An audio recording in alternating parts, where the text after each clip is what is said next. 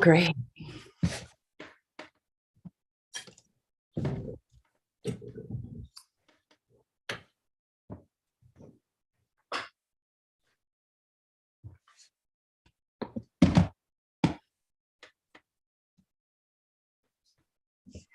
Have you guys gotten a lot of snow in Utah? Has it been? Not really. Not, but it's been really cold. Yeah. All right. Okay. Well, anyone else is back? Color even? P. Not sure. P. All right. Are we ready to go? Okay, sir. Let's start. Welcome to the work session. We're going to start out with Kathy Lewis giving us a presentation on the economic development plan. And I will back.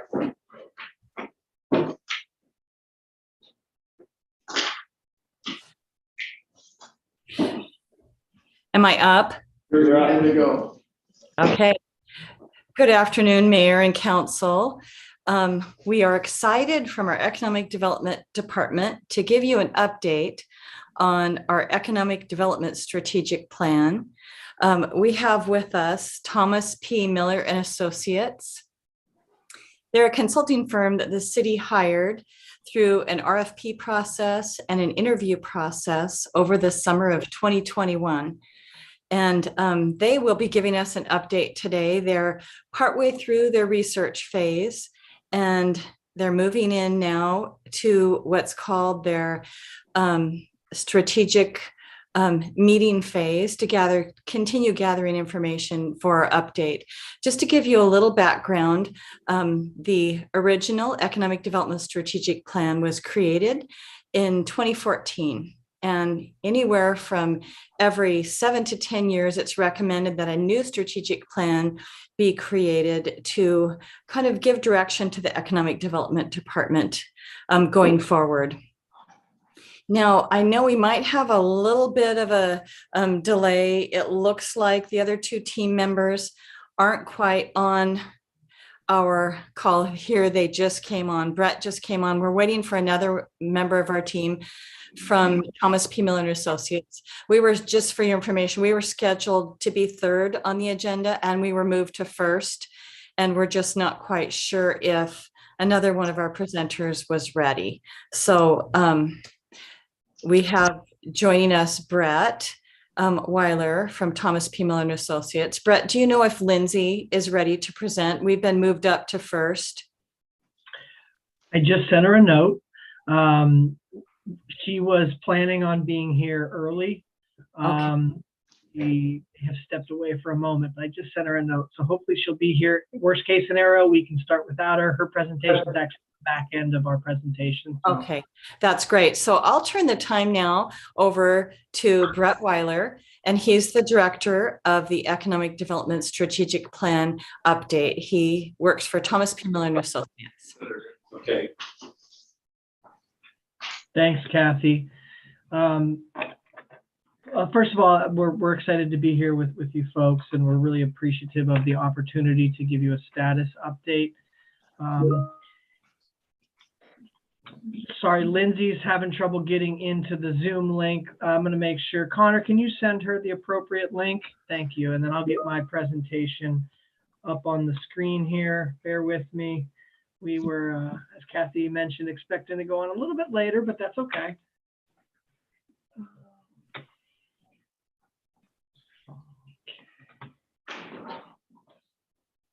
That's part of what we do, is being flexible, right, Brett? That's right. Can you see my screen? Yep. Yes. Okay. Sorry for the clunky start here. I assure you we will get this going here. Okay. Still see my screen? Yes. All right. So again, we're excited to be here. We've been looking forward to this opportunity to give you a status update. You know, first, I would be remiss if I didn't mention what a pleasure it's been to work with Kathy and her staff and her team members at the city. They've been professional in every aspect responsive, accessible, knowledgeable, you name it. So it's been a great experience thus far. So I'm going to walk through some introductory comments here, and then we'll get into the meat and potato of the presentation.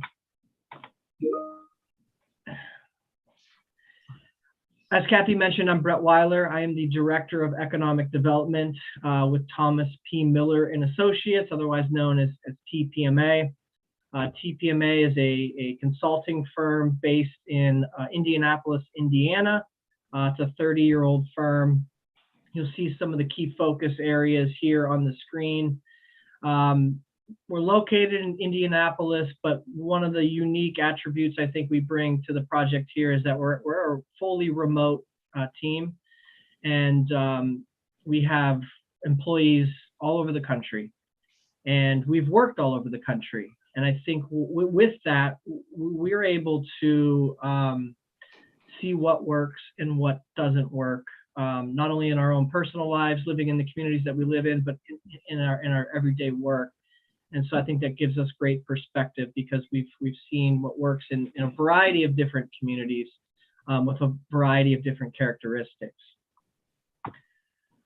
Today, we're going to go over a couple things with you folks. We're going to review very briefly the RFP that the city created back in May of last year. We're going to talk a little bit about our proposal and our methodology, and then we're going to get into some key findings thus far in the process.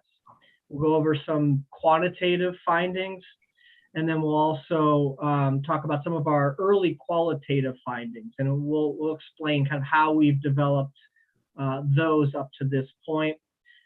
We will then give you a recap of our first stakeholder engagement session that we held last week with a set of stakeholders across the city and across the region. And then arguably the most important part here today is we're going to hopefully leave some time for question and answers for you folks.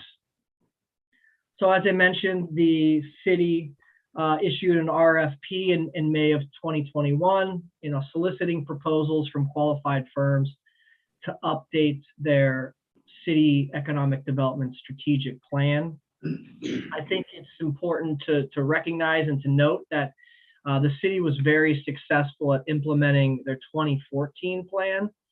And in our early investigation of the opportunity, that we found that very attractive and encouraging, because the city has a track record of successfully implementing a plan.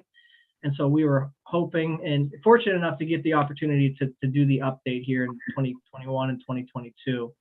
And again, I just want to reiterate how easy it's been to work with the staff, and how much we've appreciated their support and collaboration through this process. You'll see on the screen here a pretty simple outline of the scope of service and the methodology that we outlined as part of our proposal, and kind of what we're working through right here, or currently working through right now. We conducted a project launch meeting with what we would call the steering committee, and it was just members of city staff, the economic development department, the planning department, some other folks, mostly logistical in nature. From there, we went into the discovery phase, which we'll get into a little bit later here, but involved quite a bit of document review, reviewing past plans and pertinent documents. We were fortunate to come visit. We conducted a site visit. Connor and I were able to come out and spend some time with Kathy and her team in September. We'll be planning another one here shortly that we'll cover later. And then we've done some significant and some detailed quantitative data analysis. And all of that discovery phase informs our SWOT analysis. And our SWOT analysis, I'm sure you're familiar with the term, is informed by the discovery phase, but it's also informed by the stakeholder engagement that we have done and will continue to do with residents and leaders and business leaders and key stakeholders in Orem in the coming weeks and coming months. As I mentioned, we had our first session last week, preliminary stakeholder session. I would characterize it as temperature taking, trying to understand, the right questions to ask, and prepare for more intensive stakeholder sessions here later in February, which we'll outline. So that's where we're at right now, getting ready to launch our next focus groups, and then ultimately put together a final plan that we will present it to you folks down the line here. With that, I want to kick it over to my colleague, Connor. Actually, I'm sorry, I forgot to do introductions. Connor, you want to just go ahead and introduce yourself real quick? We'll give Lindsay a chance to introduce herself, and then you can get into the data. Yeah, absolutely. Yeah, nice to meet you all. My name is Connor Waddell. I am a project associate here at TPMA. My focus on this particular project has been mostly data related. So after Lindsay introduces herself, I'll walk you through some of our preliminary quantitative findings. Lindsay? Thanks, Connor. My name is Lindsay Blues. I'm a senior project consultant with Thomas P. Miller Associates, and my primary work on this project is in stakeholder engagement.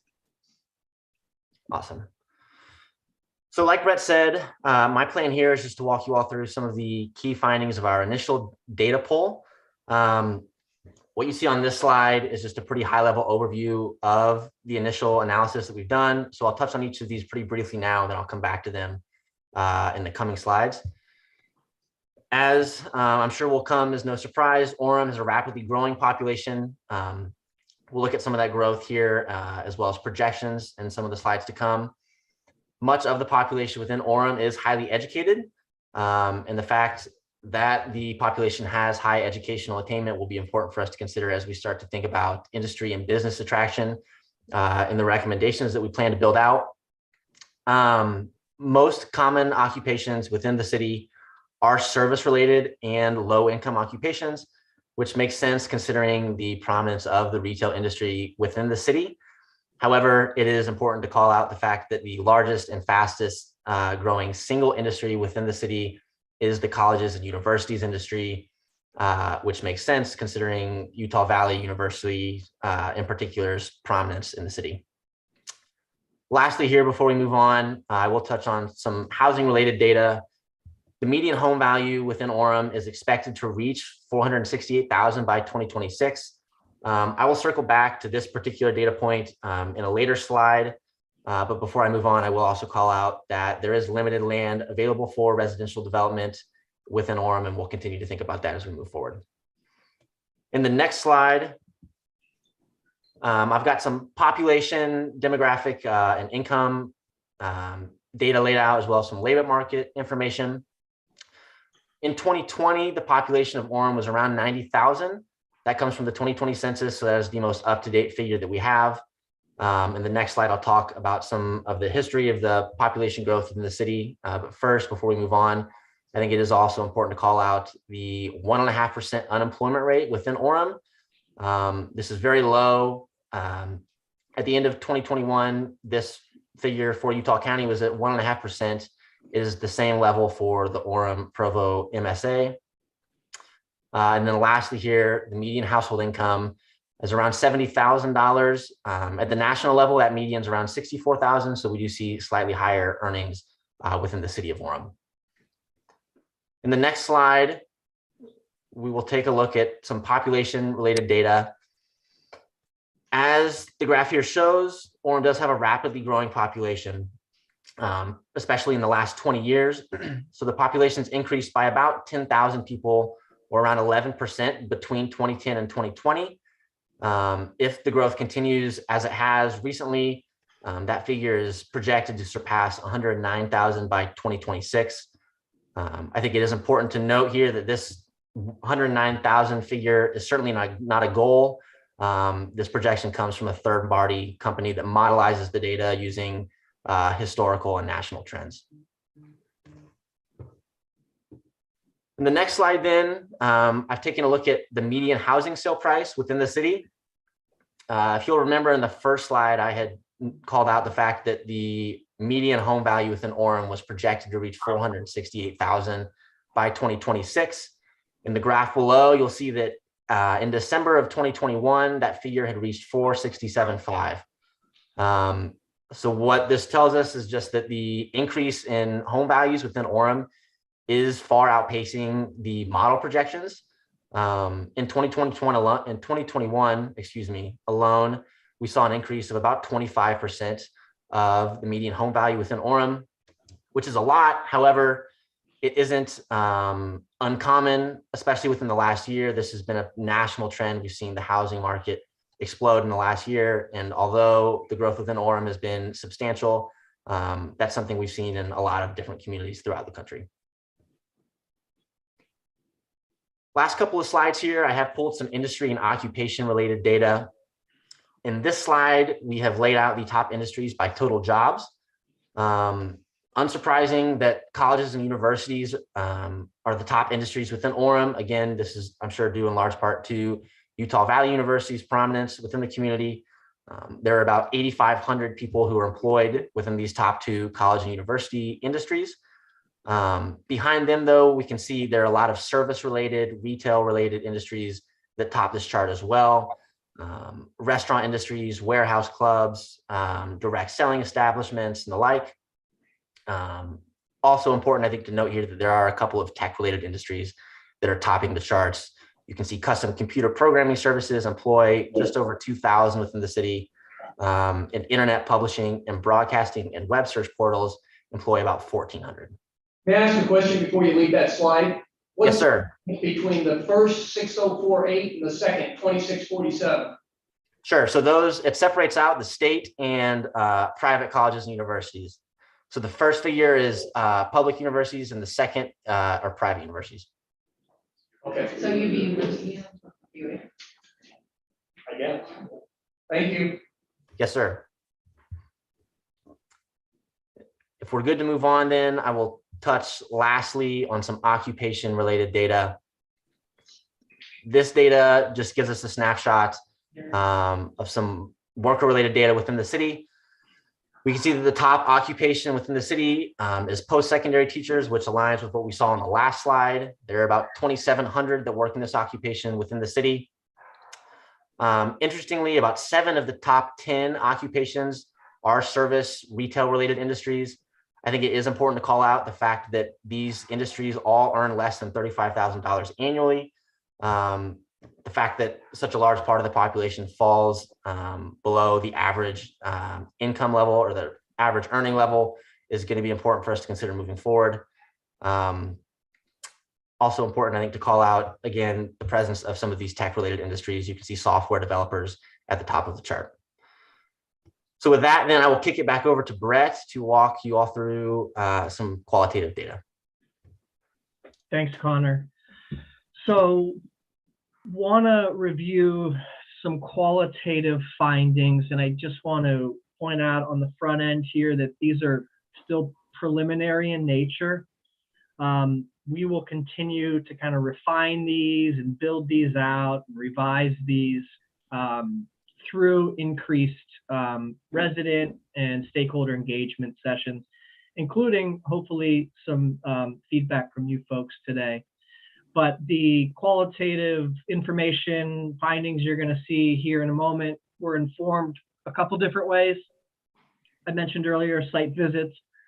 I was out there during the interview process and had a chance to spend some time in the community. Connor and I came back out in the fall, spent a few days out there. So the site visits are part of these findings. We conducted interviews with city staff members to get their unique perspective and other representatives across the community. And then, as I mentioned earlier, we conducted a significant document review. And you'll see here the list of document reviews that we've looked at. We looked at regional plans and strategies, and then everything all the way down to neighborhood specific plans to try to get the full picture of where Orem's been, where it is today, and where it aspires to go in the future. So first, I want to focus on what we see our strengths thus far in our process. And I think first and most notably is the quality of life that residents have in the city of Orem. It's a healthy community. The data tells us that, but the eyeball test tells us that as well. When you visit, you have active people, you have active lifestyles. It's very apparent that it's a healthy community. In part, likely because of the just spectacular outdoor recreational assets in the city and in the region. a very impressive public park system, access to assets such as Utah Lake, Mount Timpanogos. I know I'm still not saying that correctly, even though I've been trying for 6 months. Cascade Mountains, other state parks in the regions, just an outdoor rec enthusiast paradise, right? And then you have indoor recreational assets as well. We were very impressed with the Orem Fitness Center. And then if you're looking for a mental workout, the Orem Public Library is first class as well. And then just the access to the health systems. You have multiple health systems available to you in the city and the region. Not many communities can say that, and you've got multiple ones. So certainly an advantage and contributes to that overall quality of life, that healthy community. Second, the strategic location of Orem. Utah Valley is in the center of the state, and Orem is in the center of the Utah County. So we think it's an epicenter for the state and for the region. There's, solid transportation access. We heard that a lot in our stakeholder sessions. It's really a corridor for people coming in and out. You also have strong industrial infrastructure and assets. The Orem Tech Center is a gem, and we think there's a lot of potential to continue to leverage that asset to attract businesses. The Geneva Road Industrial Corridor, what we saw is a lot of family-owned private businesses that we think can be a focus in the future, and city-owned utilities is another advantage and infrastructure advantage we see. And I neglected to mention, I-15 and the 2 freight lines that run through Orem as well. Third, the retail assets, it's you still take in a huge share of retail sales compared to the rest of the region. We've heard it's the retail center of Utah County. Prominent and nationally recognized brands are present in the community. And then University Place is really a best-in-class 21st century mall development right there on State and University. And then fourth, what we see is strong economic development leadership. Can't say enough about the team in City Hall. They're as experienced and skilled and as sophisticated as any team that we've encountered in our work. The state of Utah is one of the most competitive states in the country when it comes to economic development for a variety of reasons. I mentioned earlier, the city has successfully implemented recommendations from previous plans. And maybe in particular, we're really encouraged by the Orem Business Alliance. We see that as a proactive step from the city to engage the business community in a very purposeful way. Some weaknesses. Every community has weaknesses. These findings and observations are intended to be constructive in nature. The data already told us that there are housing challenges. Housing prices are rapidly increasing and potentially pricing people out of the market. And then the lack of developable land. I think the previous study said that there was only 8% of land still available for development, only 3% which was zoned residential. So those numbers may be smaller today. We think there's a lack of a clearly defined downtown. And a couple things that we heard in the stakeholder sessions, I think one individual said, where is the heart of Orem? Where is the soul of Orem? Where is that center city in Orem? And we agree. We know State Street is an important artery, but there are characteristics across State Street that show there's been some disinvestment and a need for some renovations, some updates, some new investment on State Street. Would not characterize the center of the city, especially as a walkable community. In some of the neighborhoods, I'm sure there's some walkability, but along those main corridors, we don't see it as a walkable community or an easily accessible community. It's a car heavy and a car reliant community. With that comes traffic congestions. Again, we understand State Street is a main artery, but with that comes traffic. And interestingly, I think there's a perception that there's a lack of locally owned small businesses in the community. Does perception match reality? We're not sure yet. I think we'll learn more in the stakeholder sessions, but there is a perception that there's only chains or national brands and a lack of locally owned small businesses. And then we think that Orem could benefit from a solidified long-term vision. Specifically, a more targeted strategy for business retention, expansion, and attraction. We think it would benefit the city and the community to better understand the industrial assets, commercial assets in place, and to devise a strategy to leverage those assets to grow the business community, to bring in or to cultivate complementary businesses to service or work with some of the existing businesses that you have. We know there's some underutilized commercial and retail spaces, most notably Canyon Park Technology Center comes to mind. And we know that there's a handful of pretty large empty retail spaces across the city.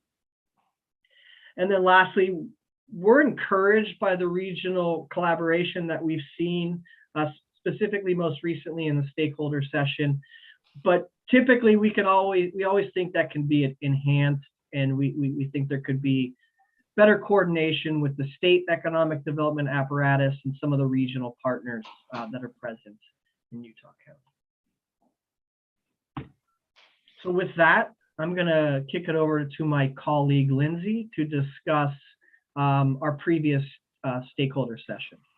Thanks, Brett. Good afternoon, Council.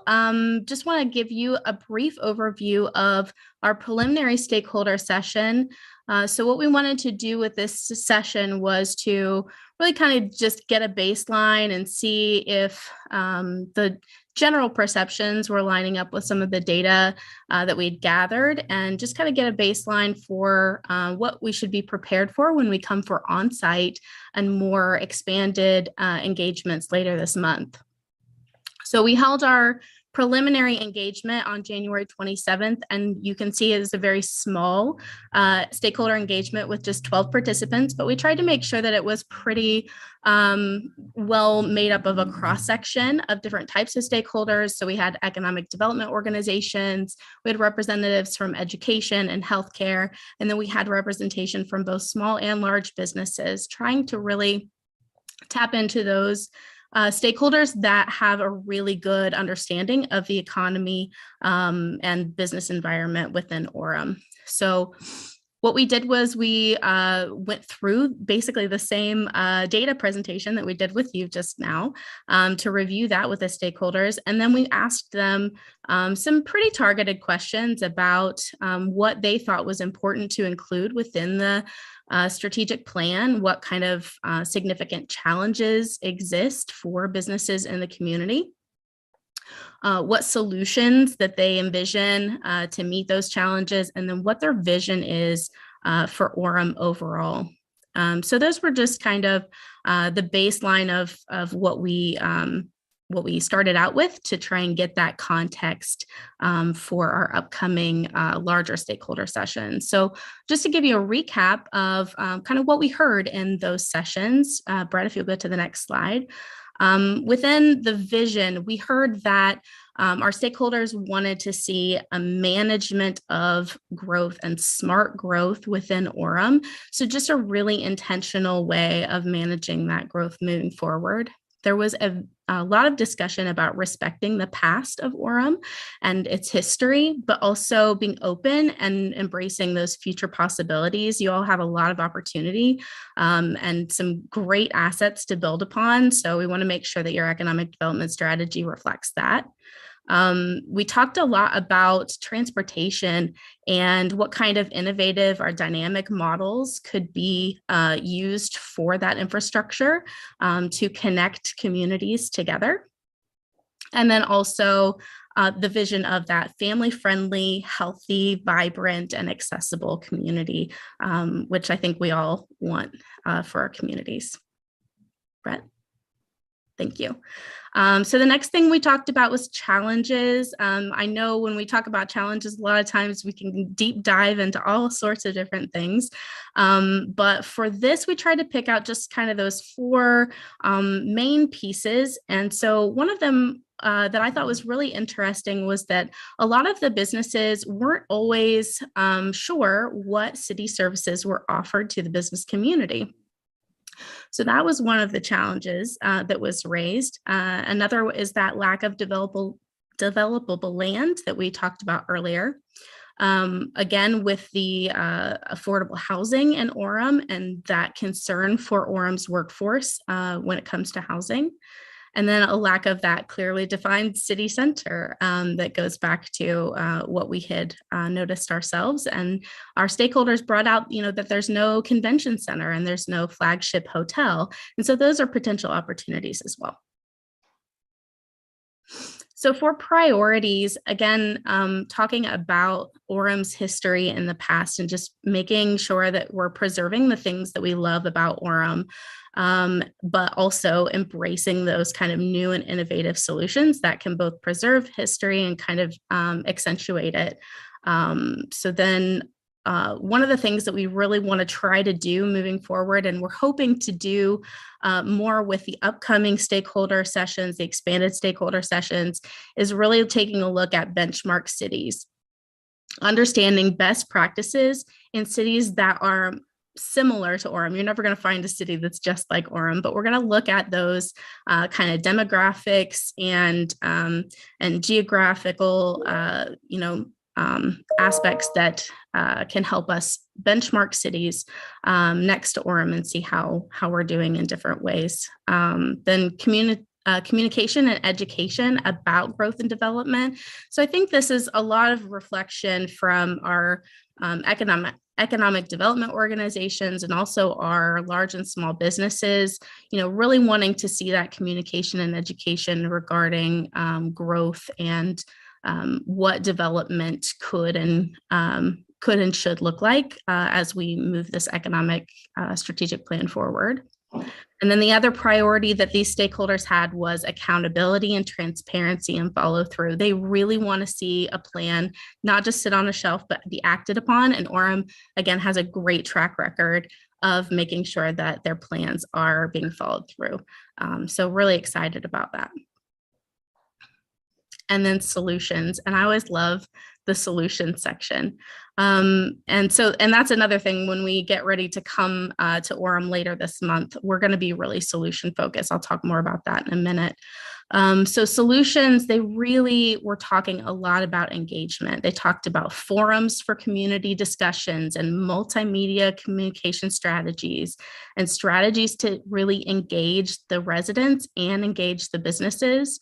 And then also that focus on State Street and the appropriate retail and commercial growth that fits best for Orem. And then in barriers, inability to tell that consistent and clear story. We want to make sure that when we talk about Orem, that we are as consistent and have a clear vision of what Orem is and the story that we want to tell. We talked a little bit about scheduling and accessibility challenges related to the city's meetings and discussions. So on the last slide, we talked about that engagement with the community and residents and businesses. And one of the barriers to that was just scheduling. So at least one stakeholder I know pointed out, are there evening sessions that I can come to? What other opportunities do I have if I can't make it to a meeting? With everyone's busy lives, we want to make sure that we are finding some accessibility for everyone to have a voice in the city's governance moving forward. And then uncertainty about how to manage growth. So they said that their vision was that they wanted to have smart growth and manage growth, but they're uncertain about how to do that. That's kind of a barrier too. And then lack of financial incentives to facilitate redevelopment and renovation. We're seeing that a lot across the country, honestly, but here in Orem, from developers looking at the cost to redevelop a piece of land versus building fresh, but with a lack of developable land, that creates a barrier. And then also for things like facade improvements for existing businesses, things like that, just that lack of financial incentive and lack of resources to be able to do those things. So for our upcoming stakeholder engagement, we're really excited about it. First of all, when we finished up our preliminary stakeholder session, I was encouraged because 95% of them thought we were headed in the right direction with the development of the EDSP, and 100% of them said that they would volunteer for future participation. So we're hoping that they also decide to come to our on-site workshops. Those are scheduled for February 23rd and 24th. For those, we are going to have expanded outreach for our stakeholders. Again, with that kind of cross-section of different types of stakeholders, those that have are really plugged into the economic environment of Orem. And we're really centering this around solutions and looking to build consensus. So with this one, we really want to look at those challenges and then bring some examples in. I talked about those benchmark cities and examples of best practices. We're going to bring those in when we come at the end of the month. We're going to talk about strategic direction and those priorities of where we want to head. Maybe some example strategies or some sample strategies to really kind of workshop with everyone to see, where they think we should go, what's missing, what can be improved on, potential sample strategies. And then to really kind of workshop out what resources are available, and what partners might be able to come to the table to really help that implementation be able to move forward. Brett? Yeah, I'm going to take the presentation down and open to any questions that you may have. I don't think we can overstate how important your feedback and your questions are to assisting us and to continue to develop a quality plan for you and the folks of Orem. Have you pulled our sales tax leakage report yet from the state? I know in the past we've been deficient in hotels and gas stations. Has that been looked at yet? Connor, do you want to address that? I can, yeah. So we have started to undertake a retail gap analysis and understand what that will look like for this particular plan. There have been changes in the available data. So due to regulation changes, we don't have access to the same type of tax data that the previous report had access to. So that is going to modify a little bit the type of analysis that we can give you all, but we are trying to pull together the data that is available for us to understand how we can use that most effectively in a report. Thank you. Yep. Okay, go ahead. You mentioned that there's not enough financial support for redevelopment. How do other cities pay for and provide that type of financial support? Yeah, that's a good question, and I guess a couple initial thoughts. There is a significant amount of federal funding out there right now. So the first things that we would look at are potential federal financing tools, and also better understand the tools offered through your state economic development agency. But we're seeing communities use tax increment financing. Some are using tax abatement. Some are using special assessment districts. And so certainly not suggesting one over the other at this point in time, but I think our plan is to take a look at that full suite of tools and try to understand what's the best fit for your market. As you may guess, not all of those are extremely popular, but we expect you to empower Kathy with special secrets that will enable us to get lots of money without employing any of those. Yeah, I mean, sometimes it's, and again, that's why I made the point, we're not suggesting one at this time. We would look at the available tools and probably discuss those at the focus groups to understand what the appetite is for leaders in the community. And then sometimes it's just trying to think of ways to unlock that local private wealth as well.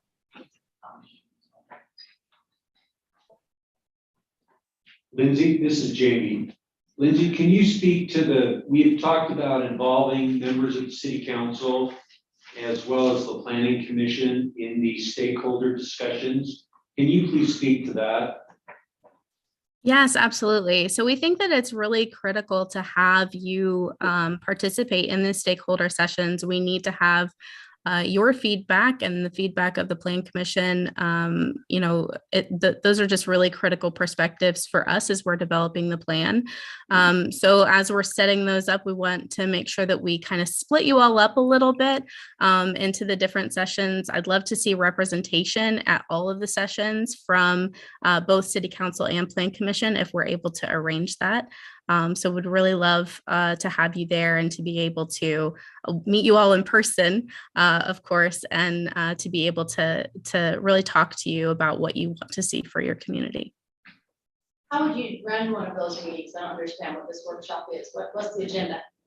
Sure. So the agenda is going to be part of it's going to be to go over more data that has been collected, some best practices.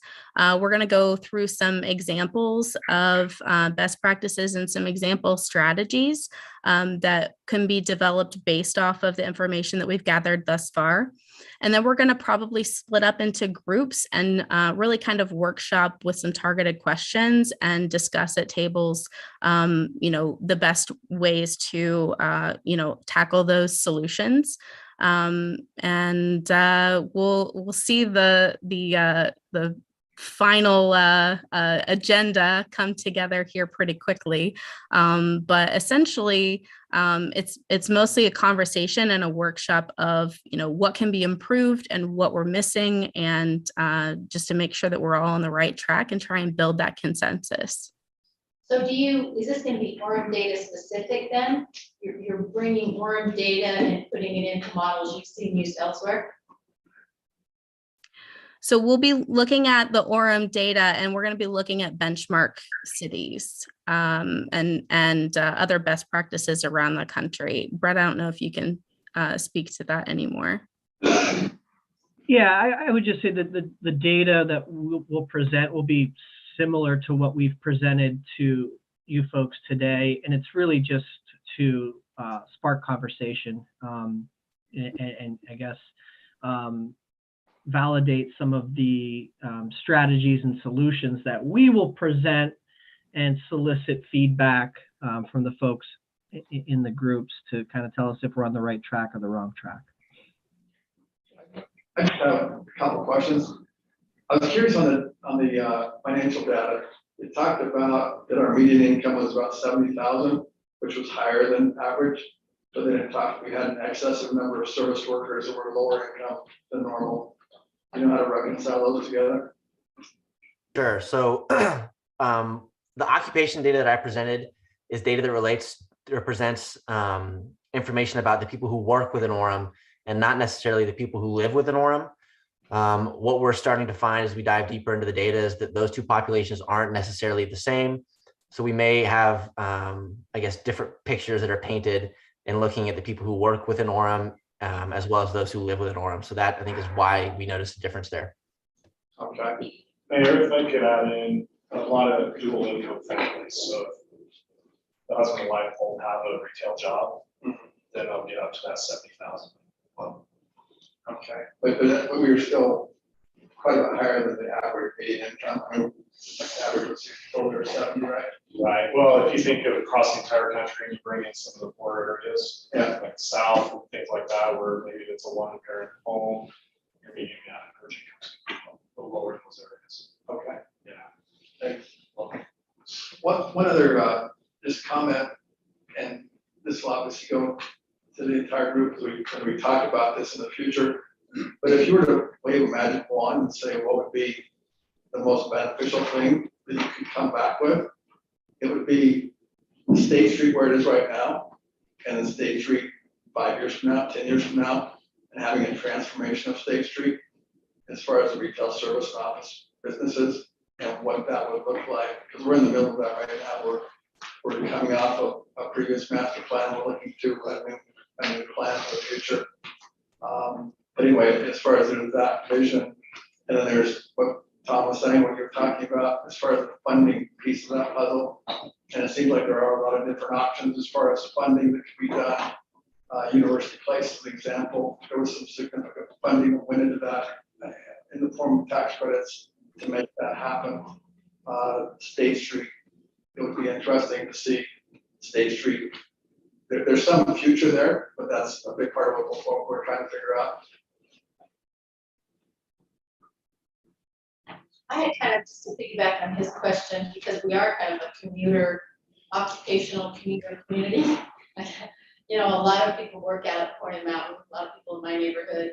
So your income, though they're not really retail jobs, how do you show that distinction?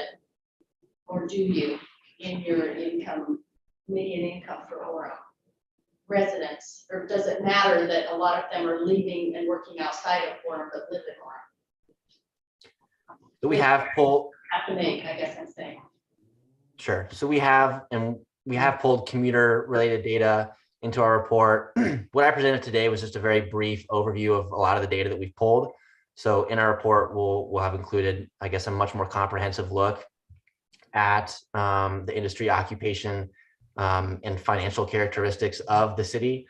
But we have looked at some of that commuter information so that we can get a clearer idea as to who lives within Orem, who works within Orem, who's commuting outside of the city limits, who's commuting in, so that we can understand how the economic strategies that we're proposing are best fit for the city. Perfect, thank you. We have any other questions? I think we're good to move on. We appreciate Thank you so much for your time, and thank you, Brett and Connor and Lindsay, for this presentation. And please let us know if you have any further questions. I'm happy to answer them for you and to relay information from the TPMA team to you. Thank you. Thank you. Appreciate it. Yeah, everyone. All right. Next on the agenda is parking enforcement. Mike, asked about. Close enough, close, Mayor, but Okay, what is it? I'll wave my magic wand. Paraskiba. Oh, well, that was very close. I mean, I've heard a lot worse than that, so I'll give you credit for that. Let's do this one.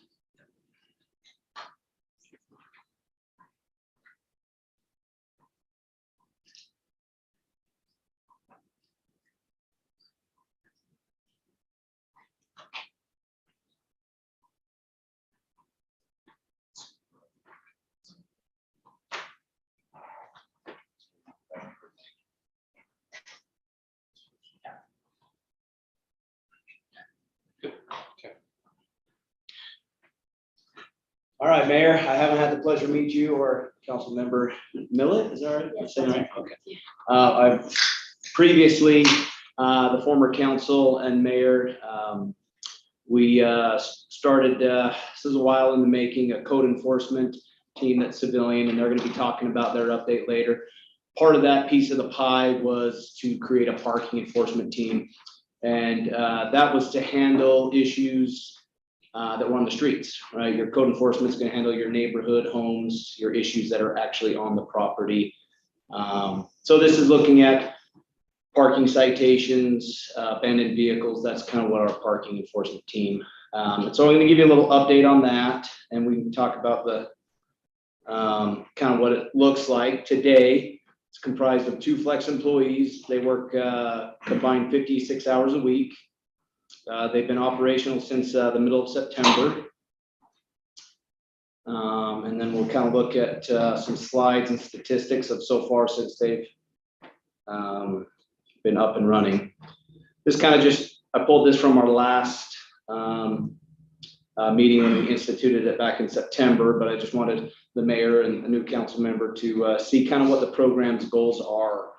We're looking at focusing on our safe and livable neighborhoods. All right, we're addressing department needs due to the transition I talked about. The growth that we're seeing with student and high density housing and the limited parking that's available drives them into neighborhoods. And so it helps address that issue. Decreases residents' complaints about parking violations in neighborhoods because we're now taking a proactive approach in those neighborhoods. The biggest thing I think that this is helping is freeing up our patrol officers to handle priority calls. They're not bogged down in these on these non-priority calls, even though it is a priority call to that citizen that calls it in. Our officers, that what we train them to do, can handle those priority calls. Big thing is that we eliminated paper, so we're now with the digital software with the team. And then obviously our hope was to generate enough revenue to fund the program, which I'll talk about actually on part 2, a different presentation, but we'll get there. So far since September, the parking enforcement teams issued over 500 warnings for parking violations. They've issued 766 parking citations.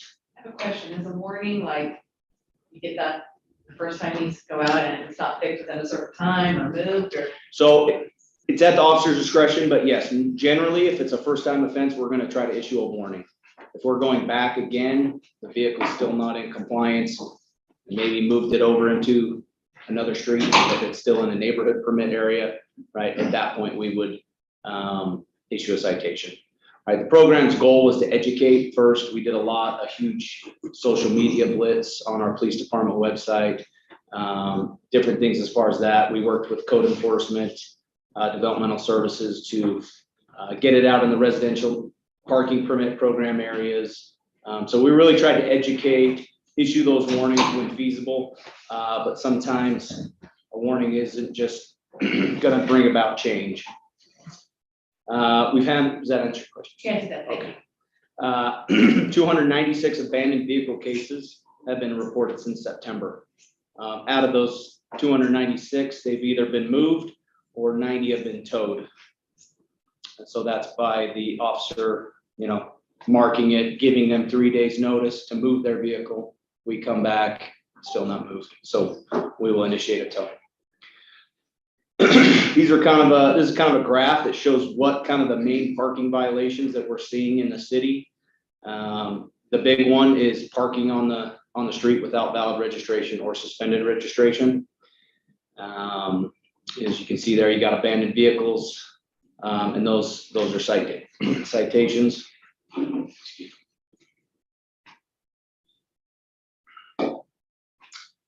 Any questions on those as far as what the citations are for? If someone's on vacation, they leave their car in front of the home for 72 hours, they can be ticketed of some sort? Yeah, they can be. I would suggest most of the time when we go into a neighborhood and we run the registration and we see it's parked out in front of somebody's house, that's the situation where we're going to be giving a warning on, right? And we have a lot of citizens that go on vacation. We'll do vacation checks. We'll drive by, things like that. I mean, there's always going to be those situations where, going out of town, parking on the street.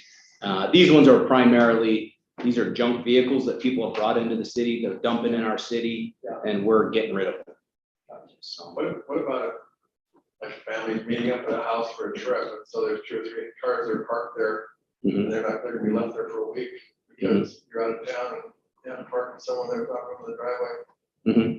Well, I mean, I guess so I mean, if it's 72 hours and as you can see, we've had 19 of those parking on the street more than 72 hours. I think in those situations, we just need to maybe do a better job of educating on our part as a police department. Hey, if you are going out of town and you're going to be parking on the street, let us know so we can kind of watch that. We can do that. And the great thing about this program is if someone were to receive a ticket in, let's say, that situation, they would come into the police department, tell us about the situation, and we would just dismiss the ticket. We have lots of those. you know, where it might be situational, and obviously we're not in the business of hammering our citizens for parking fines, but at the same time, we know that, you know, those situations arise. So my question to you is, are you reactive? People are calling, saying it's left park, or are you proactive driving, or both? So I'll show you, can give you that right here on the slide here. So these are our proactive cases. All right, so these are the ones where our officers are actually driving into the neighborhoods. It's broken down into week timeframes where we're being proactive. And these are the reactive cases where citizens are calling. So you can see the numbers versus proactive, you know, and reactive, it's, you know, I would say 10%. Halloween a big parking problem? That's probably during the same time we have our social media. Yeah, communication. I'm not sure why it was so high right out of the gate, to be honest with you. Most likely that's probably what it was, people parking, parties, different things. And so we responded. If I had to break that down, I had that, but I believe, let's see here, I don't have those numbers broken down into the actual citations. I can get them for you on the specific, but my guess is they were neighborhood parking permits. So somebody in a neighborhood parking was having a big party, and the neighbors didn't like that. And so they called it in, and that's why we took the action from that. Yeah, as far as like going out of town thing, I just think of, you know, over the years, we meet up at the house. Mm-hmm. We're going to like Powell, we're out for a week, 3 or 4 cars parked there. It Yeah. seems like it'd be extremely annoying to have to go deal with a parking ticket on something like that. Yeah, and I could see that, and that, again, I think that would be, you know, a situational thing. It's the chances of, I mean, 100,000, just shy of 100,000 residents, right? I mean, for the chances of us that, unless the neighbor called it in, I wouldn't see that, you know, that would be something that we would specifically go in and target that area. Yeah. So you're saying but it's more like glaring, obvious. Yep. So we're targeting our neighborhood parking areas, our streets that are actually causing us the problems is where we're doing a lot of the proactive enforcement. Okay. I don't think we're gonna find a situation where we've enforced that 72 hours that wasn't reactive. We don't, we're not like marking tires. We're not doing that. Okay. And yeah, I agree with you, no one's park, but we do have the due process piece built on the back end. They can let us know, yeah, this is a situation, circumstances. Yeah. So the reactive makes more sense. Yeah. I'm guessing it's probably gonna be the person that, hey, I don't know who this vehicle is, it's been sitting there for, you know, a week or so. Yeah, the 72 hours one, if you're looking at there, those are gonna be tied to your abandoned vehicle cases. So those are where the ones where we're gonna cite on the abandoned vehicles. Does that include like trailers parked on the? Yes. Trailers, boats, all those different things. And what's the rules with that? 72 hours. The state code is actually 48 hours, but our city code is 72. We give them an extra day.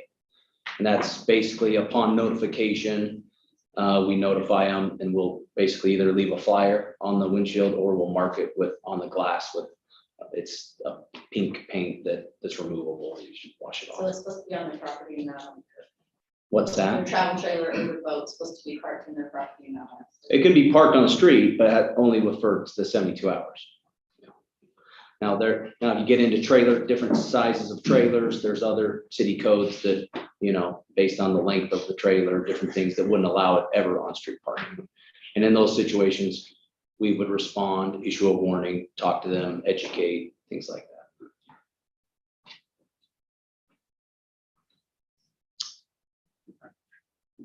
So here is a map of all the citations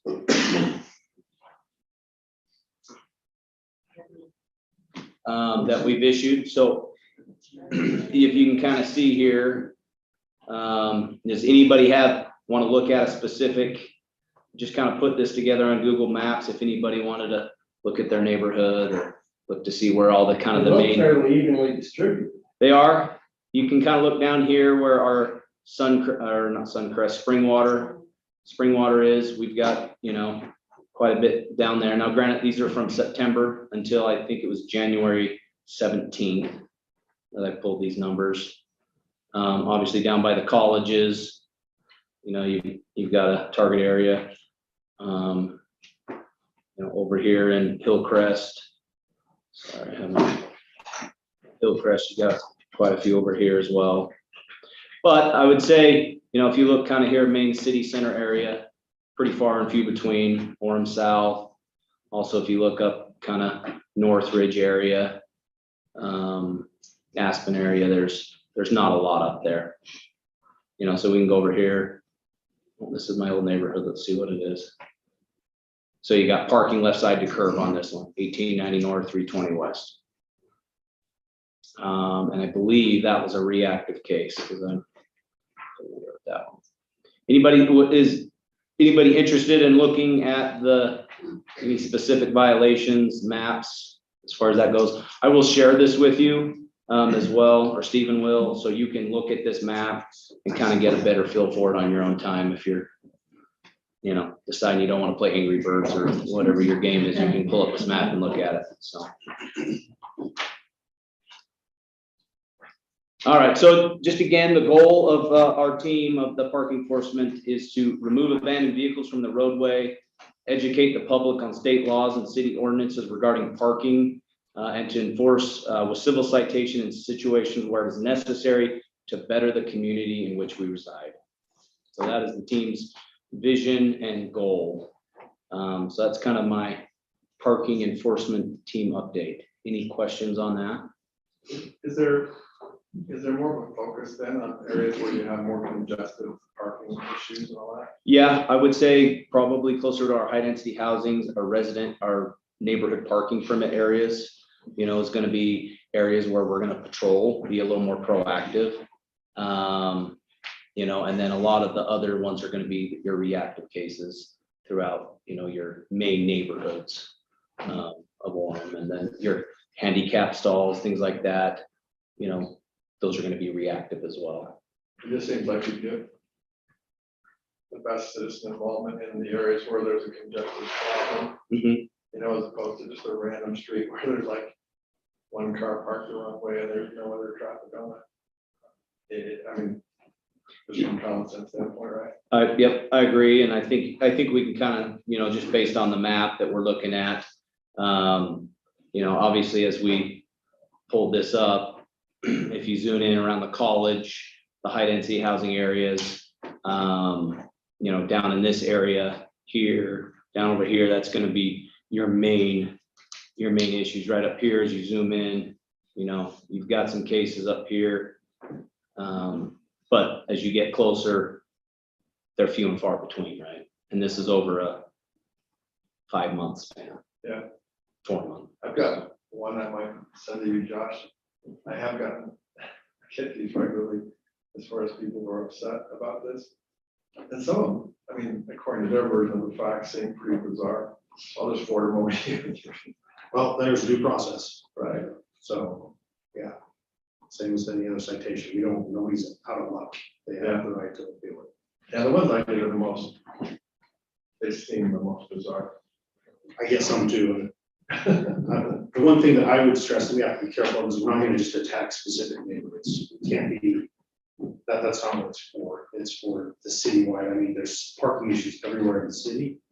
And yeah, one of the things we are finding though is some of the areas where we are anticipating more problems, we're getting good compliance. It's working. Yeah. We've been down there and in some of those areas where, back in the fall, we were having a lot of problems. Right now, virtually non-existent because they're recognizing, we're not going to pretend this isn't an issue any longer. Yeah. And so it is succeeding in those, what we probably would call our hot spots last fall are actually cooling off. So Yeah, that's why you can see a real benefit is when you have, I think different cul-de-sacs where people can't even park on the street because there's a mess, right? Yeah. And in areas like that, this would be a godsend. And then in other areas, it seems like it would be more, annoying. So.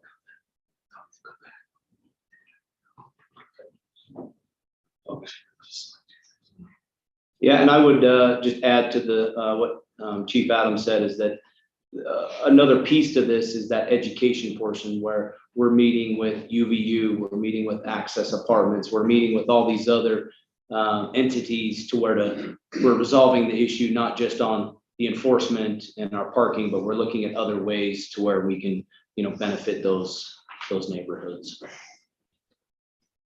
Any other questions on the parking enforcement update? All right, so my next little portion.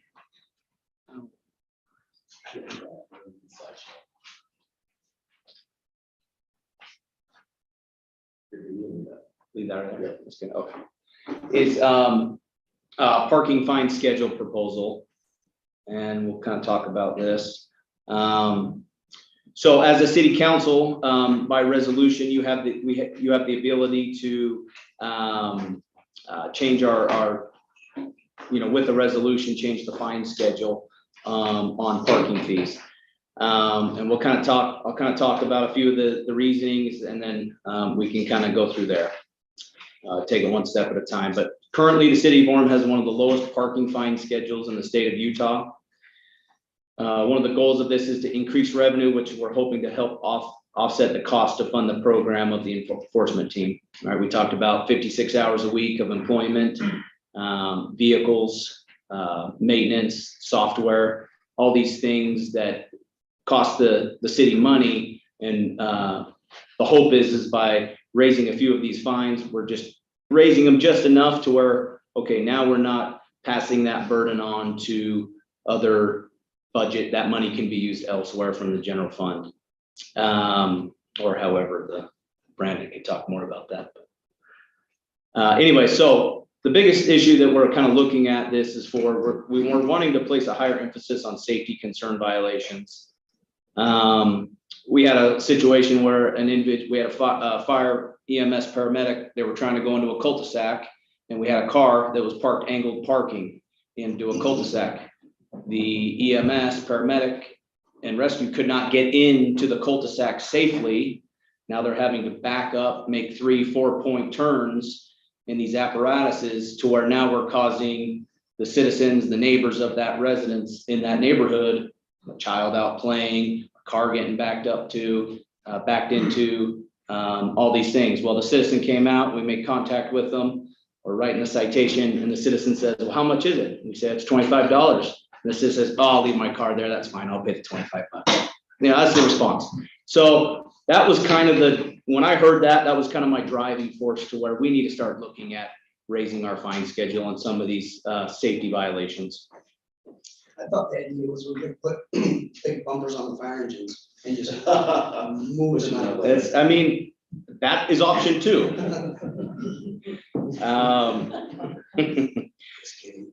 So, well, I mean, there's truth in every gesture. We've been charging as a police department when parking tickets were instituted in 2002. We've been charging the same fine amount since that time.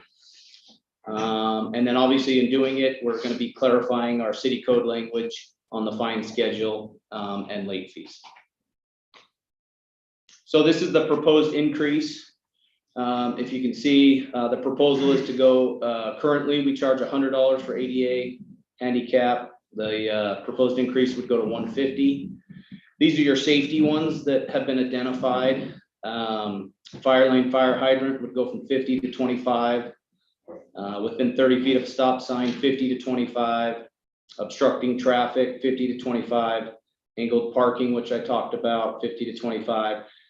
And then raise all other violations to 40 from 25. If you look at a comparison, Provo is currently charging at their lowest for any parking ticket is 55 up to 150 for ADA. Sandy is 40 up to 340 for an ADA. American Forks 50 to 150. Springville 45 to 200. Draper 55 to 200. The state recommended fine schedule says anywhere from 50 to 340. So we're basically half of what the state recommends for all parking violations, and we're $190 shy of what they recommend for ADA, and that's with our proposed increase. Any questions on that so far? I just had one. You indicated you needed the code updated? Are there specific sections that you guys have identified that? Yeah, and that'll just be as our language. One of the things, and I'll get to that. I will answer your question.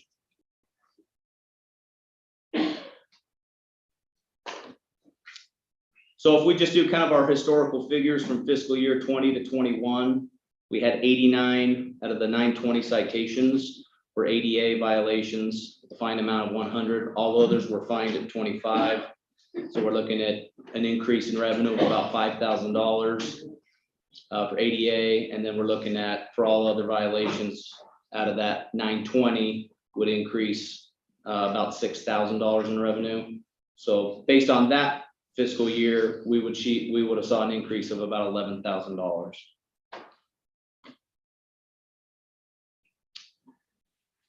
So far this fiscal year, so July till January 19th, we've issued 1,367 tickets. All right, so with 6 months left in the year, the same pace, we're going to be about 2,200 parking citations. So if we're basing it off of the same formula, we're looking at adding an additional $20,000, making our rough estimate, future estimate revenue at $88,000. The highest revenue we've ever received in parking was in 2016, I believe it was $40,000. Other than that, we're right around $20,000 to $22,000 a year in our parking citations prior to the parking enforcement team being instituted. So one of the things, this is kind of what we were talking about, that we would want to change the language on the city code, and this is kind of the other piece of that pie. In meeting with Chief Adams, we'd like to change the language on how our citations are kind of doled out, right? So currently the fine schedules doubles the price after 14 days and then doubles the price again after 30 days for an unpaid parking citation. So in the proposed resolution, we'd include a fine change, remove the doubling of fine amounts, and then we would just include a 25% late fee if it was paid after 14 days. We just feel that this is more reasonable, and it's not excessive to the citizens if they don't come in and pay their citation on fine, or after 30 days, if we send it to collections, we're not sending a $100 ticket amount, we're sending a 30 to 120 based on the fine. So those are kind of the. Can I ask you a question? The biggest part of it. What percentage of those are go to the 14 days or the 30 days before they're paid? So based on, I can tell you right now, based on September from parking, we have about 68 to 75%, I think is what the number was. Last I checked, it was 68% have paid within the 14 days. The other percentages haven't paid at all.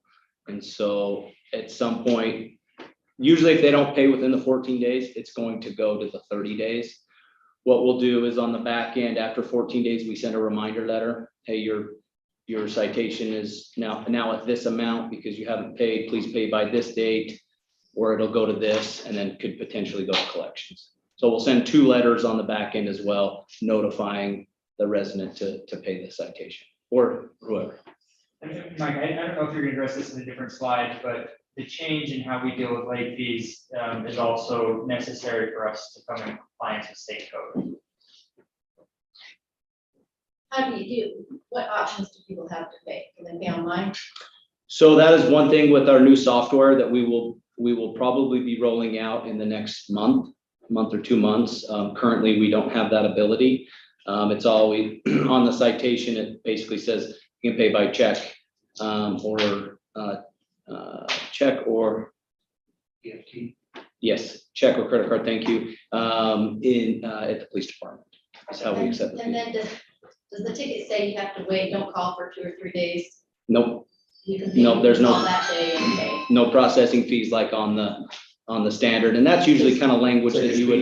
Because when we get a ticket, they tell you this won't be Yes. recorded for a couple days and then you forget about it because instead of decide wait for it to be, so that's not gonna happen here because they're immediately. Correct. And just one of the things one of the things our records departments do, they're the ones that handle this back end. If someone comes in to pay their site, I would say 90% of our citations, if people come in and pay them, we're waiving any late fees. We waive the late fees to begin with, the doubling, we just charge them the original amount. we're not in it to collect money, we're in it to educate, but at the same time, there is, you got to be held to your actions. Now, in certain situations, we might just waive the whole fine, right? And that's what's great about the way the code is written as far as a hearing officer and being able to appeal those. And that language is all on the citation as well, the appeal process. Ask for that to be waived, or is that offered? I mean, I would say it depends the situation. I can't speak for exactly what they do. I don't think it's something that we're going to just offer. Hey, you brought this in, we're going to waive this. Thanks so much for coming in. But if it's something that they bring up a situation, hard troubles, in their lives, whatever, that's something we can work with. So. We're gonna have to wrap this up pretty quickly. Yep. Anyways, this is just the fee for infractions that just talks about the city code and the ordinances. That's basically my presentation. What questions do you have? What's your thoughts on the fine schedule? What's your timeline? Well, the hope would be implementation would be fiscal year. Obviously, we're going to want to do it, as soon as possible, just so we can kind of work on those back end things. But the hope would be fiscal year is kind of what, just to make it ease of transition. So, anything else? Okay, that's all I got. So thank you. Thank you. All righty. He's outside. Thank you. Yeah.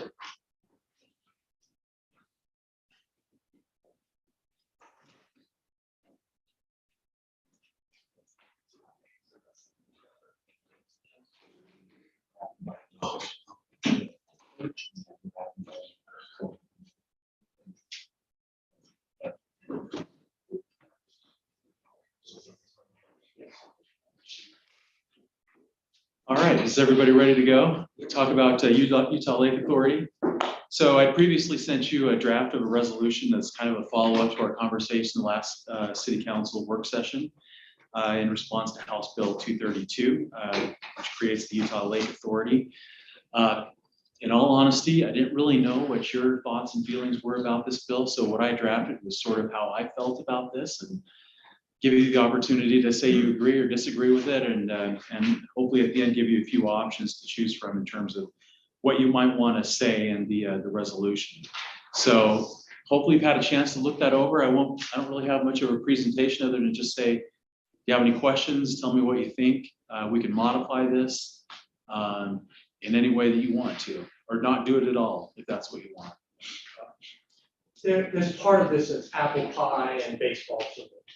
I want to see the lake preserved. I want it to be clean and green. I want it to have nicer surroundings around it. Then there's the part, and I'm sure we've all seen the Don't Pave Utah Lake, rally.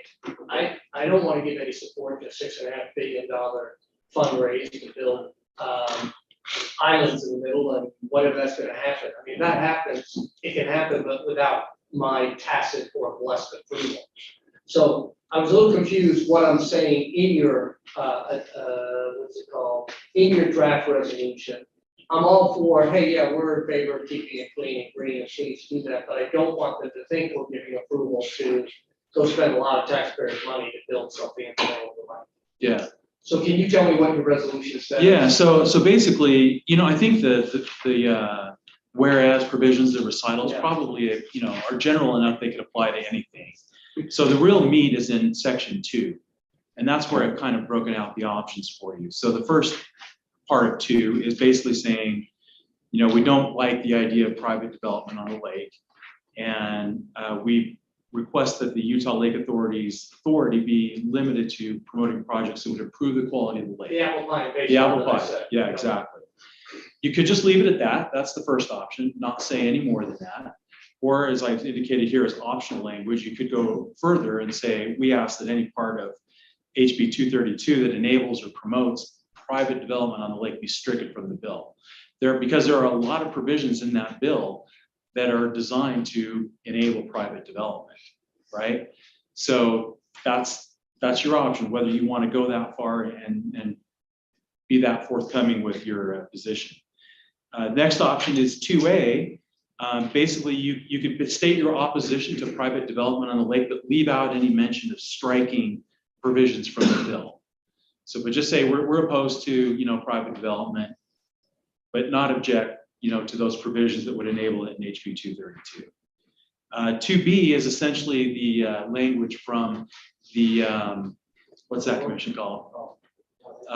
Natural Resources, yeah, our Natural Resources Commission. They basically suggested this language, or that this was their feeling. They said that deep caution should be exercised with respect to any residential or commercial development in the lake area. Obviously, that's not outright opposition to it, just promoting caution. It's a little bit, less strong, if you will. So those are essentially the options. You may think of other options, other ways you might want to. And I spoke first, I have no idea how other members of the council may. Isn't the HB 232 you mentioned, Jamie, was they wanted this committee and it's going to be outside people that aren't in Utah County. So to me, I think you make a statement. So that's what 3 is on there. So I think one of the things that we have been encouraged about as and the bill that is on the public website is not necessarily the bill that we understand that there's some sort of protected copy or some sort of additional copy that the bill sponsor has been talking about, and that bill sponsor, that language includes a majority of local representation. So now we're in a situation where we like the idea that there is going to be a majority, 50% plus one, local representation on board. So we like that idea. We like the baseball and apple pie idea of cleaning up the lake.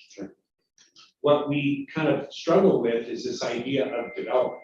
And you as a council want to say, no, we don't want any development at all, or language of the Natural Resource Stewardship Committee that says, rather than none, we think you should exercise deep caution about how to proceed with any sort of development on the lake. I mean, development meaning, are you talking about like a bridge coming over Utah Lake?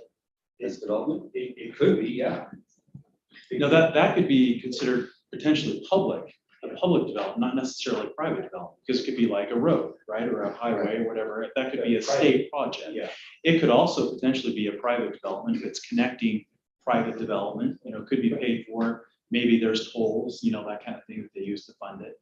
So that could go a couple different ways. Yeah, many years ago, the conversation about a bridge across the lake was a private developer who was suggesting.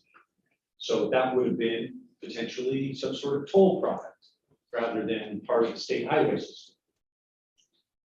So yes, it could potentially limit private development, i.e. a bridge, but I think in this current kind of situation, we're not talking about a bridge, we're talking more about development from the perspective of islands. And there was 2,000 homes there.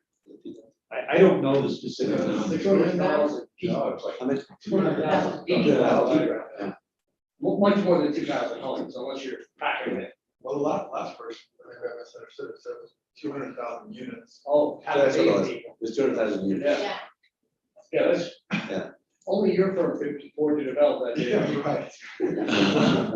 You have 6.5 billion, you invest. My feeling about this is I need more information. I'm seeing Kevin Stratton's involvement, I'm seeing Brady Grammer's involvement, I'm seeing a lot of people's involvement that I respect, I want to hear, and I'm hearing all these different voices that we're gonna put 200,000, like Tom, 200,000 units, we're gonna put islands, we're gonna clean up the lake, I don't want to sign anything. I need to know more about what this means. Signing it, I don't want that to be misinterpreted, what I signed. Can I say, man, Terry, I don't think we've studied it as much as all those other people you're mentioning. Yeah. And again, I'm happy with an apple pie thing. I'd love to see the lake beautified, but I hate to say anything about anything else. Is that what you're saying? Yeah, I agree. Yeah. So potentially, to Terry's point, you could strike any provision to speak to. Yeah, just say. Just stick to the Apple pie. Is that, would you be comfortable with that? I just don't want to commit to anything. I mean, I love the lake. I grew up like you did, Tom, hunting and shooting down the lake. But I'm not, I don't want to say I'm against, I'm not sure what I'm against. I need to know more what. Yeah, I don't know what I'm against. I know what I'm for. Out of five, right? Yeah, but I'm not going to sign something that could be misinterpreted that meant that I was against this because I signed that. Yeah. That's the trick though, right? Because what's forcing this conversation is a $6 billion development. That's what's forcing our conversation. We wouldn't be having this conversation if that would come up. We were just talking about, some little development off the side of, a boat launch or something.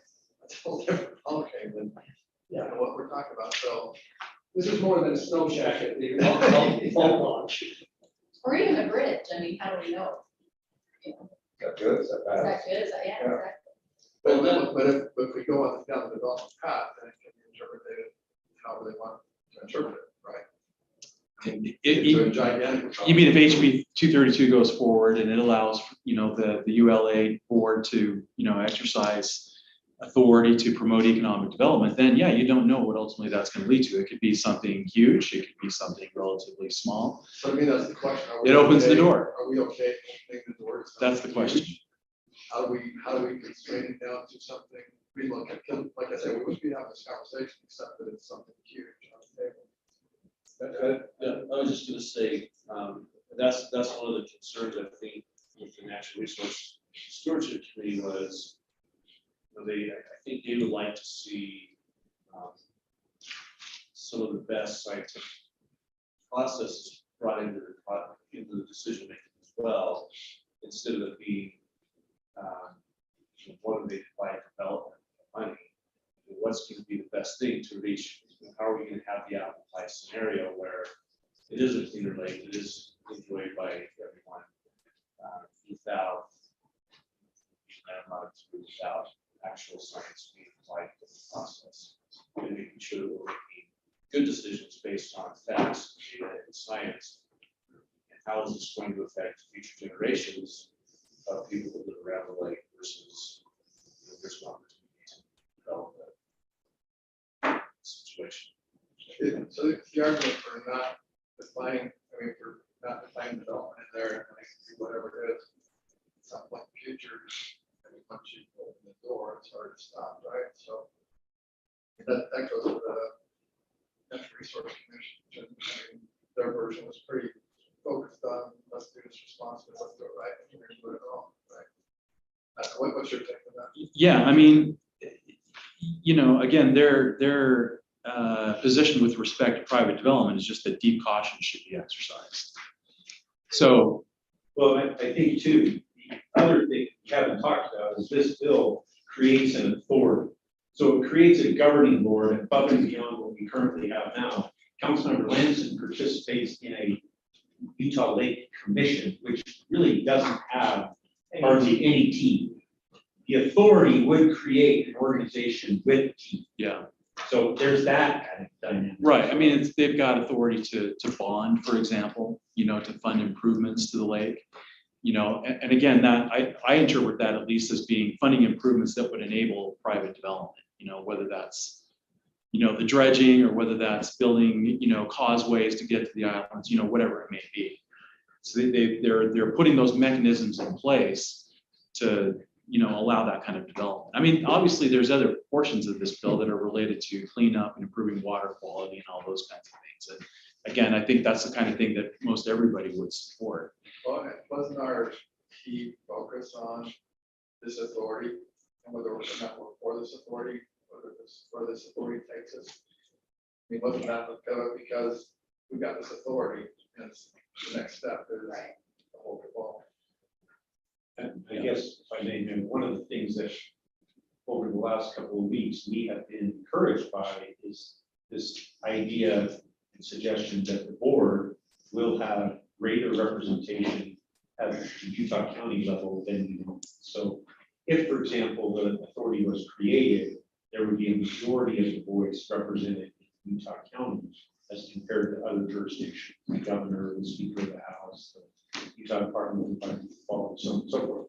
However, we don't have anything concrete to Terry's point to say, yeah, this is what is going to happen. We have the initial draft of the bill, and the initial draft of the bill we understand.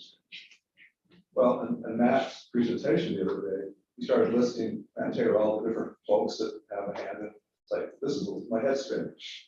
You know, there's this government agency, this government agency. But I do think this resolution is just making a statement at this time, because what do we have, any more days in the session? March 4th. March You want to 4th. have one more formal council. So really, this is just saying, please be cautious. I like the idea of being concerned. And saying that we want this to be done well, scientifically, you know, with recreation. I don't think this binds us. This is just setting this up to the state legislature to say, please be careful, this is our concerns. At least that's how I view it. I don't view it as we can't change our mind later on, or we can't look at something. I just think it's a moment in time to say, please do this correctly. And proceed Well, with caution. similar to what we did with Bradwell Falls. I mean, this is a treasure. We don't want to see it pillaged. Right. We want to keep it clean and natural and beautiful. So the question is, if we do that, what does that do to this commission that they want to create? And the real question is, are we in favor of this commission or not? Right? Yeah, I mean, it's a matter of opinion. You know, if you ask me, I'm concerned about anything that promotes or enables private development on the lake. I want to see the lake kept in its natural state. You know, I'm all for development around the lake. That's great, but I think it should be kept as a, you know, for the scenic appeal that it has, for the recreation, you know, the trails, you know, the fishing, the boating, you know, whatever it is. That's what I think Utah Lake should be. To me, it's not a place that we should change by private development. That's my personal opinion, and you know, you may not agree with that. But this commission is the path to private development. The Utah Lake Authority is a path to that, private development. So Yeah. go back to that question. So that's why one of the options was, well, if the sponsors of the bill or the supporters of the bill really don't intend private development on the lake, that it's really designed for the apple pie stuff, well, then let's take out the stuff that enables the private development, right? So that's one option. I don't think the supporters of the bill would agree to that, because I think that is one of their objectives, to enable this private development. So again, it's just a matter of, you know, how strong a position, how do you feel, and what position do you want to take with respect to the lake? Couldn't the resolution basically just say, as a council, this is what we feel, and that as this moves forward, we would ask that you do this, this, and this to protect, you know, the beauty of the lake, you know, all of those things. Not necessarily saying one way or another that we support this or we support that. But basically, it's our resolution. We want to see, you know, the beauty and integrity of the lake maintained. The problem with that, and you certainly can say that, the problem with that is, again, supporters of private development will say, well, the beauty of the lake will only be enhanced by this private development. Both sides will say that. Yeah, We got what we wanted. that's absolutely right. So to make that statement, nobody's going to be offended by that, but at the same time, nobody's going to be influenced by it either. I think your caution is wise. Sorry, go ahead. Oh, I'm sorry. I just think when you create a regulatory body, they will regulate, and if they have the ability to tax, they will tax. In the history of our country, we never created an agency that threw their hands up and said we have nothing to do. They always increase in their power, increase in their scope, and they increase in their funding through taxation. Right. And so the real issue is, are you going to create an agency that has the ability to do all this? Yeah, to Jesse's point, I mean, the Utah Lake Authority, once constituted, would reasonably say, well, the legislature gave us this power to zone land and to issue bonds to fund improvements on the lake. So I guess that's what they want us to do. Now, So we're gonna do it. Okay, so to Jesse's point, I do agree with Jesse. I want to just maybe share a little bit of a contrary view. If, for example, and we're dealing in a whole bunch of if scenarios here. So if the legislature believes, members of the legislature believe they have the votes, do we want to be in a position where we can positively influence the outcomes? I.e., do we want to be on the side of an authority that we have greater control and an opportunity to influence? And And so we essentially advocate for, and we say, yeah, we're comfortable with the creation of this authority, where we want to come out in direct opposition. They have the votes, then we're recognized as somebody who fought against it. Are we going to have a voice in the future? Yeah, that's the balancing act. So that's the if scenario. And I have seen with Mr. Brammer, how you say his name? Brady Brammer. That there was a survey about a $2 per month, I believe it was sewer charge that he had put out there that would help fund this, that it would become a fee that would be part of your sewer base fee. And I don't know if that was also a concern related to, that would be the funding mechanism, would be a sewer base fee increase. One of the potential funding mechanisms, yeah. I mean, the others, you know, they've also obviously built into HB 232 the ability to collect sales tax revenues. So, you know, that sort of implies that they expect to have sales taxes within the lake, you know, from development in there. So as a potential source of funding as well. But this idea of employment tax is not unique to the Utah Lake Authority. This is the Utah Department of Environmental Quality have actually floated this as well to say, look, as a state agency, because you discharge City of Orem into Utah Lake and all the other municipalities surrounding Utah Lake, that we are going to assess this toilet tax on you so that we can help pay for the remediation of the place. So, yeah, I think this discussion is, yeah, we all agree the lake needs to be cleaned up. How are we paid for it? That's the real question.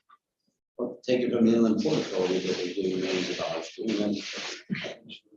But I think, Dave, to that question, that's the concern is in creating the Utah Lake Authority, are you creating another inland port authority?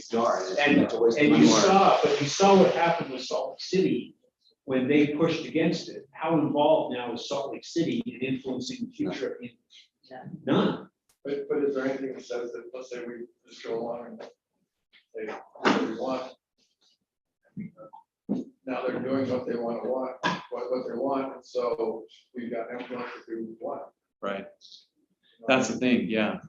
Right. I mean, I think we just vote either we're okay with it. I mean, we agree with it in concept, and that's why we vote for it, or we don't agree with it in concept, and that's why we vote against it. Or door number three, we don't think we have much of a voice in it one way or the other. So do we just stir the pot by having a voice? By creating, it depends if we think the legislature will listen to our resolution, but at least we told them what we think. I don't really care. Care is too strong, but I don't know if it will move. Did Trogo, is there a resolution firmly against it or not? I saw the resolution. The last version I've seen, and Jamie, maybe you've seen something else, they're basically, they sort of express support for the local representation element of the bill. I can't remember their language with regard to the private development. I think it's, you know, something to the effect that they, you know, are exercising or asking for caution, you know, that kind of a thing, and make sure it's responsible, and that's, you know, So that kind of language. my last back and forth was with Isaac Paxton, Deputy Mayor, this morning.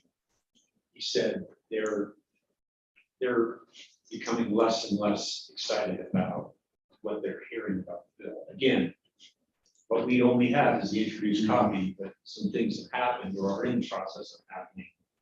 What he's hearing is not necessarily something that's incredibly encouraging. So when I talked to him last Thursday, he was like, we all need to get on board. This morning was a little bit of a different, now I'm cautiously kind of looking at what the outcome. Yeah. What if we support a Utah County-based Manger? I think that's important to us.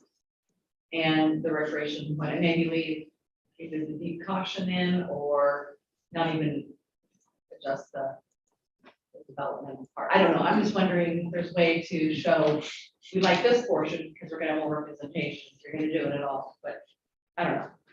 So we want a clean lake, we want a nice environmentally wonderful place. We don't want the lake authority because we're worried that it's gonna create this entity that has taxation properties. But if you're gonna do it, please make sure we have a majority of representation in that authority. I mean, how do you know? I think you need more than the majority. I mean, if you have 50% and one person goes sideways, whatever, so you actually need more like 65%. given the public interest in this bill, I don't think this issue is going to be decided by the 22nd of February, which is your next council meeting. So I think potentially there's an opportunity, Mayor, to essentially table this discussion for time tonight and say, we're going to revisit it on the 22nd to see if the landscape has moved a little bit or which way the landscape has moved. And then at that point, make a determination as to whether or not you want to provide support or opposition to resolutions. And I'm okay with that. You think us doing that makes this move one way or the other? I mean, if we do come out against it, I mean, would that help us get to that point by the next year? You know, individually write our local representative telling them, you know. That's different. I don't necessarily think one entity alone is going to move the needle. I think if there were a group of 5 or 6 county cities that were united in opposition or support, I think that would prove better. Yeah, and Jamie's a lot more familiar with the political landscape on this than I am, but maybe that no first city is the one that wants to step out, onto the ledge and directly opposing this kind of thing. Yeah, the first one through the wall always gets left. Yeah, right. So, but on the other hand, if nobody does it, then it's sort of. Hasn't Provo already done something? Haven't they already? They've talked about it, and there's not unanimity there either. There are some pretty strong voices focused on preservation of the lake, and then there are other voices focused on, well, if we can be a big part of governance of this authority moving forward, then it's probably worth our while to get behind those. So you have environment and governance, and they don't always agree. And I don't think there's any need to, even if you don't want private development on the lake, I don't think you have to outright come out in opposition to HB 232. I mean, you can do these options, but removing the elements that enable the private development on the lake, or just coming out and say we're opposing any private development, asking for more local representation, that kind of a thing. Those are things you could do without coming flat out and opposing the bill. So one other option, like Jamie was kind of intimating, I think, is in the next week or two, we could try and reach out to other communities and see if we could build a consensus. If you want to go this direction, and maybe, I hear a couple of you saying maybe you might be okay with private development, but if the majority of you are opposed to that, we could reach out to these other cities and see if they also would, sort of support that. So we could kind of all come out together potentially if that's where everybody ends up. Do you think that would be in time for whenever this is going to end, the legislature's going to end pretty quick? Boy, I don't know. Well, I can tell you that Mayor Julie Fulmer from Manger has been asking me and Mayor Carolyn Lundberg from Linden our opinions, and she's been up on Hill lobbying for me after this. And I've been raising to her representation, fees and things like that. So she's already up there. I think Vineyard and Linden would probably be easy ones to add because they're already working on this.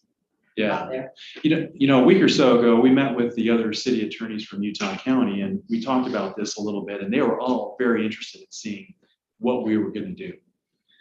So, and I kind of expressed them my feelings on this, and they, like I said, they were very interested in seeing the final product of what we came up with. So, maybe that there would be interest on the part of other cities to join us in a similar type of a resolution. And that will probably be the most effective strategy. As long as, I mean, the sooner we got it, the better, right? Yeah, I mean, we could, we could start doing that tomorrow, contacting these other cities and see how they felt. We have to have a majority, can't be 51%, this doesn't work. Right. That's gotta be certain. I mean, not that this on Utopia or whatever, but it was 51% was Midvale, Layton, and West Valley, and you can't have that. No, That's probably so. It needs to be at least a 60-40 or 70-30 or whatever it is. So we have some key. If not, it's where you get bold over. What Dave's talking about, we won't have 70-30 or 60-40. We'll be one small player in this big development, and we basically have no seat at the table. We get to sit at the table, but we will not control. Well, but if we can get Utah County to be on board. Yeah, then we're talking, then we're talking. There's a decent chance we can get more cities than we get their county commission. I mean, yeah. I think. I mean, Debbie's Linda talking and about, Manger. they're gonna raise it, they're gonna have a $2 raise, tax raise for this, no. Don't start screwing with our tax. That goes back to this, in this commission in the first place. Yeah. So, I mean, for me personally, I would like to see the commission not happen. So I don't know. If we've got enough people that are. You would like to see the whole ULA not happen, Utah Lake Authority not happen? Yeah. Just keep it the way things are with Utah Lake Commission. What Jesse was saying, once you create something, now it's got that, and now we've got a neighbor that's got. To me, it's just a bad idea. So right now, you're talking about hitting a pause, at least on anything with this right now, right? That's what we're deciding, because we're running out of time, but, so the question is, if we pause it, and we go 2 weeks, and then it's too late to do anything, or if there's enough support, we come out and say, hey, we're going to like authority created essentially. That's where we're at, and we try and gather consensus from other cities. In the meantime, Well, there's a legislative town hall on Thursday. I don't know if you saw that postcard. There were 5 of our legislators here in Orem, possibly more. Some messaging out there too. Yeah. And then join the meetings. we could totally do that. I really think that most of the other cities are going to tell us next thing we are. I think so. Nobody's going there. I would think so. That's why I'll lean towards doing something sooner than later. I kind of feel like, maybe a lot of other cities would feel the same, but are afraid to say it. All right, I think you're right. I think that's exactly. So if we could hit the ground running and say, okay, we can go out and put feelers in different cities, and if they are interested, then you could always call a special city council with the vote. You want to do that? Our choice is to do that, which is the most fascist approach. I think we should definitely be cautious. We need to see where who our playing partners are and if they want to play. So Now we come out and we make a statement, we're opposed to it, and watch everybody else line up and say, thanks, all, they can leave again, like you usually have to do. So, if we pause it, we have to facilitate the other cities and see who's doing that. Yeah, no, we don't have, I don't have a concern contacting all the other cities, asking a question and getting with Steve and sending out what we were proposing and allowing others to see it.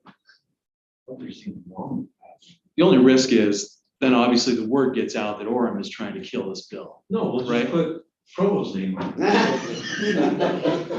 No, I'm just saying, that goes to the concern you expressed. No, Jamie. I agree. That's the risk. But I think it's a percentage thing. If you have the bandwidth and you have the support, then it might be a 60-40 or whatever, and then you might be okay. But I also think too, the bill sponsor has been, this is the second year that this legislation has been in front of the legislature. I think he's been open to listening, and if he has 4 or 5 communities approach him together and say, we have these concerns, I don't know how he's going to respond. Maybe he'll say, yeah, Yes. maybe he'll say, hey, I've already negotiated as far as I can negotiate. And if he has, then we come back and report to you that that's exactly what's happening. So Highland and Pleasant Grove. Okay, so do we want to, because this is on our agenda tonight, right? There. So do we want to vote on that tonight in that meeting? Or do you want to table it? Table, let's see if we can do our homework and Well, we almost need to do a special meeting potentially, like next week, because we're out of time. And how real progressive. Right now, they just sent it to committee, so it's not even, it's sitting in committee right now. So it might not even come out of committee, right? Potentially, yeah. So I still think we need to do due diligence. I think we pause it for sure, as Tom said. You like that idea? Sure. Yeah. We can always do a Zoom meeting. But we have to be on it. Like, So just to make sure I understand your direction, you want us to start contacting other cities basically in an effort to kill the bill? Or is that right? That's what I heard you say, I would Mayor. like to kill the bill. Or have a certain Where is representation. that kind I- of, I- where are they even- at? Even if we have this representation thing, we're still, it's a new taxing authority that is like becoming a thing on the lake that has all kinds of power. I don't think the Representative Brandon would be interested in killing the bill. Well, I'm not saying he would be interested in killing the bill, I'm saying. But if we had more control as we it would comes up to push our legislators. So two options. One would be to contact the other cities about killing the bill entirely. The other would be modifying it to give us greater representation, taking out the provisions that enable private development, maybe other things if you want. Tax revenue. Yeah, all those kind of things. So, But you're killing the bill.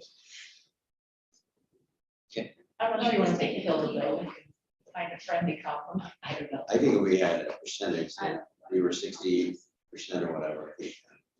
The bill is back to the development. it is. I mean, that's the point. It is. I guess I would just represent, I think we said our sites too high. I don't think we can get there. I think what we should do is at best modify. That's just. But I mean, if you modify. But I just think, yeah, 5 or 6 or 7 cities in our county, and commission come out and say, we don't want this in our county. And then, Well, has the county commission said anything? Can we? Well, they haven't, but Position we have without- talked about it. Mayor Heather has.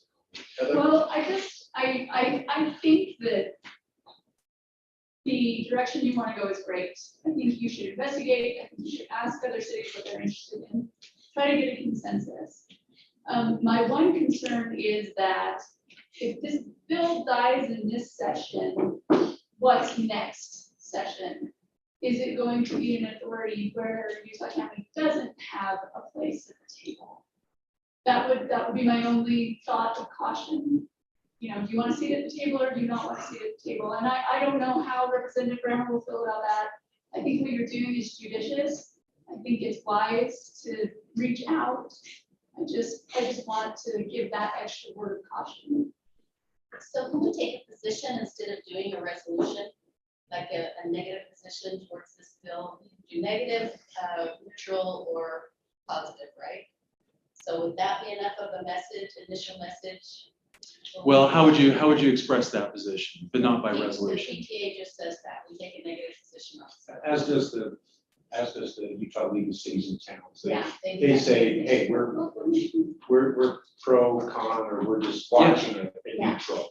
Yeah, I mean, I guess another way we could do this is work through the Utah League of Cities and Towns and ask them, I don't know, Jamie, to oppose this for these reasons, and they could essentially represent our interests that way. Right? But I think that part of the advantage, I mean, potentially of doing a resolution is it's something you can circulate, that other people can see what your reasons are, and what your position is and why, right? And so, it potentially gives you greater publicity. Maybe it energizes other cities to kind of do the same thing, or the public even contact their representatives and express how they feel. Whereas if you just take a position, I don't think any of that kind of stuff happens. So. Well, I think the other thing is too, is we need to find out for sure where those other cities and towns are at. We're making assumptions. I mean, Linda to be full blown in favor of this because of what did you do for them development wise. I mean, we don't know. And so I think, there should first step would be to just reach out and say, hey, what are you feeling? Where are you at on this? But if you can come up with a resolution, that's basically a version of what we're talking about. And then we can push that through these different cities to see what they're thinking. There's a, I'm going to get all mayors on Thursday. It's out.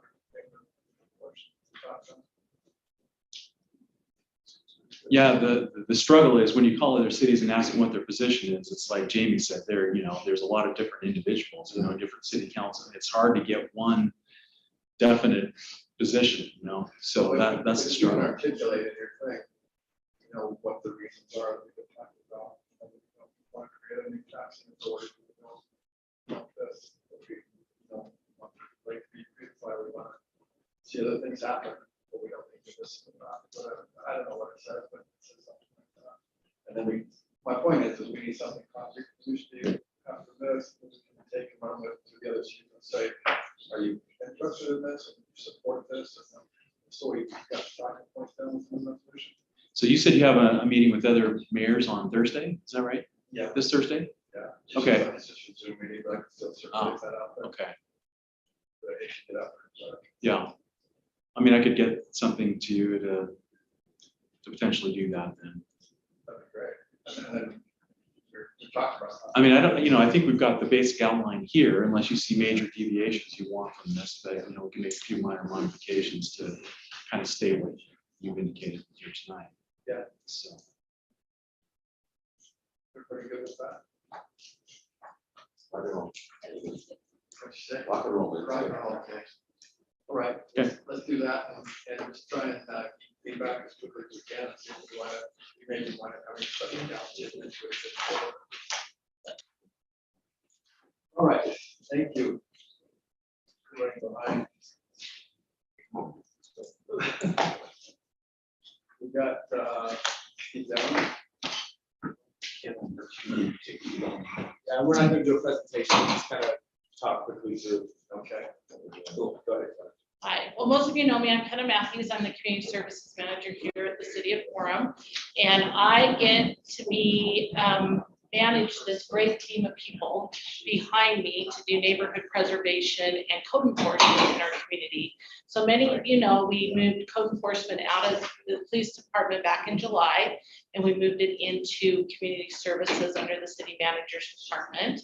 And we originally had 2 code enforcement officers, civilian, now we have 3. So I'd like to introduce Jeff Turner. He was in our water department and he bailed for water and came over to us. We're very happy about that. This is Gary Ledoux. You've met him before, most of you. He was with our original team. We have Richard Earl, he's new to our team as well. And then Brady Andreasen is our police officer assigned to our team. So he makes sure that we stay safe in our duties. So the goal of the neighborhood improvement team is to keep a community standard in our community. We try to do it in a compassionate way, but in an enforceable way. And so we work on proactive and reactive cases in our community, throughout the community, on non-criminal nuisances. So that could be junk yards, bad landscaping, parking on landscape, what other things you can say, occupancy issues, apartment issues, things like that. We go out, we warn people, we cite people, and then we have an administrative law judge process. It's a civil process, so most of these do not go criminal, they go civil. So if someone is not doing what they're supposed to do, they can't go in front of a civil judge, and they can force them to do what they need to do. So that's what we're doing. We've had fairly good success in the last 6 months. We've resolved about over 250 cases, have come into compliance in that time frame. And we've looked at it almost over 500 cases. We still have some that have either weren't, they were already compliant, you know, someone was just complaining, we want to make sure they were compliant. We do have occupancy and apartment cases take a little bit longer. Usually it's a 30-day fix. Apartments and occupancy can take up to a year depending on the situation. So I appreciate all the work these guys are doing in the community. I think we're starting to get notes from people, emails and things that we are doing a good job. So I think we must be. So if you have any questions, you can reach out to me. And we would love, if you have people complaining to you, please have them call 311 or 229-2000 or orem.org/help. Report that to us, and then we can go out and make those determinations. We're also working with a lot of homeless camps. We've been cleaning up a lot of homeless camps lately as well. So any questions? They've done a great job. We have a Airbnb that's a problem in my neighborhood, so they've been out, they know all about it. So thank you for the good work. All right, we're just here to serve and make Orem better. So if you have any problems or issues, let me know, or one of these guys. So thank you. So Steve, the retreat, we talked about that code, about the cardboard. So are we talking about that? Yeah, well, that is city code. I don't have any like that. I don't think that's right. It's this is a code of somebody parking an unregistered vehicle in their driveway. On their own property. On their own property. In the carport, we need to move it. To me, that's an American version.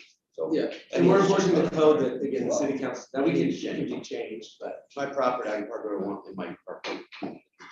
That's wrong, so we need to look at that. yeah. Dead bodies. So be something to bring up to another conversation. He said it already. Oh, yeah, we see bring it forward, we can repurpose the integrity of the streets. I mean, I think that's overreaching, way overreaching. I think at some point we need to have a conversation just about what the codes are. You know, if there's any that are traveling excessively, but it's not something to do with. That sounds like one. Yeah, I understand parking on the grass, but if you're parking in your driveway. Yes, so anyway, that'd be something. Yeah. to stick on the agenda. We look at it. Okay, It's just something with the car, that's fine. we've got, that's real. I'll be really brief. 5 minutes? 3 reasons that you change a code is to clarify it, is to have it come into compliance with state law, or to define the duties of the governing body. And so the changes in this document are addressing those 3 issues.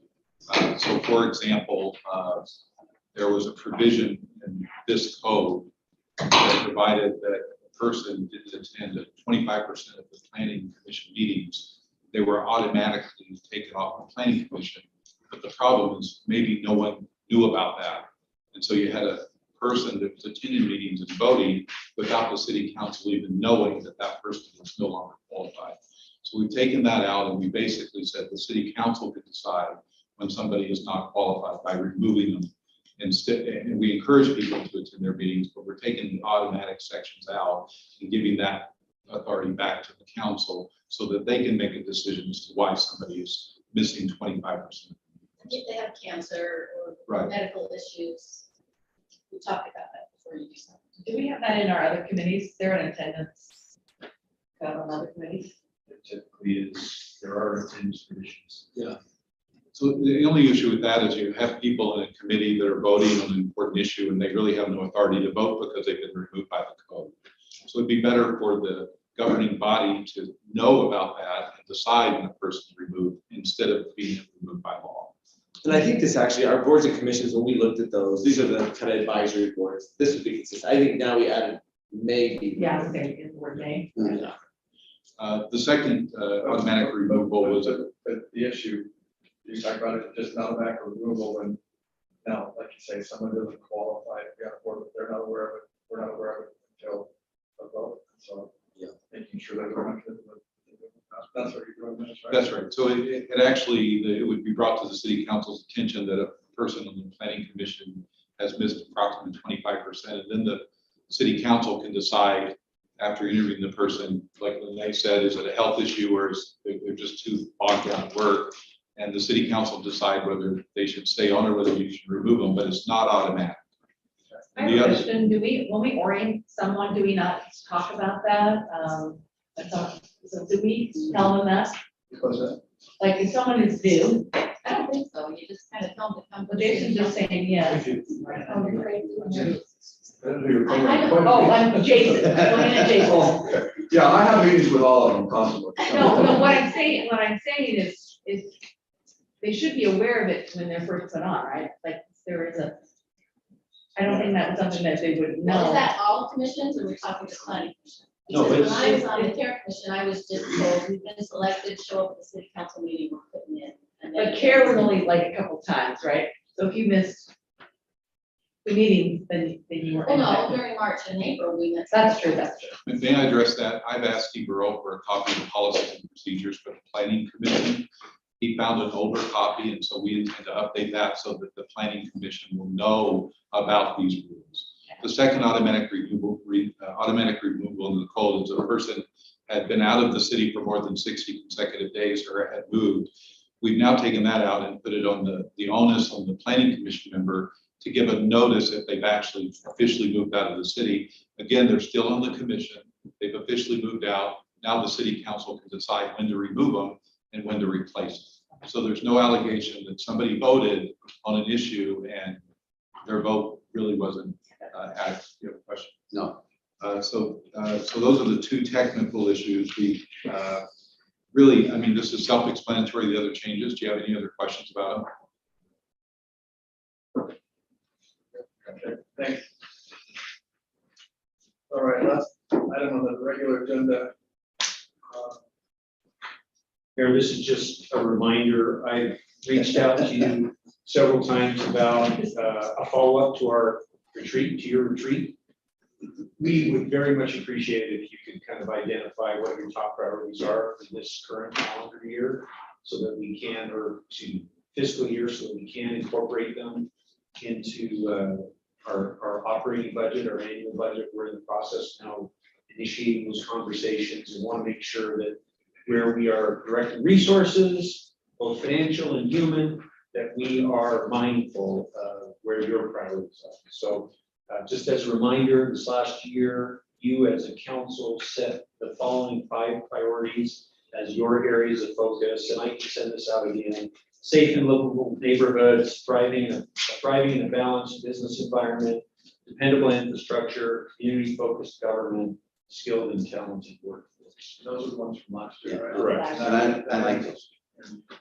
So that it's on the top of our email, would you resend it? Absolutely.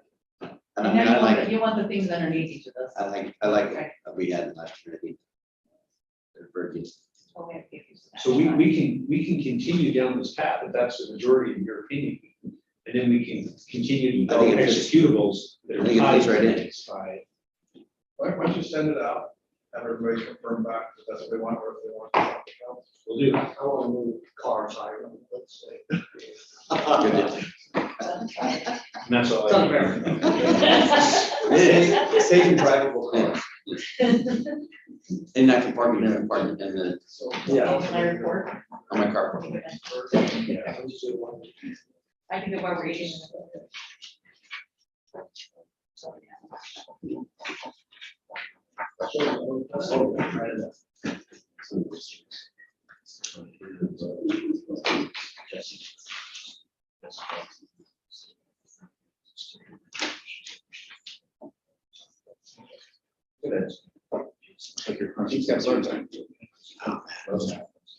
With an archive. Both die with archive. Very clashes for sports. I'm right here. Okay, so we'll break, get the food, and then we'll come back and keep talking about 3 more things.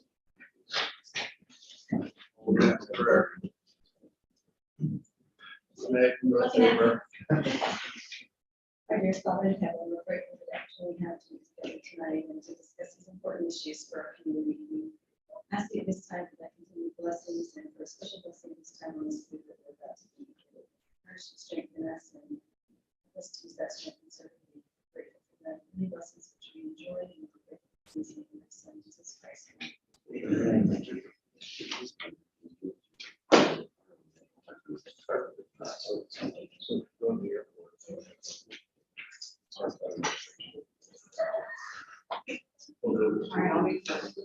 That's good. Yeah. Let's just. I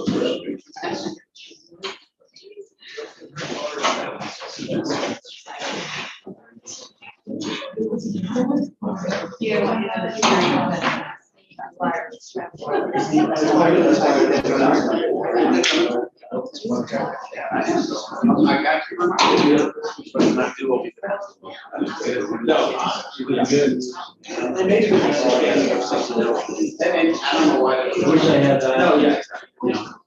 I'm just gonna go to June.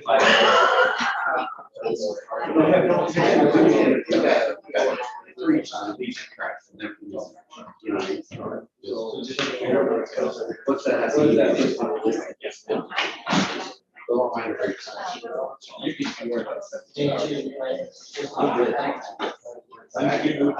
You know what, though?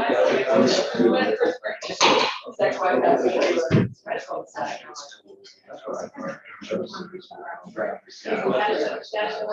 Area. Yeah.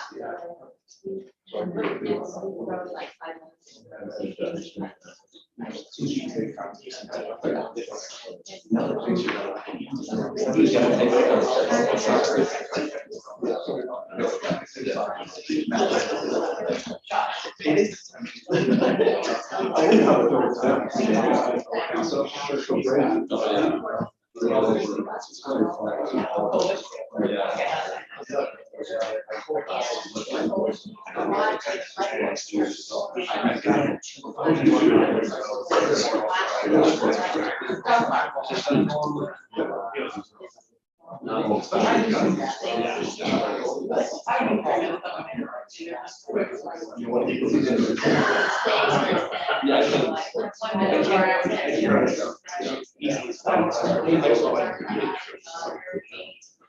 That might be good.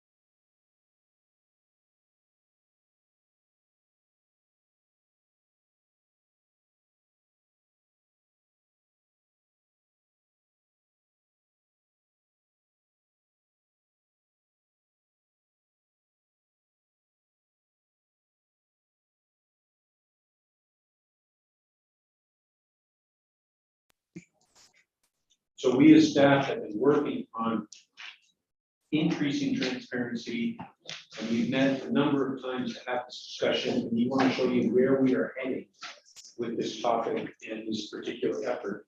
And so I invited Pete here just to give you an update of work as you need to do. Okay, awesome. So yeah, this is the transparency portal, and this is kind of our first stab at it. So we went around and gathered all the resources that we thought that we could think of to provide citizens a nice one-stop shop for all things transparency. So if they just come to orem.org/transparency, they'll see all these different things. Right here at the top, we've got the records request. So anything that they would like to grandma request, it's just right there, easy to access. And then here are all the different resources that we've compiled. So these two here, the projects being built and the applications being considered, is a look into our development services program where it tracks the applications that come in or the building permits that have been issued. We have all the city's budgets and financial documents right here, just a quick link. This Utah transparency site, this is where you can see the money that the city has paid out to various vendors or different contracts. And that also shows employee compensation at that site. We have a quick link to our city code, so anybody can check it from there. We have our election results and financial disclosures. That just links to the stuff that Jody does. The studies and surveys, these are things that we've done over the years as far as reports, surveys to the citizens on various topics. Those have all been compiled. This is a brand new thing that we've done with the voting record, so I want to show this to you. Get your thoughts on it. So each of those areas have a searchable thing, and then like certain dates, or like how will they someone know how to find what they're looking for? Well, you can go into each one because each one does kind of have its own little, like, so if you go into this one from the state, you can search whatever it is you're looking for. Others are not quite that same way because it's just like a list of documents. Like, for instance, like the studies and reports is just a list. The development services one, just so you know, we're modifying the interface on that. It was built as kind of an internal system, but we're gonna make it more better interface to the citizens. So that one's still being developed. Are you going to show the voting? Yeah, so this is the city council recap.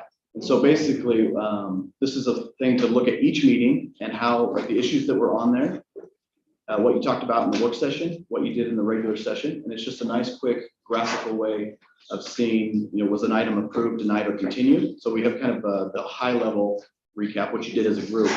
And then we've got the individual votes for each item that was on the agenda. And so this is from the January 11th. We just had the two things. Okay. And then we did the same thing for January 25th meeting. So you can see same sort of deal.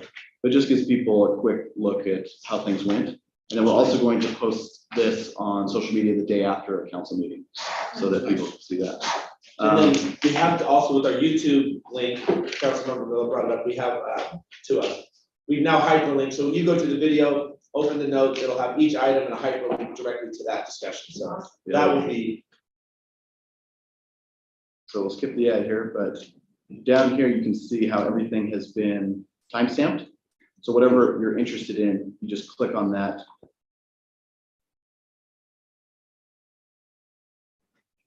So then it goes straight to the item. So then if you want personal and everything on the showing up. Each of those little breaks, probably that's the new agenda item. That's nice. So we'll do that for each meeting going forward. City communications, if people want to get the newsletter, follow us on social media, they can do it there. The resolutions and ordinances, I think are we still building this page out? That was being built out too. We're gonna go back 5 years on all the resolutions and ordinances that have been adopted by the city council. And then the agendas and minutes, that's always been available, but we just added it here to the transparency portal. So anything that is missing that you'd like to see built out further? So on the meetings tab, when you go to government meetings, like, can you find the agendas? I didn't see, are the videos still accessible there? On this page, the meetings page? Go down, you used to have the little video camera over on the right. Does that mean?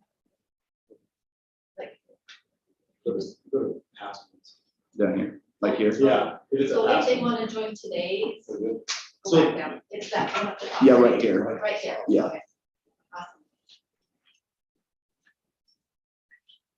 Any further direction for us on this? I think it's great, sure. I mean, it's doing exactly what we want as far as transparency, and making it so easily accessible to people. I think it looks great, the path you're going down. The only, I don't know if it's too big of a mess or if there's an easy way to do it, but where you got each individual voting, you know, on the other item, it would be nice to have like a cumulative. Oh, like across all time? Like, Well, not forever, but I would do it like on an annual basis, where you would have the voting records over the course of that year. Just like click on it, they can easily just kind of do a grid search. Like I said, I don't know if it'd be too much of a hassle. Or Yeah, we did talk about that a little bit. Jesse brought it up. The fear with the kind of I'm just gonna call it a scorecard, if you will, I mean, yeah, call it everyone. Because it doesn't kind of tell, it'll say, you know, each elected official, how many yays, how many nays, how many abstains.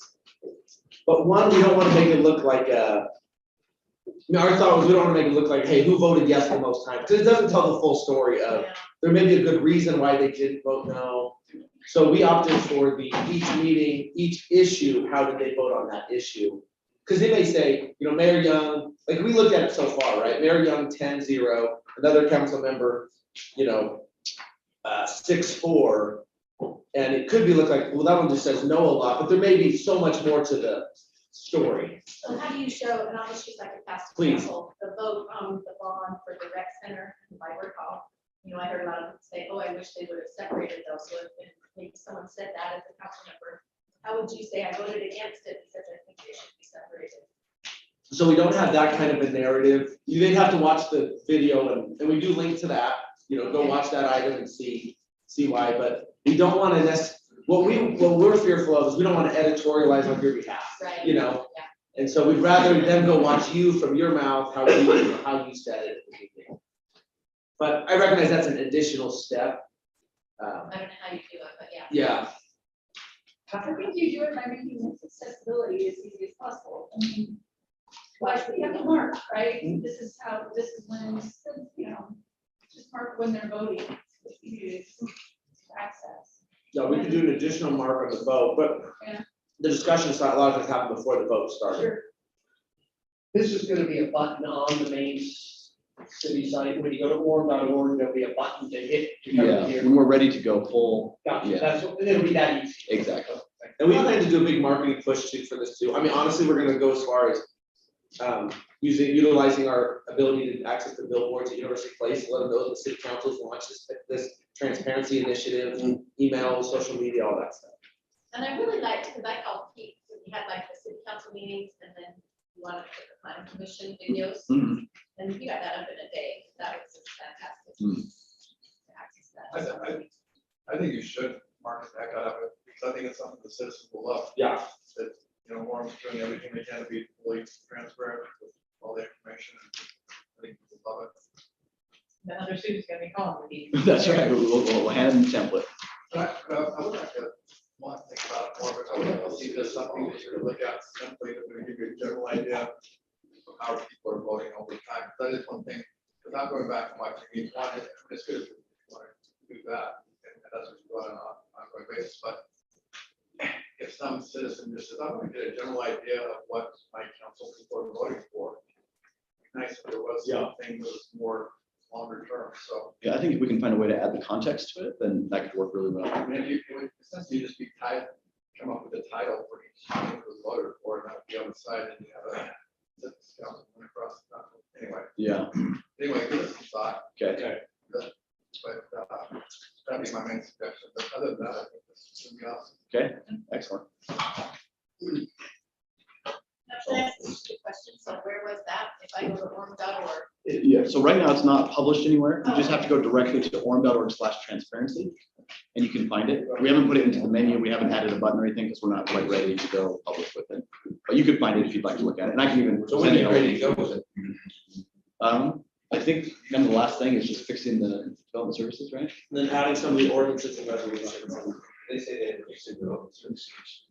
Well, development services has always been on there, which is just trying to make it in touch with users. And if it's taking too long, we can launch and have coming soon on those pages or something like that. Yeah. but we're close. Yeah. Yeah.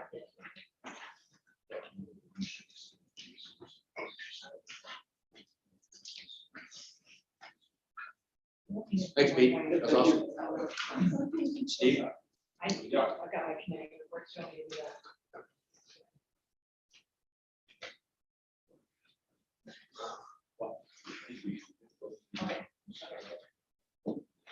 You were doing a minute talk. Essentially goes through start. Yeah. And we have the notes aside, so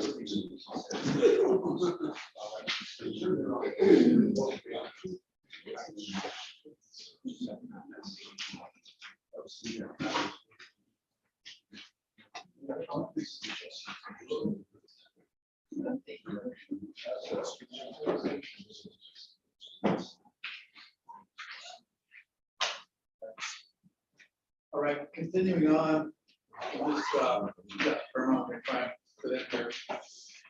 As far as just go through the upcoming city council agenda. We've got consent items, which are approval of minutes.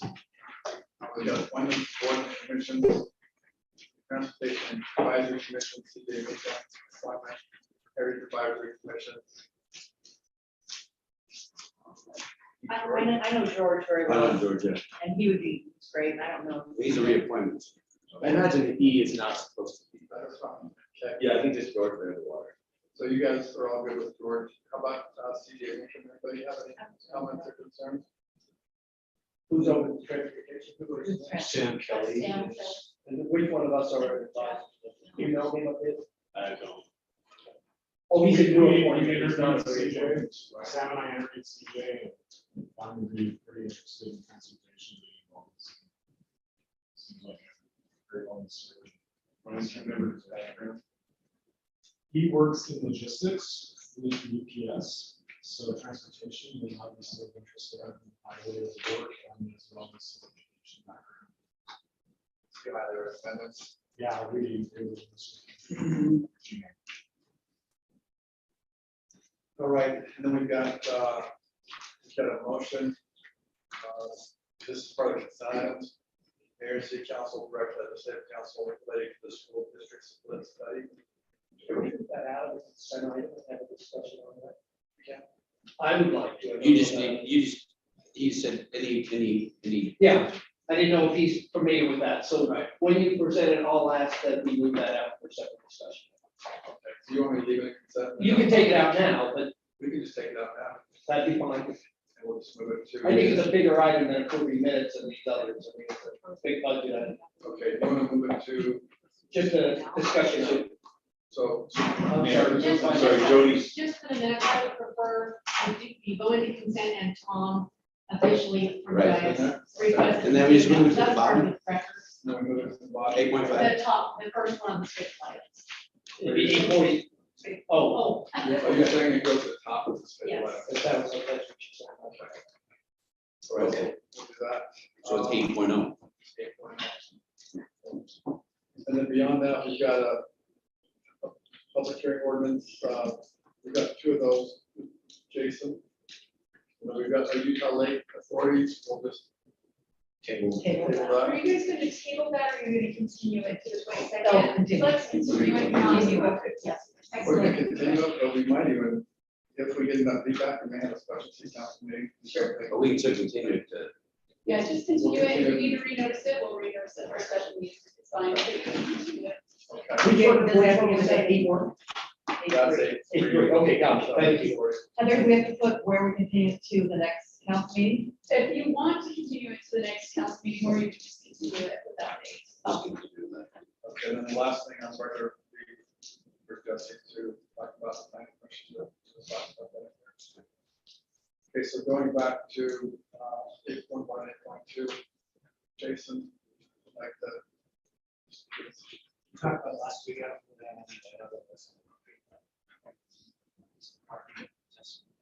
that was just going from the 0.6 to 1. Of course, you know, the third. Jason, remind me of this business. It was part of, it's not a standalone business, it was like a beauty thing that wanted to have this to their spas City services. strip mall. Maybe Suites, 40.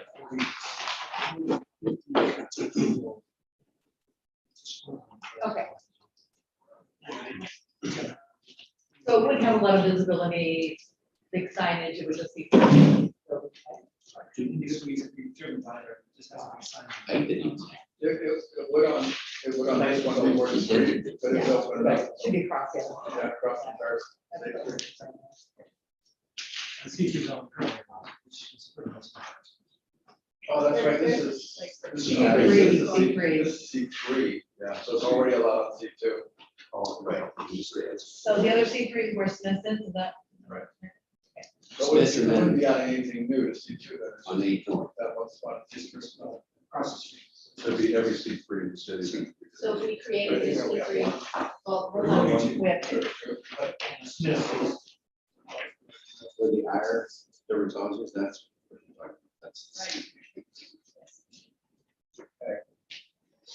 All right, anything else? or if we create any additional C3 zones.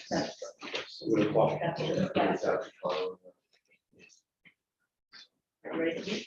Yes. Okay. I'll try to make it quick. I've given you the handout for Summerfest. I want to draw your attention to a new carnival vendor. We're very excited about this instead of the one we've had in the past that, you know, are a little sketchy.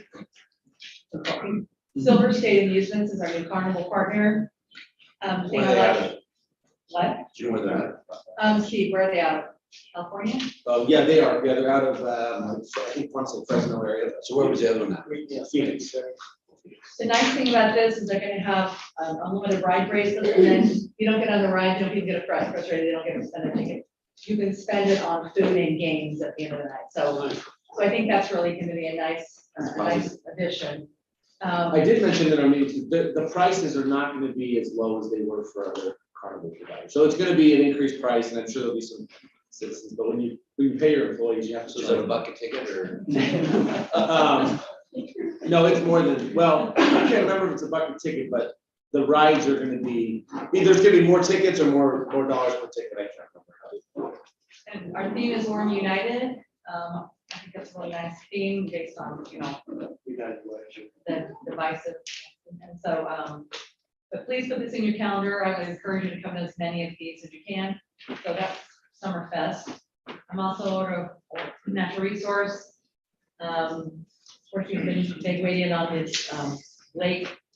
So we have that. They're also going to have some Orange Stewardship Awards. This is usually awarded to businesses that have improved. RC Willie's won it before, and people have like come on and improved, like getting to the LED lighting. They also are going to have a free swap, which is sharing the all prosper, which is kind of a swap meet without charge in conjunction with Orem City Cleanup. And then they're going to be doing a social media post every week in conjunction with Pete. And I think you just saw the first one that just came out today. It's nice graphics. My last one is Arts Council. Check out Orem Stories. This is something we've been doing for 7 years. Windsor Elementary will be, Orem Stories is where the kids draw a person in our community. They draw their face or whatever, and then they talk about why this person is important. This Thursday, there's going to be a serenade sing-in with the Utah Valley Skyline Forest. If you want a cheap date, come up Thursday at 7. It's going to be sing-along, families of all ages. The programming, Summerfest entertainment, the summer concert series, and then utility box art. Is Nate still here? No, it looks like it is. Okay, basically, we've got a website where people can submit their art, and these are where we wrap the utility boxes. They're working with Utopia as well as Rocky Mountain Power to gain access to their boxes. And so we kind of like this to beautify our utility boxes. So any questions, comments? I'm done. Anything else? I'll just do a shout out to Kenna, that I sat in on the neighborhood commission. But anyway, she did a great job. And that's just a group of people who are really interested in helping revitalize Orem. Well, Okay. we'll adjourn. Jason, should I ask you a question?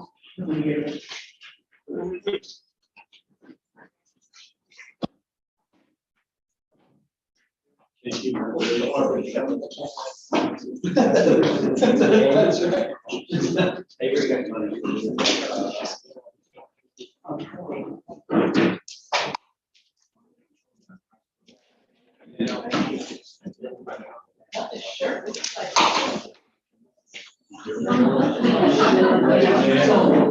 Pete, I invited the Zoom room.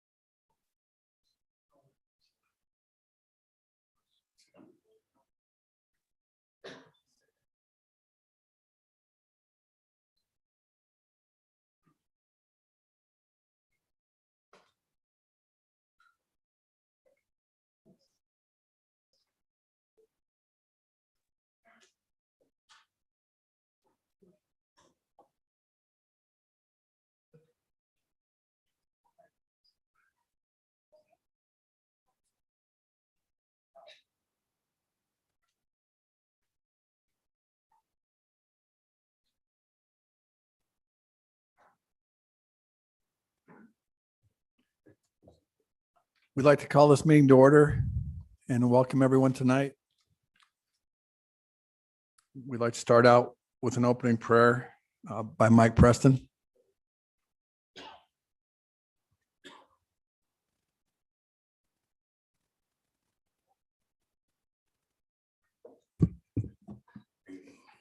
Our kind Heavenly Father, we're grateful to have this opportunity to assemble here today at this city council meeting. We're grateful to have the opportunity to be heard as citizens and to focus on the needs and the business of this city. We ask thee that thy spirit will abide with all of us, and that the opinions that are spoken will be measured and listened to with confidence and with understanding. We ask thee that thou will bless the council members and the mayor, that they always remember that they are here to provide the service for the citizenry of this city. And we ask thee that the citizens be grateful for their service. And we pray for the Spirit to be with us in the name of thy Son, Jesus Christ. Amen. Thank you, Mike. Now we'd like to ask Denny Preston to lead us in the Pledge of Allegiance.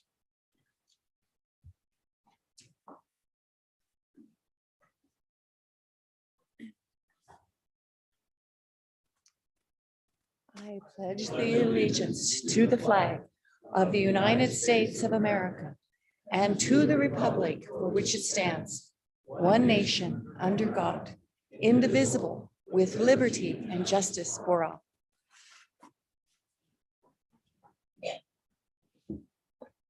Thank you, Denny.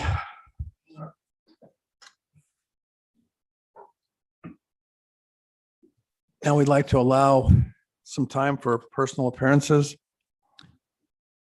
And essentially, each of you have up to 3 minutes to say what you'd like to say.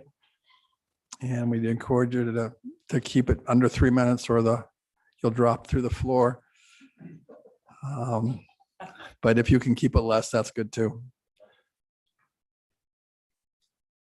Okay. To define this, time has been set aside for the public to express their ideas, concerns, and comments on items not scheduled as public hearings on the agenda. Those wishing to speak are encouraged to show respect for those who serve the city. Comments should focus on issues concerning the city. Those wishing to speak should have signed in before the beginning of the meeting. And please limit your comments to 3 minutes. So the first person on the list is Blyden Lautensock.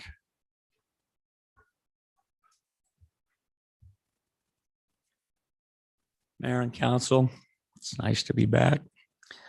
I'm here for a couple reasons tonight. First of all, it was appropriate for me. I felt I needed to offer an apology, a public apology to Councilwoman Debby Lauret. I approached her after your very first meeting, after the meeting, in a very less than friendly way, and was making some points. And it was just out of line. It was not, it was wrong. And so I just felt I needed to stand publicly and apologize to you and tell you I'm sorry. I accept your apology. Thank you very much. And that being said, I'd just like to, I'm watching the clock, Mayor. Just share a couple of my thoughts. And Debbie, I would have done this 2 weeks ago, except I've been sick. And I wasn't even sure I was going to be here, but I felt this was an important part of me being here tonight, was to face you face to face and let those, because there were others that were here when I think I was kind of vocal. So I'm kind of, it's the refereeing in me. I'm kind of learning where to draw the line. So that being said, let me just say this. Look, heaven knows I'm not perfect. And I've been paying attention over the last few weeks, few days, And one thing that's concerned me is there's been a lot of things that have been said over the last few days about our new mayor and our city council in a negative way. And I just want to assert that I know that our mayor and council, they're not perfect either. But this I do know. I do know that our mayor, Dave Young, is a man of integrity, as are the other council members. And I think we need to remember that. A concern I've had is, boy, the time goes fast. This issue of transparency has been raised.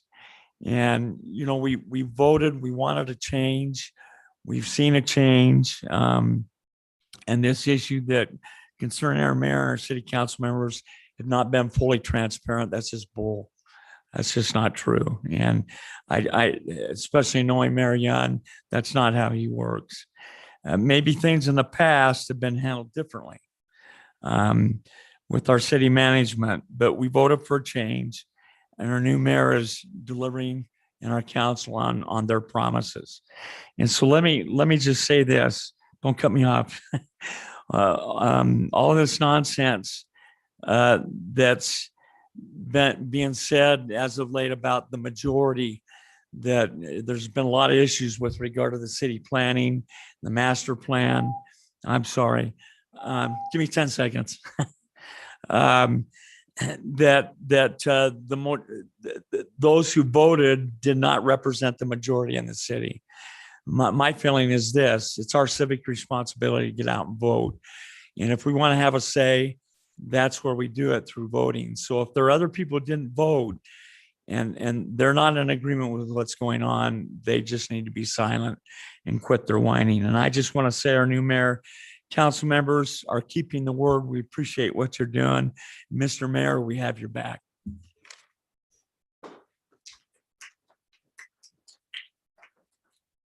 Next, we've got Aaron Davidson.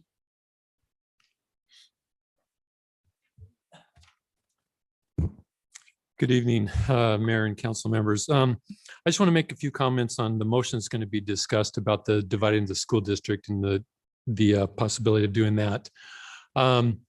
First off, I kind of disagree with it because of the cost, mainly the administrative costs. The Alpine School District, if you look at their salaries, the business manager makes $329,000.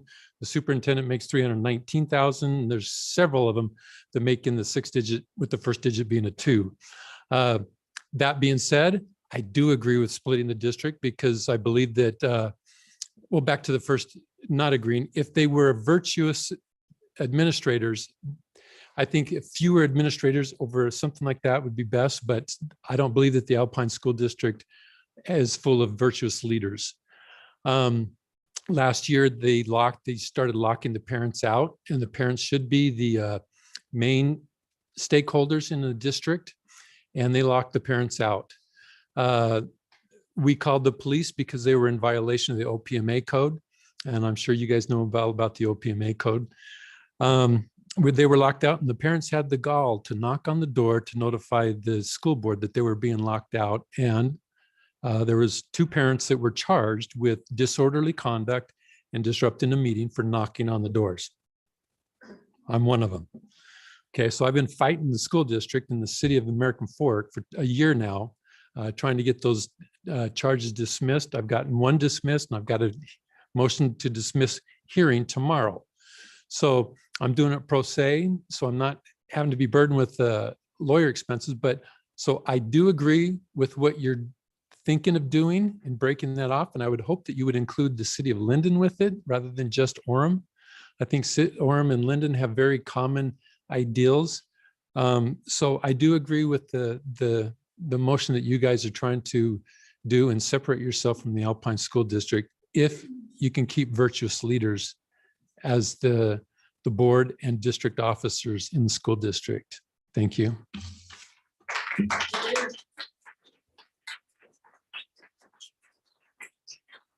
Mike Preston.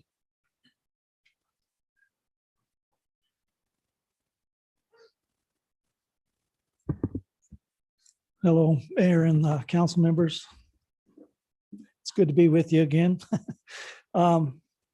I just want to mention too, I'm on the same subject as Aaron, and I just want to mention, we raised our kids all in Orem, and they all went to Orem City Schools.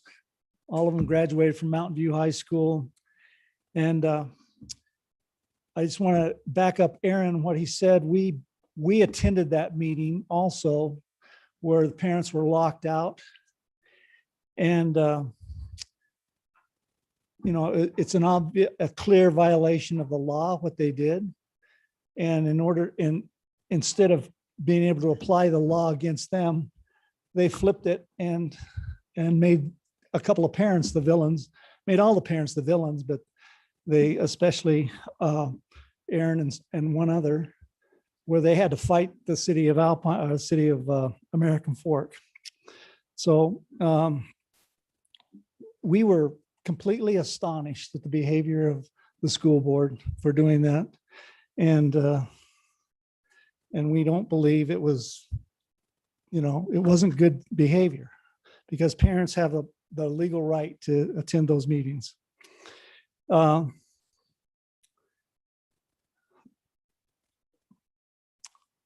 were no laws broken at that time by any of the parents, and yet they were charged.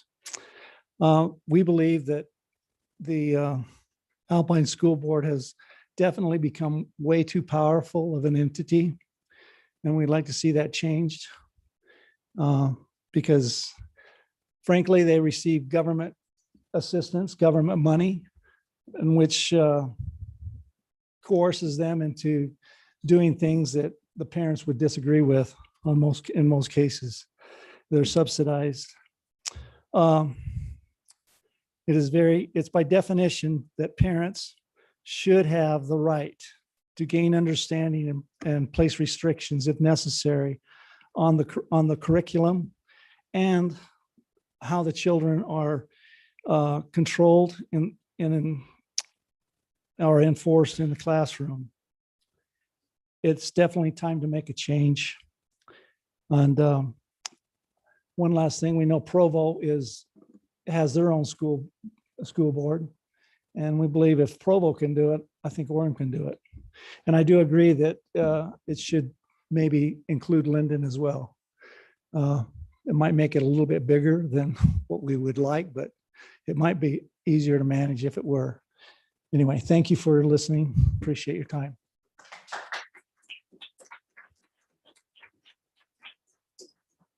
Cecilia Plummer.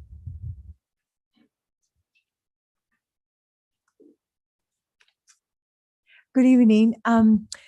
I have been a resident of Orem for the last 25 years, and I'm originally from South America. Tonight, I have come to just give my opinion on the school district possibility. I understand that it might be more of a study. I do agree with the previous gentleman as far as having our own school district and maybe including Linden and possibly Pleasant Grove too. My sons were raised in this school district, and there are many things that, very good things that I was able to witness. I'm very thankful for the opportunity to live in this city, but at the same time, there is always room for improvement. And at this time, I think there is room for major improvement. We need more accountability from the boards and the teachers and the principals and the methodologies. When my children were at Northridge, and I'm sure you recall this, there were at least twice or three times between elementary school, middle school, and even more during high school, where the math methodologies were changed. There was one book for 2 years, the next year was a new book. It was a complete chaos. And I think by Orem having their own school district, we're big enough and we have great support from parents. I myself was a volunteer for many years at Northridge, Oak Canyon, and Timpanogos High School. I was always very thankful for the teachers and for our community support. Another factor that I would like to mention is that, as you all know, the big chunk on our property taxes is to fund the school district. And if you look at the amount of business that we have and the homes, Pretty much at this moment, and it doesn't surprise me that Alpine School District, I mean, I shouldn't say surprised, I mean, I was very saddened to hear what I just heard, that they were kicked out, the parents were kicked out or locked in that room. But unfortunately, and I hate to say this, but money is, I mean, money, we need money, but at the same time, money can corrupt people.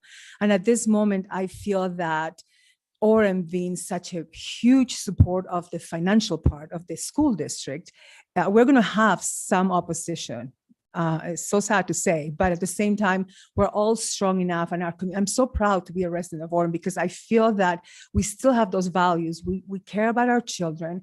We still want our children to go to school in a safely manner and not have very confusing messages, which unfortunately we are living right at this moment. So I would appreciate if the motion or the vote, my recommendation is to do a study. If their study is not needed, which I don't know if that's the case, but I would recommend for us to have our own school district. Thank you for your time. Thank you. Next on the list, I can't quite make out this name. It looks like Kevin Davis. Is that right? And then Kevin, if you could state your address and your phone number so we could get them on the record. Midvale, 801-903-7898. I'm here today to offer my assistance to the city at this time.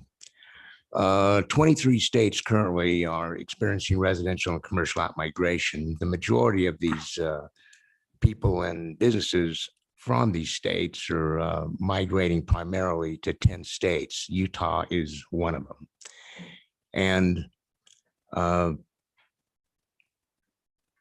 when the economic boom in the state subsides, migration to the state won't, because these 23 states will still be in chaos.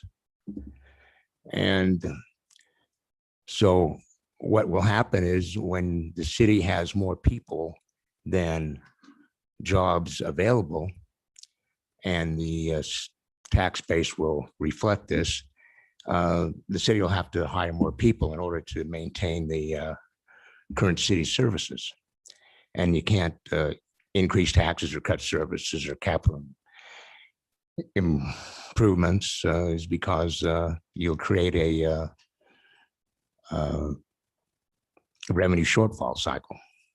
What I do is I provide a physical management philosophy that, when incorporated into the long-range strategic planning of the local government, will enable the administration to avoid physical uncertainty.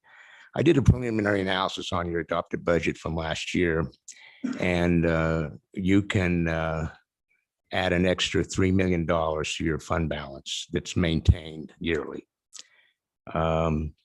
And this is all done without increasing taxes, borrowing, drawing down on your fund balance, cutting services, capital improvements, and employee benefits.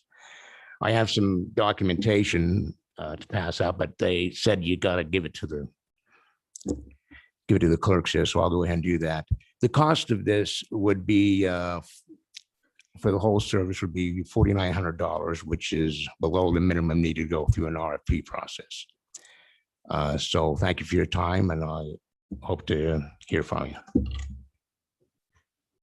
Thank you. Next, I've got John Barrick.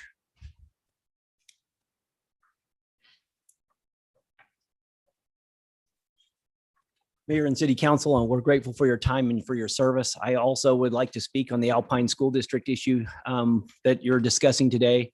I am in favor of doing an exploratory study. I think it is necessary. I am a proponent of public schools. I am a product of public schools. I send my children to public schools by choice, not by necessity. School districts do matter, though. Property taxes matter, and property taxes fund school districts. Our largest expenditure for those residents of Utah County is school district taxes. In many locations, the primary driver of both property values and property taxes is school district funding. I visited some friends in North Carolina a few years ago, And literally across the street was a different school district, even though it was part of the same town. And the property taxes were half and the values of the homes decreased significantly because public education does matter and public choice in education matters. The Alpine School District is too large. It has too much power and it treats parents like they don't matter. Salaries are dependent on school district size. As the school district gets larger, and the Alpine School District is the largest in the state of Utah and largest that I've ever been a part of, salaries go up, as was mentioned earlier today. Northridge Elementary is also where my children go. The change in education has significantly declined from my 24-year-old to my 8-year-old. In a matter of 16 years, the value of education has gone down significantly. Not because of the teachers. Teachers matter and our teachers are trying, but the administration of the school district handcuffs them and does not allow them to do the things that they should do or that they've done in the past. Last year, all the specialties, which was what Northridge Elementary was known for, and Debby Lauret's children, I think, went there. She can testify that the specialty programs were what drove Northridge Elementary. Well, all the specialty programs were pulled from Northridge Elementary and they were replaced with 5 special needs classes. Now, there's nothing wrong with special needs classes, but when you have high school age children that have special needs, it is dangerous and it is scary for younger children to be around them because of the environment is not conducive to learning. We've experienced that with 5 new special needs classes being added to our elementary school because our population enrollment is declining. Now, grammar requests. Alpine School District has denied grammar requests or made asks of more than $10,000 to certain individuals as publicized to get the information requested about school district policies over the last year. Now, how much Orem resident tax money is going to Alpine School District? How much of that money is coming back to Orem's children? Do we get a proportional percent? Those are things that should be explored and should be discussed. Thank you for looking into this. Thank you. Thank you.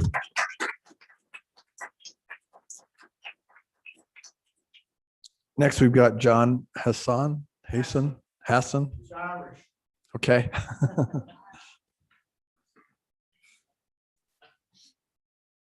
Yeah, my wife says I'm Irish, I'm a Texan, and I'm a Hassan. Makes me the hardest man on the planet. Could I pass? Can I pass these out? Okay. Just one for each councilman. Okay, compared to what I'm gonna say, what I have to say is pretty mundane.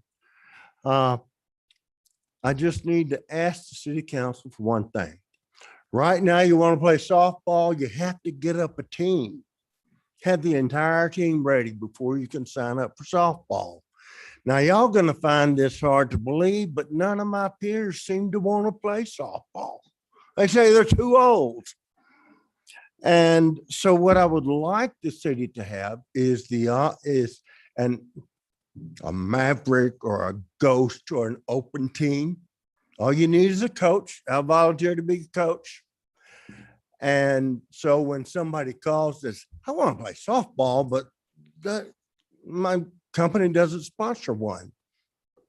We have a ghost team you can sign up with. The guy you're going to have to work with is kind of crazy, but we'll put you in touch with it. And when you get enough players, I would coordinate signing up the team.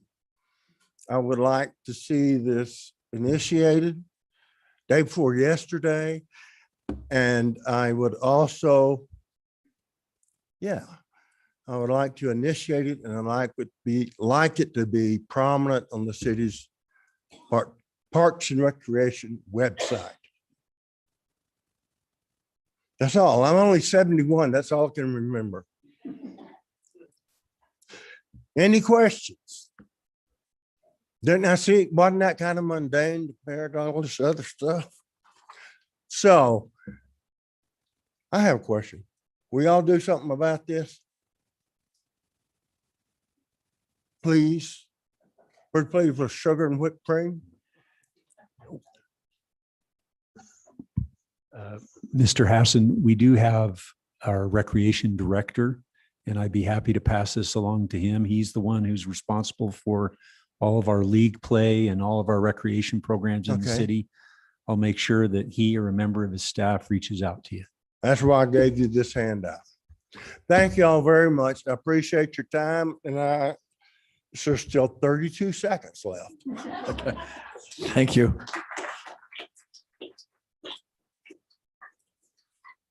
Next, we've got Sissy Rasmussen.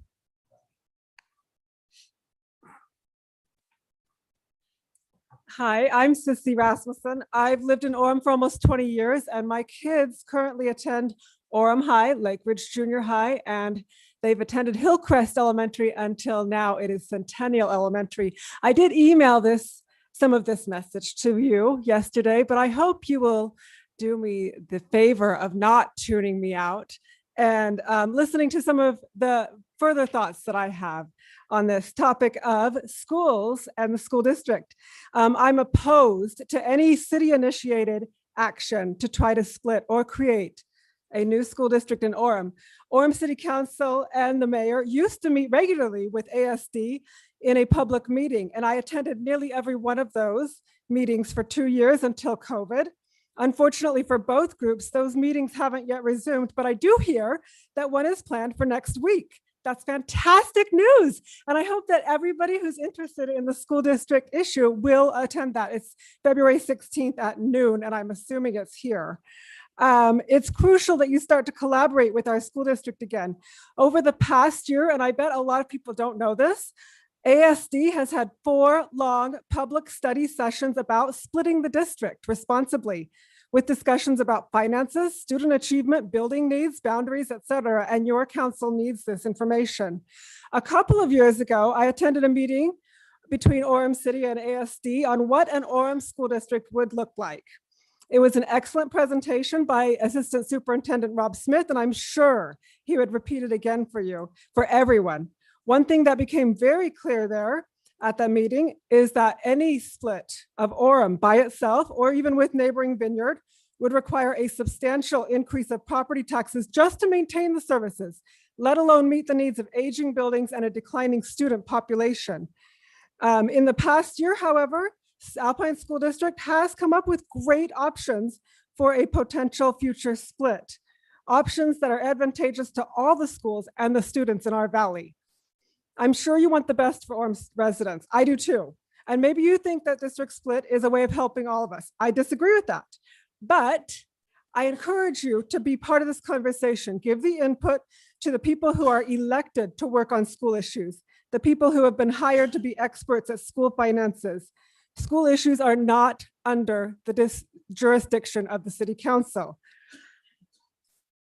We have 2 elected school board members, Sarah Hacken and Ada Wilson, who are regularly in our schools and in our school meetings. They know our students, our teachers, our community's needs, and both of them should be part of any conversation, even approaching splitting the district.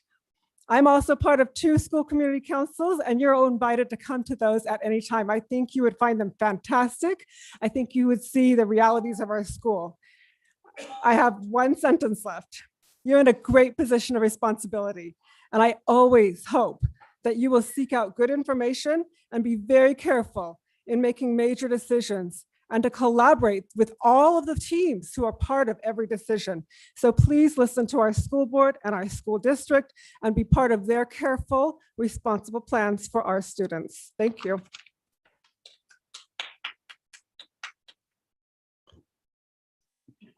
Next, we've got Quinn Meekum.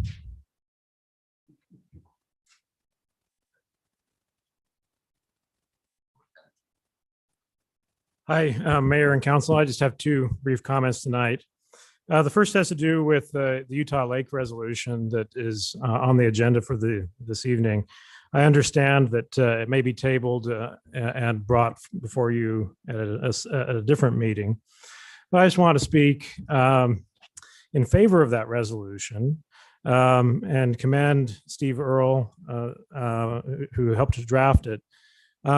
Some of the things that resolution says that I think are really important for us as Orem residents are the need for us to be very active in planning for the future of the lake.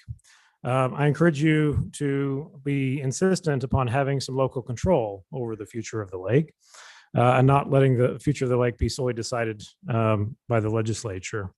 I invite you to always try to protect the ecological integrity of the lake, make it a very pleasant place to recreate, and to oppose any plans for residential and commercial development specifically on that lake.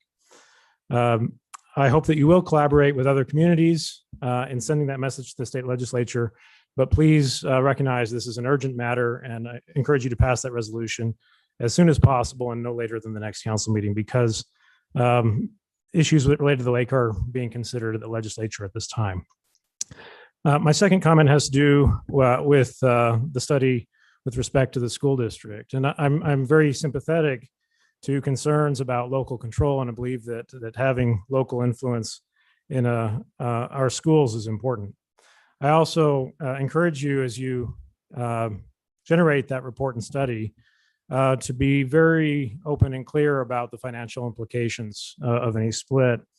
I ask that you don't approve anything that would result in a large tax increase for residents of Orem, and especially ask you to focus on our commitment to ensuring that we will never lower the standards of our education for our children.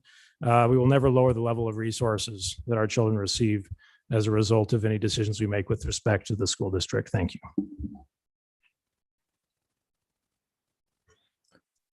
Next, Mike Carpenter.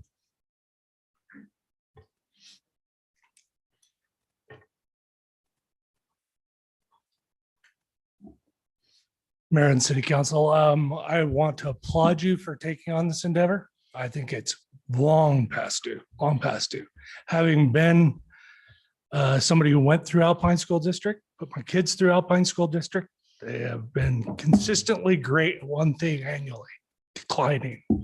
So I want you to take into account, no matter what, that there are intangible costs about staying, and that is the future of our children and the quality of our city and the world around us for undereducating children. They have spent countless hours focusing on gender and CRT and diversity, nothing that a school should be chartered to do. They are there for the 3 R's, and they're failing, and they have been failing for decades. So I just beg that you take that into account as well as you thoughtfully move forward in this endeavor. I think Orem has always been the cash cow for this school district, and we've never really got anything out of it in comparison to what we put into it. So thank you for your time, and I appreciate all that you're doing.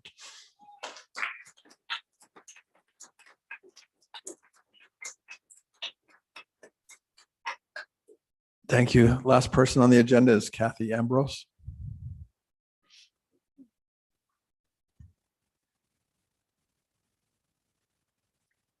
Thank you. I think I've had conversations with most all y'all. Sorry if I've missed a few of you newbies. My thoughts all over the place. I'm gonna try to focus. I don't know what it is, but I really am drawn to a cause, and I have done my duty as a PTA president and a school community council. And there are a lot of ideas being floated out there by people who are not in touch with what happens at the schools. I know I'm talking on State Street, but you can't teach the 3 R's to a hungry kid. He needs to have a full belly to learn anything. So I would like to dispute that. Mountain View and Orem and most of the junior highs and elementary schools have food pantries because there are food insecure kids and kids who are homeless. They need to have a full belly before they can approach the 3 R's. And that's the reality of where we live. About the State Street Master Plan is I have followed that from the beginning. I participated, I interviewed heads of each city department. I toured around the city. I talked to people from different neighborhoods to feel what their needs and opinions are. And it saddens me that that's all being dismissed.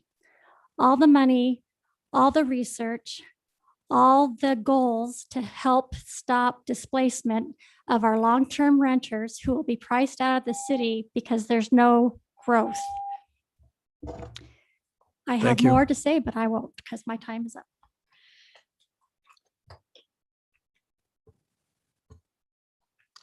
All right. Thank you, everyone, for your comments.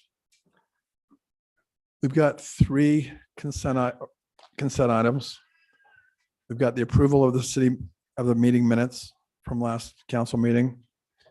We've got appointments to boards and commissions. We've got CJ Meekin, who is being appointed to the Transportation Advisory Committee.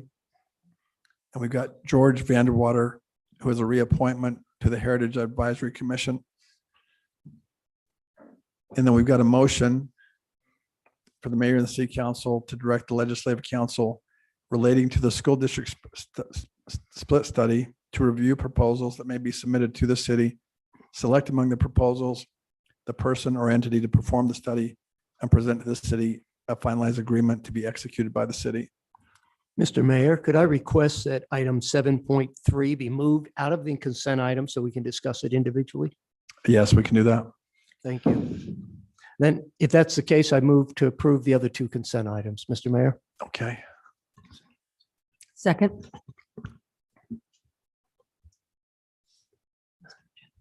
Aye. Aye. Aye. Aye. Aye. Aye. Aye. Thank you. The consent items pass, and we'll move on to the scheduled items.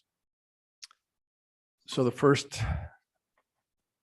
now the new scheduled item is would you like me to read it again? No, I'm That's good. good. Yeah. Okay, so we're going to discuss the selection of a group to do the school split study. May I make a comment there, Mr. Mayor? Sure. Clearly, from the applause here, most people are great in favor of that. But the calls I've received over the last week have been from other people who are not voiced here today. And I'm aware that Alpine School District has done several studies, and I'm concerned about the budget estimate. And granted, it was a back of a napkin kind of estimate that our city manager sent to us. And I'm wondering if instead of a full-fledged commission to study, we could pay somebody something less to study what Alpine has already done and therefore have less of an impact on our budget before we move forward. Is that a possibility, Jamie and Mr. Riddle? I don't know how that would go. If I may, I think that's a question, an answer to a question I don't necessarily have right now. The state statute requires a study to be completed as part of a split evaluation. Whether or not it could be a study of a study, is something we'd have to research. So I guess my question is really budgetary. We've made this council has approved a new budgetary items a couple meetings ago. We're looking at a pretty significant budgetary item here that hasn't been budgeted. I'm sure we can find it, but it's not in our budget. So before we approve the full amount of your estimate, I would like to see what we can glean from the studies that have already been done, a study of a study, to use your words, Jamie, and see what we can do. It just seems, I understand the concerns. I hear it from people here today. I've also heard others. And my guess is any big item like this would go to a vote of the people, at least in the past, that was the proposal. Could you opine on that? Yeah, and our city attorney can add to it, but there's 3 ways to essentially initiate a study or a split. First one is a citizen initiated by way of a petition, a signature gathering effort. The school district then has the option of making a decision and moving forward with the split. And then, of course, you as a city council have an opportunity to do just that. There are different requirements based on what path is followed. So based on the path that we are talking about tonight, a study is required. Whether it's a study of the study remains to be seen. And then there is actually a vote that takes place. And based on how that study is or how that effort is initiated, it may just involve individual registered voters within the specific community that is looking to split, or it actually may require a vote of the entire school district, including those who would be in splittees, so to speak. So you know, So- what we're talking about tonight is a study to evaluate from an city of Orem perspective. With potential other cities that has been mentioned. Yeah, tonight. and potential other cities that would be mentioned, So- that would be included. Mr. Mayor, I'll end, but my concern is budgetary, both of how much it would cost to do the study and then how much, at least reportedly, Jordan area went up in taxes when they split because they had two of everything. And granted, some have pointed out the expense of a big head versus two little heads may be different. That would all be part of the study, but this study is not inexpensive. And so I'm just wondering if we can put some budgetary constraints on it. And that's something maybe you could come back to us with in time. And obviously, the number I provided you was, I think with confidence, a number not to exceed $70,000 based on when, for example, the last study was completed by the consultant that I reached out to and talked with. It was about $50,000, and that was back in 2014. So I'm assuming that there will be obviously an increase in cost based on time, but also since 2014, the law has been tweaked. And so there may be some changes as to what is expected and required in a 2022 study as compared to a 2014 study. I don't think any of us want to sacrifice the quality of education. And I think I think we're in harmony on that, no matter which side of this we're on. So that's my only concern, is putting a limit on the budget, and you can get back to us on the report. Mr. Mayor, that's the only reason I wanted to break it out separate. Okay, thank you, Tom. As far as, we could vote, we definitely have an interest in looking at the cost of splitting the school district. That's why it's on the agenda. If we were to do a study to figure out what Alpine School District said, and then after that, we did another study, we would wind up costing more May end up costing than what more. we're doing. Unless we are allowed to rely on a study of a study. Say, Terry. Just a couple of comments. We had a retreat as a city council, and if I recall, it was 7-0 to support a feasibility study. Before we knew the cost. We still don't know the cost. Yeah. But what we're asking on this consent item, which you wanted to now move, Tom, to discussion, which is great, is that we are hiring legislative counsel. The mayor and the city council is directing the legislative council to do the research and to study different options for a feasibility study. Okay.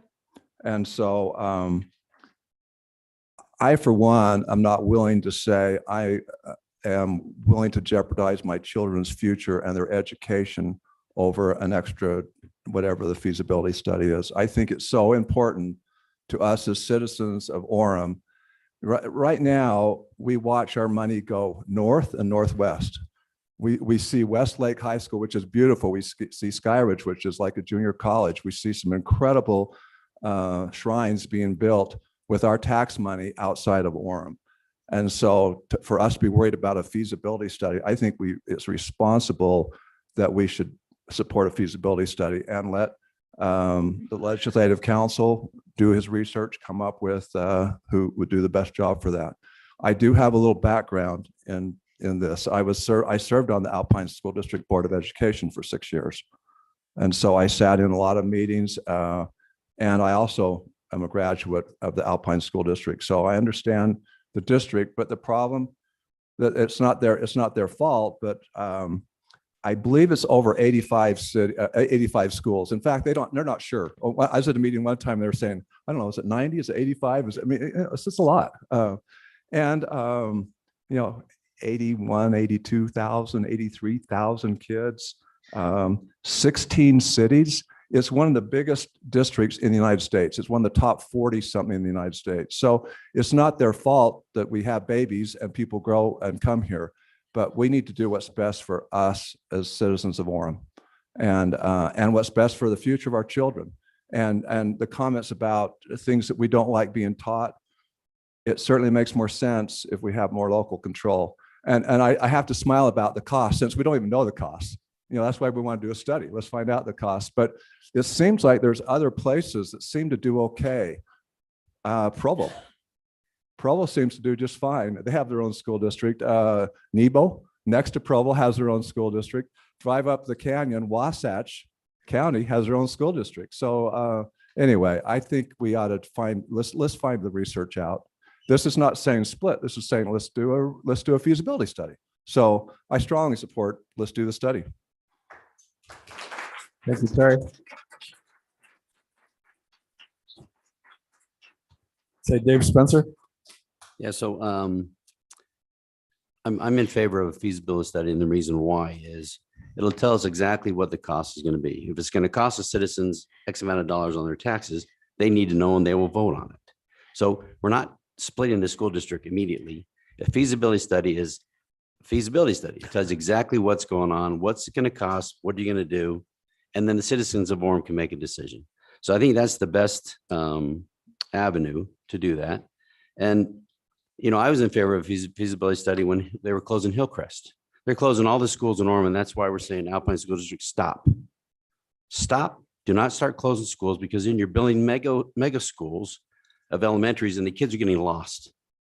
Talking about depression and anxiety, that's where it's coming from, because kids are getting lost. So I'm in favor of it, and I think we need to move forward. Thank you. Thank you. Lene. Yeah, I'd just like to say, I agree that this is something that we should explore, that we should look at, that we need to have the right information, accurate information in front of us to make a good decision. And, you know, I appreciate Terry's experience. He's been there in the district office and has seen that. And I also want to say I'm bringing to the table 20 years of volunteer work in our schools. I've been the PTA and the school community council. I don't know if Cecilia remembers, but her last year I served with her on the Timpanogos School Community Council. That was my first year. So, or maybe my second year. But anyway, I just feel like our motives here are what's best for our children. I really believe that the best way to find that out is to just look at the options. Let's pull everything together and come up with the information that we need to strengthen our schools and to lift our children. That's our goal. Thank you. Jeff. Thank you. Not to belabor the point, but I think the feasibility study will give us the opportunity to really get into the nuts and bolts of what we're looking at. And I think that's the data and the information that we want. I too have received phone calls and emails and people stopping me on the street and expressing great concern of, you know, have we considered the expense of what this is, you know, what this is going to cost? And I had a young school teacher who called me on the phone and was distraught because of some of the things that she's been hearing at school, that Orem's, you know, that this is a definite thing, that this is going to happen and that we're going to be leaving Alpine School District. And she was concerned about her benefits and what that would mean to her as a young school teacher starting her career, and how that would affect her family. And so, you know, again, we all have and want to find the best interests of our children. And so I think, you know, the feasibility study will give us that opportunity. And I look forward to learning from what Alpine School District has learned as well, that information and what we can do to continue on a path of education that's going to be best for our children. And not only that, but our teachers who, you know, work so hard every day and do so much for our children to make sure that they're not lost in that process as well, that they're able to maintain and hopefully even make a better living than what they currently are. So. Thank you. Does anybody else have anything? I've got something, but go ahead. I'm ready to make the motion for it. I just want the discussion before. Mr. Okay, Mayor. I'll just say what I'm going to say before you make a motion.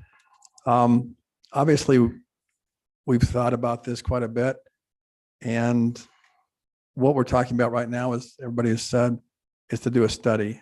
And there's a number of compelling reasons why to split. Otherwise, we wouldn't even do a study. But just a few of them.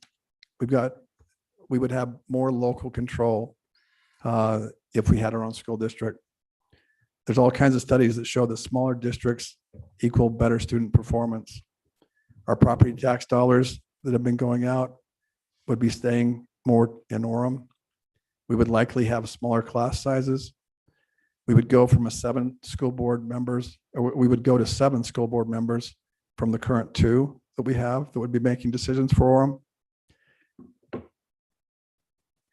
There's even teachers could potentially be paid more in this structure. We don't know that. We haven't run the numbers, but there's evidence to say that that has happened in the past. And then just really the local control. There's been a lot of controversy in the schools over the last few years. And if we are Family City USA and we want to represent those values, we want local control of our schools. So those are all the compelling reasons why we would even consider this. We don't know if the numbers work. There's evidence that they would, based on what we contribute and what is used. And so in my mind, it's definitely worth doing the study so we've got better data to work with. Mr. Mayor, it's Heather over here. Hey, in response to Council Member McDonald's question, I do have a reference to a Utah State code that I think might be helpful to the council. And it's Utah Code 53G-3-302, which addresses proposals initiated by a city to create a school district. And subsection 1B says, the determination of all matters relating to the scope, adequacy, and other aspects of a feasibility study authorized under this section is within the exclusive discretion of the city's legislative body. So I think that's pretty clear that the city council defines the scope of the feasibility study. Okay. If that's helpful. Thank you. That's very helpful. Mr. Jesse? Mayor, may I make one comment also? The city council can vote to go forward with the feasibility study. You can also do an interlocal agreement with other cities who would be interested. They could do their feasibility study, or they could be jointly done. So to address the issues of people that would like to get Linden or others, that's possible. I think you take the first move, and then if they're interested, I'm sure they'll get a hold of you. Okay, thank you, Jesse. Somebody want to make a motion, or somebody got a comment? I can make a motion. Go ahead. I move that the mayor and city council direct legislative council relating to the school district split study to review proposals that may be submitted to the city, select among the proposals the person or entity to perform the study, and present to the city a finalized agreement to be executed by the city. I'll second that. I'll third it. Can we have a vote? Aye. Aye. Aye. Aye. Aye. Aye. Aye. Thank you. The motion passes.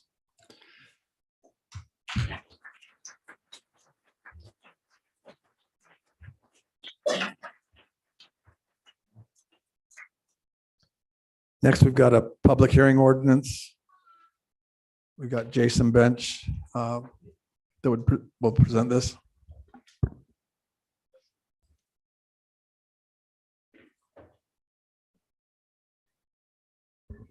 Thank you, Mayor, members of the City Council. Tonight, we have a couple items. The first one is an item that's applicant is ourselves, the Development Services Department, suggesting or requesting that the City Council amend the PD 21 ordinance that would require any new development. You can see on the, let me just get my cursor here, this area.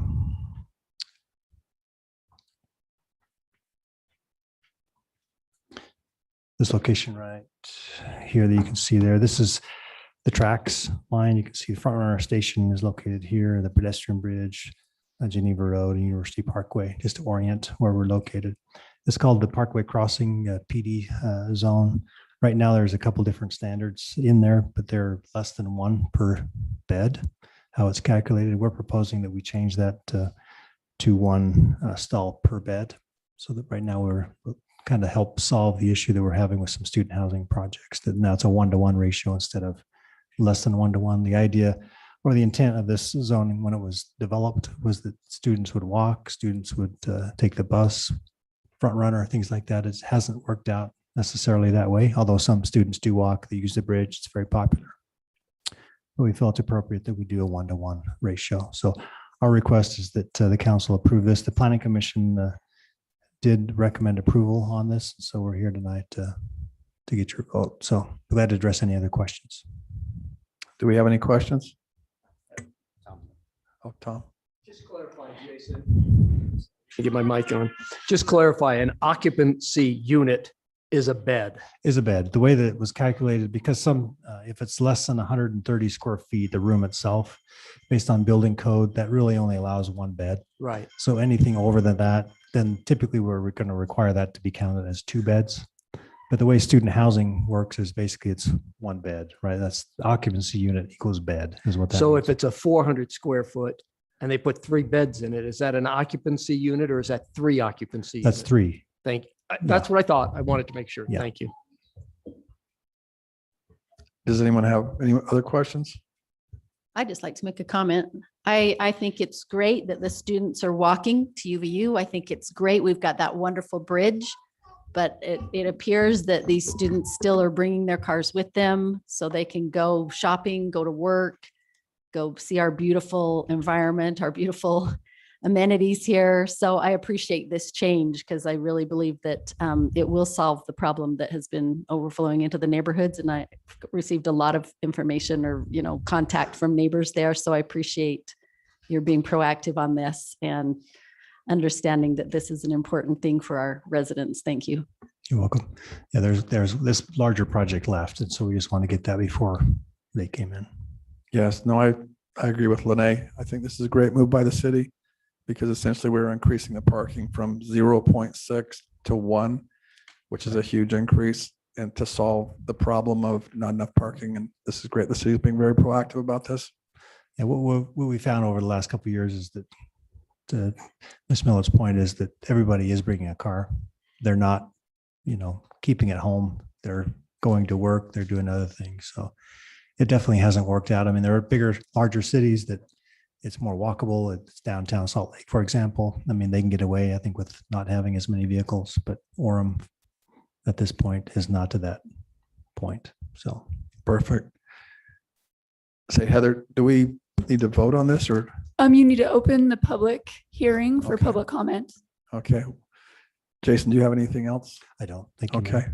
We'll invite anyone from the public that wants to make a comment on this to come up. Looks like there aren't any comments. So go ahead and close the public hearing portion So we'll close the public hearing portion. and then back to the council for discussion, deliberation, and eventually a vote. There you go. Would you like a motion, Mr. Mayor? Unless somebody's got something to say. I move that the city council approve portions of section 22-11-33P8 parking pertaining to parking standards in the PD 21 student housing village zone by increasing the parking ratio to 1 stall per occupancy unit. Second. Can we vote? Aye. Aye. Aye. Aye. Aye. Aye. Aye. Thank you. The motion passes, or the ordinance passes. All right. Next, we've got a presentation on amending Appendix A of the Orem City Code by amending the standard land use code 6232, tattoos and body piercing from a not permitted use to a permitted use in a C3 zone. Would you like Thank you, to present Mayor. that? Members of the council, this is an applicant, Indie Studio Suites, which is currently located up in the Pinehurst Plaza, which I'll get to in just a minute. They're requesting that they allow, that we allow, I guess, the city tattoos and body piercings. They have estheticians, I think about 40, if I recall. I think the applicants are here, and they want to be able to do tattooing, which is multiple faceted, right? You got the eyebrows, you got eyeliner, I think is a tattoo now. And so there's other avenues, just the typical tattoo you see on your arm. So there are other things. And right now they wouldn't be able to do any of that type of stuff. And so that's why they're proposing that this be amended. We do currently allow it on the C2 zone. So anywhere along the State Street corridor is currently a C2. There are other areas that are not zone C2, but are permitted, which we're going to talk about next city council meeting. But tattoos are currently allowed anywhere along the corridor. They're requesting, we have two, one currently, one is proposed to be rezoned to C3 in a couple of weeks. The Pinehurst Plaza, which is, I can point out, up where the Sonic restaurant, and then the other 3 office buildings here. You got the Timpanogos Regional Hospital, which is there. So this portion of the city is zone C3. This map represents what portion of the property will be zone C3, so this portion here. The rest of the property along State Street is currently zone C2, which does allow it. In addition, the Smiths here across the street is proposed to be zone C3. So in practicality, we have two areas in the city that's zone C3, and then we have the rest of it is C2. What they're proposing is that be amended to allow tattooing in the C3. Currently, we have 9 fully licensed tattoo and body piercing businesses in the city. So the city council, or excuse me, the planning commission reviewed this request and did make a recommendation, positive recommendation. The council approve this request. I'd be glad to address any questions.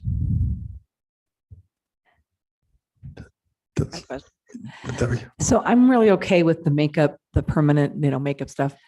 But I think we have plenty of regular tattoos and body piercing. Is there a way to distinguish between a cosmetic?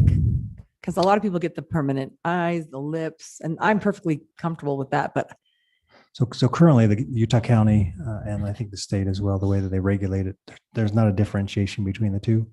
So when they have to get a license through the county health department for their license, if they do any tattooing at all, it has to be a license for body piercings and tattooing. So there's no differentiation between those two.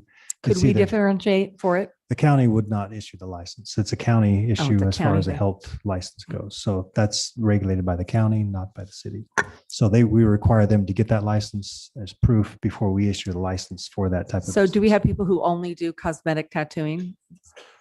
Well, I think it's a combination. We have several in the city in the C2 zone that are beauticians, but also do that type of tattooing, right? It's not just a typical, razor thing or whatever on your arm. It's not that type of tattoo necessarily, but there are people that get permanent tattoos that are part of eyebrows and things like that. But that's part of currently allowed in C2 zone. Okay, so of the 9, do we know how many are just like an esthetician doing permanent No, cosmetics? I'm sorry. That's not related to tattooing. I'm talking about, we have probably 30 or 40 or maybe even more that beauty shops, beautician. I don't know the proper term. Sorry. We have many of those that do a combination of tattooing and that because they're in the C2 zone. Okay. Right? So we do have a lot of home occupations as well that do hair and different things that probably don't do tattooing, but that's a different category. But we do have some that also do tattoos and hairstyling, toenails, fingernail, all that kind of stuff as part of a full package. Okay, thank you. So just to clarify, there's 9 regular tattoo. 9 that parlors, just do tattoos. 9 that just do tattoos, and then there's 30 or so that do. There's probably more than that. I looked briefly, Cosmetic. but the list was really long. Goes long. And Okay. that was a combination of home occupations as well, because there's a lot of people that have a hair salon in their home, which we do allow as well. But I don't know that I don't think they do tattooing. It's simply those that, like in the mall, there's people that do ear piercing and things. They have to get a license from the state or the county, excuse me, to be able to do that. And it has to be a permitted use. So the C2 does allow, I don't know the thing in the mall where they do just ear piercing, but that's still under the guise of piercing and tattooing, and they have to get a license through the county. So they make sure that it's a permitted use in the city before we'll issue a license. Okay, thank you. Anyone else? Terry? So I like this, the C2, which like you're saying, Jason, is pretty much most of State Street will be C2 with the change that we're voting on in 2 weeks, if it's not currently, but Right. and so there's plenty of places to have tattoo and body piercing. I am opposed to adding more locations. I just think we already have places where you can do that business. And and it's kind of what Debbie's bringing up. Everyone's definition of beauty is different. So, what if I'm getting, what do you get your eyebrows tattooed? What do you? Around your lips. So.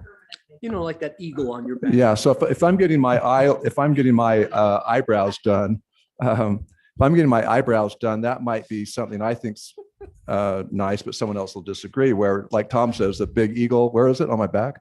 Yeah. Anyway, it's just all in the eye of the beholder, or the eye of the whatever, the person looking at it. Well, But- Terry, can I say one thing? Like, I would not get a regular tattoo. That's just not my style, but I would consider a permanent cosmetic, an eyeliner, lip. That's mainstream, right? Yeah, and I'm not making any kind of judgment about any of those kind of things, since obviously I don't know what I'm talking about. The only thing I am concerned about is opening up to a lot more tattoo parlors, because it's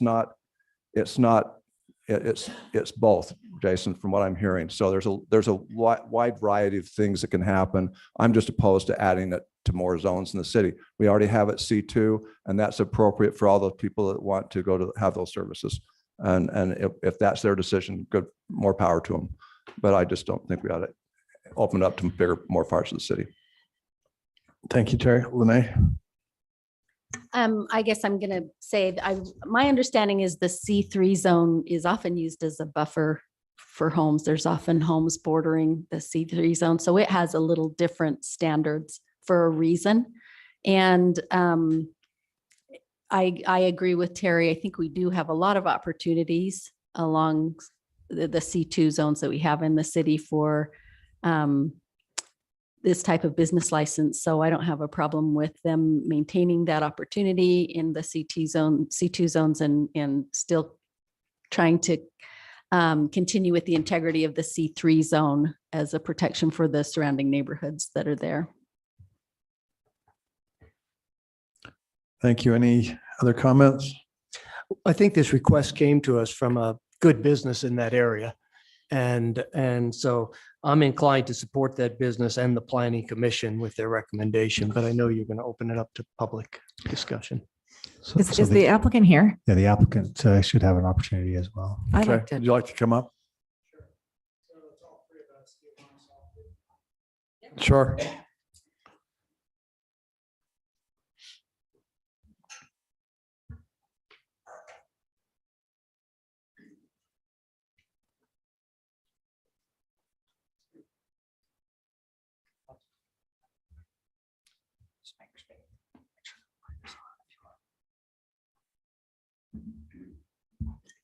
First of all, thank you so much. I appreciate the council, the mayor for taking the time this evening. Appreciate also the planning commission and Kevin Bench for his time and Jason Bench, excuse me, for his time and those of his staff. So my name is Val Gregory. I'm with Indie Studio Suites Orem. And just a couple things, if I could just mention them, just a few things for consideration. One of them is that, currently, if you look at the C2 zones that are current in Orem and even being proposed, I guess, in another week or so, those are all bordered by housing as well. It doesn't go C1, C2, C3. There's really not a buffer between the housing and the current C2 zones.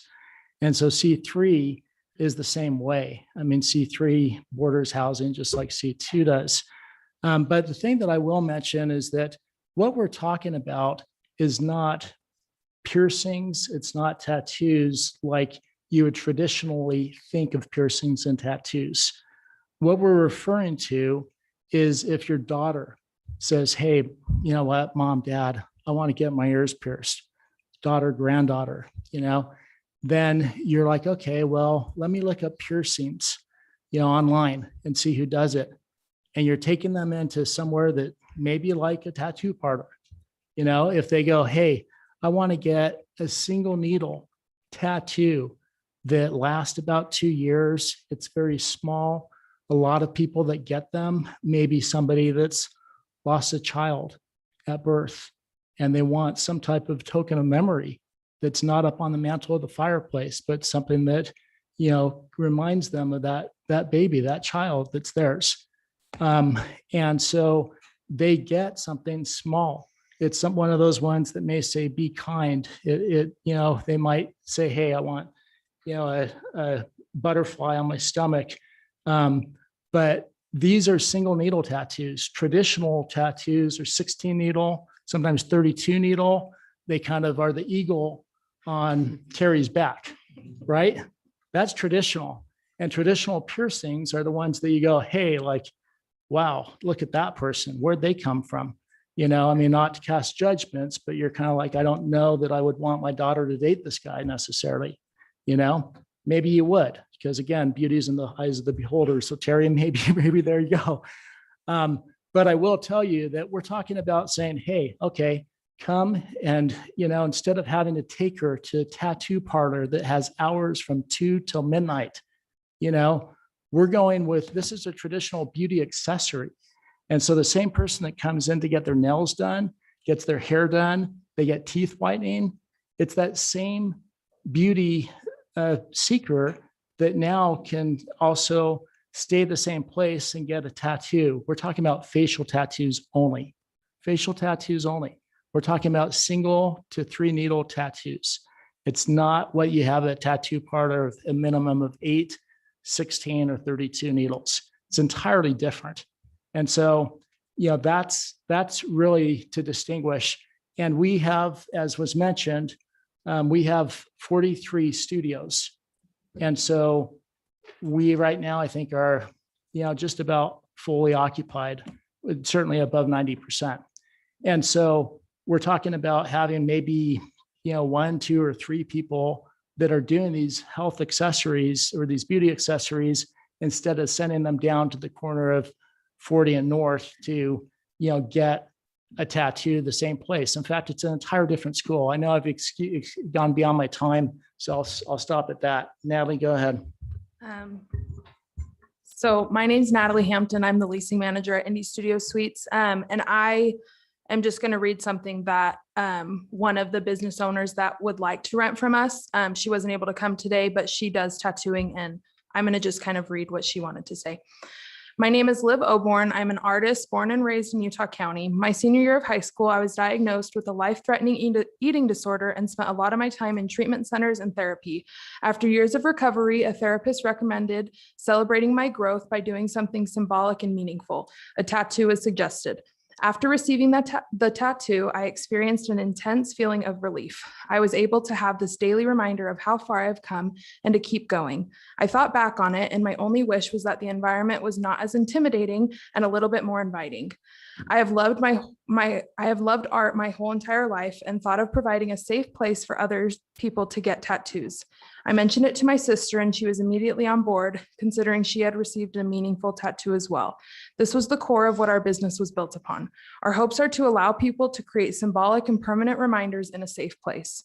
We also have a few restrictions as far as tattoo goes. We don't allow hand tattoos, color tattoos, except for when a rainbow is designed for rainbow babies, a term used for when a mother miscarries. Any hate or negative artwork, and any walk-ins. Every client needs to schedule an appointment in advance so that designs can be discussed, and so we can guarantee the best art for your needs. Me and my sister appreciate everyone taking the time to hear us out. Thank you. And then I just wanted to mention, I am also an esthetician and rent a studio from Indie Studio Suites. And it's given me the opportunity to own my own business without having to find something like have a storefront location and have to worry about the cost of that. Whereas all the C2 zones, they're more of those types of businesses. So somebody like Liv, just wanting to start her own business and be able to provide this for her clients, Indie Studio Suites and something like that gives her the opportunity to do that and me the opportunity to do that without having the major expenses or risks that come with that. So thank you. Is there enough time? Yeah, okay. Hi, my name is Hope. I'm actually one of Liv's clients. I have one right here. I don't know if you can see from here, but it's just a little moth.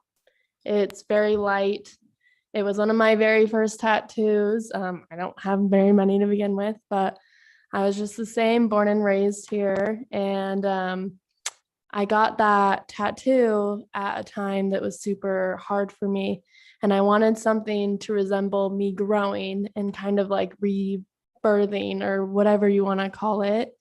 And Liv worked very hard and well with me on it and really took the time. And I love looking at it in the mirror every morning and just reminding myself of what I want to be.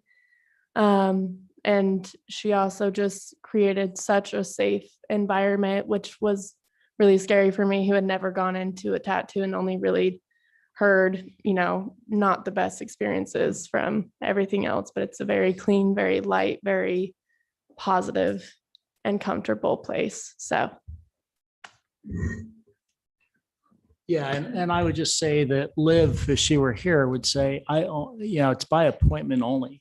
And that's how it is with basically everybody at Indy, right? It's you walk in, it's not inline retail where people are walking by and we're putting up big signs and banners, they have a scheduled appointment and it's a consultation and it's what's going to be meaningful for you.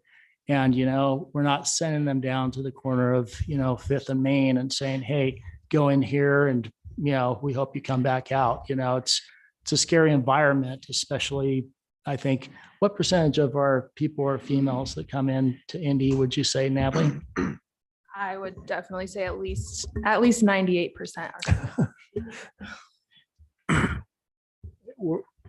What questions do you have? We'd love to entertain any questions.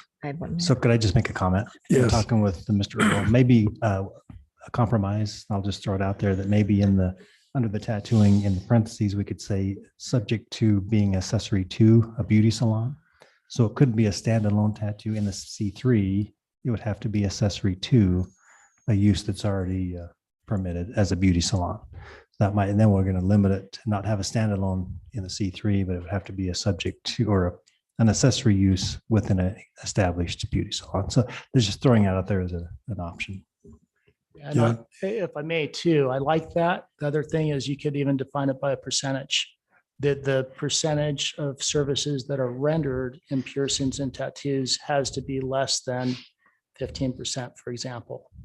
And so, just to kind of give some options. Okay. No, I think that's great as far as giving us an option, because basically it was either all in, on a traditional tattoo shop or nothing. And I've got mixed feelings on this whole thing. I like that you're a successful business and that you're adding a lot of value to Orem. And I want to support you as a business in all that you're trying to do. And I also totally agree with you as far as tattoos are individual, and they mean different things for different people. So I think that's a personal choice. That said, we've got a mission to beautify State Street, which is to, in my mind, make State Street beautiful. So I personally would be okay with what you're proposing, Jason, that it would be allowed, but it would be with those limitations. That way, that's kind of a way to split the baby that I think solves everyone's needs. So for me personally, that's where I would be. So I just have a question about that, Steve, Heather, because I talked to the county health department I saw your presentation in the planning commission meeting, and I was so impressed with you ladies. Really, you do offer an incredible service, and I can appreciate what you're doing. But in anticipation of that, I called the County Board of Health and asked them, what's the deal here? Do we not have cosmetic tattoo designations? We should, with the microblading and everything that women are getting, right? And they said that they do not, and that it all falls under the same window. So I don't know, Steve and Heather, can we change that? Is that a licensing issue?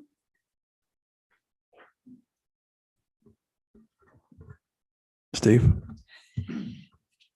I guess I'll come up here. I think it's really difficult to do that. If you try and define it by the number of blades, is that or needles or whatever it is, you still potentially can get, I think, traditional tattoos with that sort of thing. They might be a little bit different style, but you could still, I'm assuming you could probably still get the eagle on the back if you wanted to with that. I think, and I'm not a professional, but nor am clarify me I. if I'm mistaken, I think you probably could, but it may take the better part of a month to do it with a single needle Yeah, as opposed to 32 needles. Right. So I just don't know that we're enough of an expert on this subject to kind of define the difference on that, or that we could even accomplish our objectives in doing it that way. So. Yeah, because when I asked them about that, the county health department, they said they have actually requested that type of thing from the state legislature. It has to be changed and really have gotten a lot of pushback. And this is such a new area that maybe that's the direction we need to go, is get some changes there to accommodate these kinds of beauty products is really what I see you're promoting here. But I don't know about right now. To me, when my conversations were with them were that was the law, and that opens it up to every type of tattooing, body piercing, that's licensed under that ordinance. But weren't you saying, well, is this something that can be done that you could limit it the way that you're talking about? So it's within a beauty salon and it's a certain percentage of business. Is that a possibility? So that's an idea I think that we talked about as a compromise. You could say that it's only permitted as an accessory use to a beauty salon, and we define that as being maybe less than 20% of the revenues generated by the business, to ensure that it is truly, and by accessory we mean it's customarily incidental to the main business. It's not the main or primary business. It's a smaller subcategory of the operation. So I think that would be one way of making sure we're not getting a standalone tattoo shop in the C3 zone, if that's the concern. And obviously you're more likely then to get more of the beauty esthetician type of a tattoo. I mean, you could still get the regular tattoo, I suppose, but you're less likely to get that in that scenario. Which do you do those? Do you do microblading and eyeliner?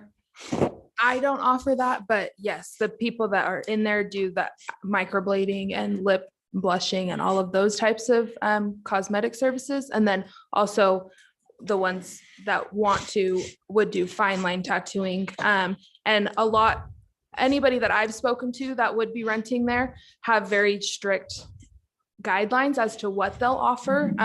They don't do a lot of those traditional things because it is a single needle. You can't do a lot of things. It might take a month to achieve something that with a 32 needle tattoo would take an hour. So that's kind of the difference. So Steve, we can limit the percentage of the profits, but we can't limit the number of needles? Well, the type of tattooing? Again, to me, that would be the better option. I'm not an expert in, how tattoos work, whether it's one needle or two needle or whether you can do a 3 or a 5 or a 7 needle, and, what's the most commonly used or what's the difference. I mean, I guess I'm just not enough of an expert in that to know how to adequately differentiate that kind of a product. So. Okay, we get Debbie and then Tom. Well, my question was about the professional, cosmetics, the single line. Because that's more mainstream than and so you do offer that, and even though you don't do it, someone in your shop does. Yes. Okay. And I'm comfortable with doing this with the beauty shop. I think that's a good compromise. I think it's safe to say that a regular tattooer isn't going to come into a beauty place and only do 20% of your revenue. I don't know if I should admit this in a public meeting, but I'm about to do that. My wife went in a few years ago to get a piercing in her ear for migraine, if some of you heard about that. And as soon as she walked into this tattoo shop, she asked me to go with her. It was clear she wasn't the demographics that they were typically looking for. And they said, you want an ear pierce for your migraine, don't you? They quickly stereotyped her, put her in a different place, and she quickly got it done. And it was great. But if she went to your place, I don't think I'd have to accompany her for her to feel safe. So I know this is a public record. Please don't call my wife and tell her I told on her. Mayor, could I ask a question of the applicant? Now, going back to Ms. Millett's question, is it purely single needle that you use, double needle? I mean, what's the maximum number of needles that you use or you want to use in your business? Oh, me? So it's 3. 3. 1 to 3 needles. And I'm sorry, I don't know if this is recorded. Maybe I should speak here. It's 1 to 3 needles. And, typically a regular tattoo parlor, it will be 8, 16, or 32 needles. And so, I mean, that's why they don't last, forever. They wear off in time. As Liv also, or Natalie explained, Liv doesn't even do any color tattoos, except with the exception that somebody has lost, or has miscarried. That's the only time that she will do them. But it's a consultation as much as it is a service where she actually does it. And it takes about how long, maybe like, would you say, Hope, to do that? I preferably get very small ones. That's what I'm more comfortable with. And that's what Live offers, is only really smaller ones for people that don't want something valuable, but don't want anything big or super colorful or really packed with black ink, you know. So mine take underneath an hour, maybe even 30 minutes. So to address the concern, you know, if you wanted to, you know, based on what they've said that they're not going to use more than a 3 needle, you could add that stipulation onto this too. I think if you wanted to, that it's not more than a 3 needle type of a tattoo. Yeah, I honestly think that's a brilliant idea. That is very, very smart offering for consideration. Because the thing is that the type of people that we would have come into Indie Studio Suites, it is a beauty accessory. We're not going to have somebody that would typically operate a tattoo parlor. We wouldn't let them come in and operate within our business. It doesn't go with our branding, doesn't go with our clientele. It's not a beauty accessory. It doesn't fit our target demographic. I mean, there's nothing about it that we would embrace, but this is absolutely a beauty accessory. And I think limiting it that way gives the council and the mayor the assurance that, hey, we're not going to have 43 studios that are filled up, you know, with, as a tattoo parlor is traditionally. And same thing with piercings, they're facial. This is not some type of weird, awkward place on, you know, in a business complex. It's that somebody gets an ear pierced in a place that they're comfortable with, not like the place that Tom went to or brought his wife to, you know, because it was the lowest place in town, because it was the lowest cost place in town, you know. I mean, Tom, just kidding. Cal, I'll let Dave Spencer talk and then we'll wrap up here. So Jason, I've got a question for you. So in the C3 zone, it wasn't a permitted use back then. What was the reasoning, do you know? I'm sorry, last part of the question. So in the C3 zone, they're not, it's a non-permitted use, right? Correct. So what was the reasoning then? Well, probably about 10 years ago, we didn't allow tattoos at all in the city. And it was just an applicant came in and wanted to add it to the C2 zone.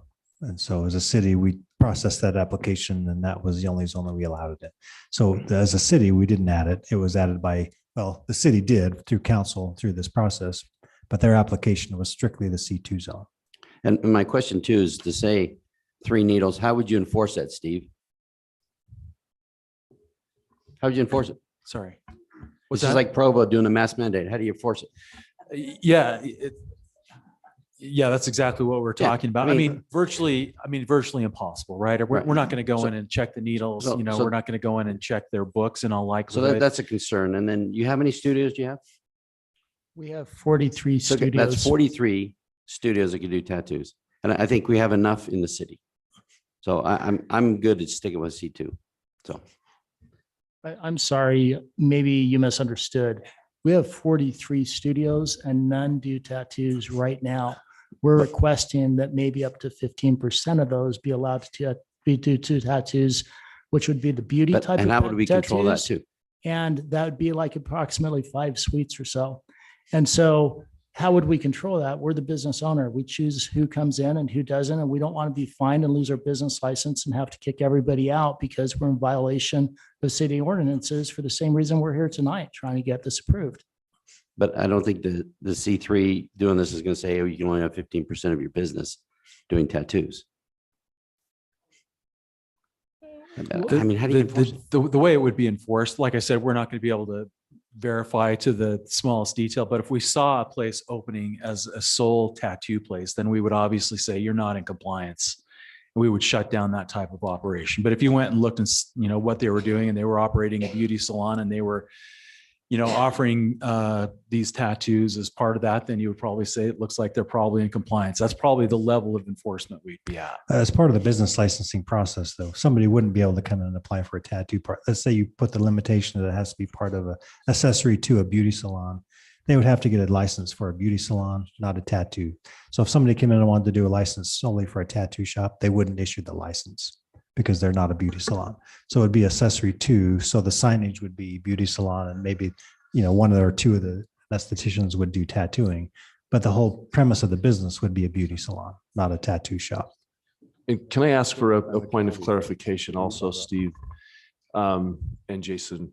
So when we're talking about limiting it to 15%, we're not talking about 15% of the amount of money that they make. We're talking about 15% of the business footprint would be limited to that type of business. I was actually contemplating it would be based on revenues, because I would imagine they'd be using the same space for the tattooing as well as the other beauty services they're providing. I'm not sure how you would, maybe they would have a segregated space, but I don't know. The applicants can speak to that. Yeah, we would need to word it in such a way that it's compliant, that it's functional. And so everybody, like Natalie expressed, they run their independent business within India Studio Suites, and the rent's approximately $800 a month. That's why Natalie expressed that if they were to go do it at inline retail, they might do all kinds of TIs, have to do personal guarantees. It's thousands of dollars. And at the end of the day, I just want to run my own business as, a hairstylist, for example, or offer piercings or tattoos. And so I don't know how you would word it, but I think you would need to word it in such a way that the combined, so my idea would be saying, hey, it's, 5 suites or less, or 15%, call it, that would be able to offer beauty accessory tattoos. And this would be also, it could also be limited by no more than 3 needles. If you do that, that excludes all the tattoo parlors from a traditional sense. Terry's not going to get the eagle on the back at our place. He can at a lot of other options, but ours is the females that are going in to say, hey, I want a beauty accessory, and we don't want to send them down to the tattoo no more than Tom wanted to take his wife to that same place, And I know he's going to deny everything. I'm going to stalk you. Someone talked about stalking. I'm going to find your wife and explain everything, Tom. I'm just kidding you. So anyway, hopefully we can word it in such a way, because they are independent businesses. They're leasing space from Indie Studio Suites. Every space has a sink in. It's if you walk through there, look at the gallery online. It's a very beautiful place. Okay, so we're going to have to. Can I just go ask pretty one quick. question? Just So I'm sorry, you're 50. So if you charge a monthly rate for a booth, that's not going to be anywhere near 15% of your profit. So that's not going to really be a deterrent, or they could be, I don't understand. Help me understand how are they independent contractors? The 15%, I think, should represent 15% of Indie Studio Suites revenue. And so if you just go, hey, we have 43 suites and we, charge about the same for every suite. And so 15% of that revenue makes sense, because I don't know the P&L of each and every one of those businesses. I do for Indie Studio Suites, and I'm just going to divide it by 43 and say, here's the relation of profit to revenues the same. But I think you do it off of revenue, because revenue doesn't lie at all. It's like why franchisors use revenue as a basis instead of profitability.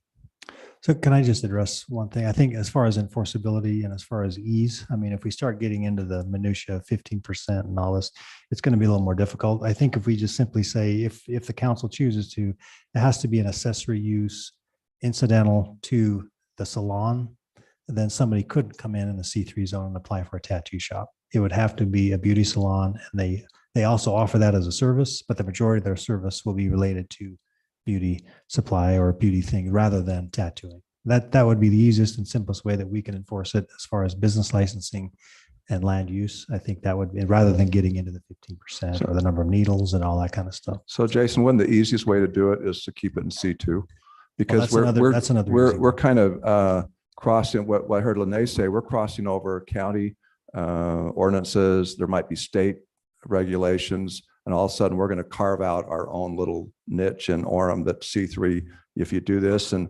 if you only have so many needles. So I'm wondering if Josh, are you going to have a special policeman that's a tattoo and body piercing officer that checks how many needles they use for the tattoos. I don't know if we're going to do that or not, but anyway, I think it's getting very confusing, and I don't think, hopefully we don't do something as a city that we find out we're in violation of other ordinances that we don't even know about by trying to carve out a niche. But Jeff? Okay. Okay, so Mayor, we still need to yes, open this up for public comment, the public hearing. okay. Have we got someone from the public that would like to comment?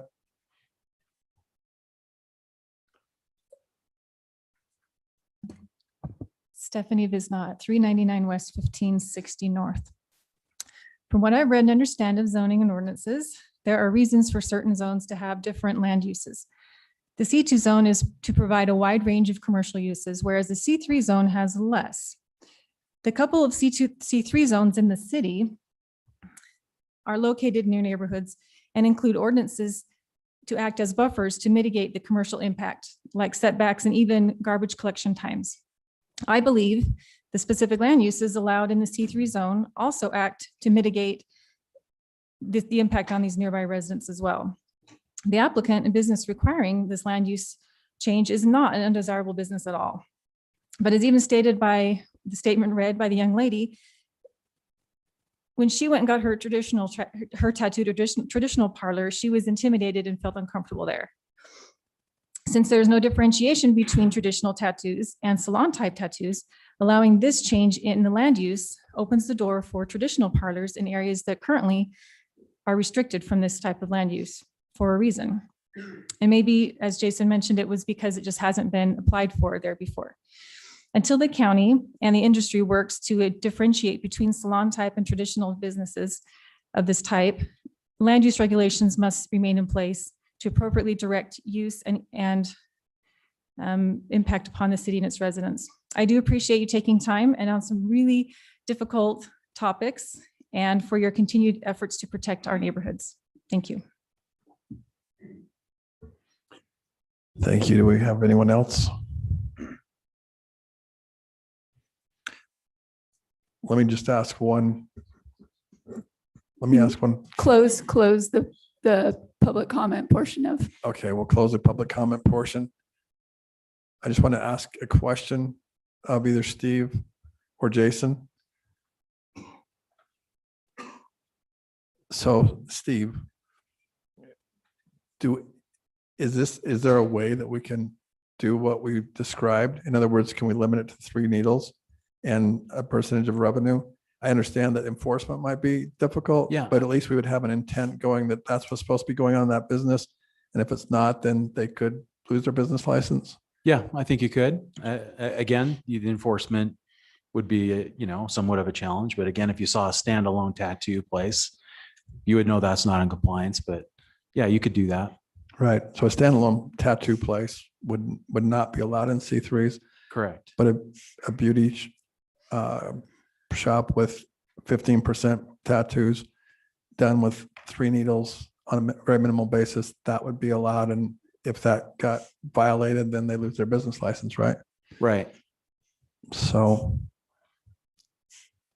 Well, let me back up. I don't know that they would necessarily lose their business license, so they would have to shut down entirely, but certainly that would be a violation. That would be a violation of the zoning ordinance. So if we found that violation, they could be cited for that violation, put it that way. Okay. Any other comments? I just don't know how to make that motion, Mr. Mayor.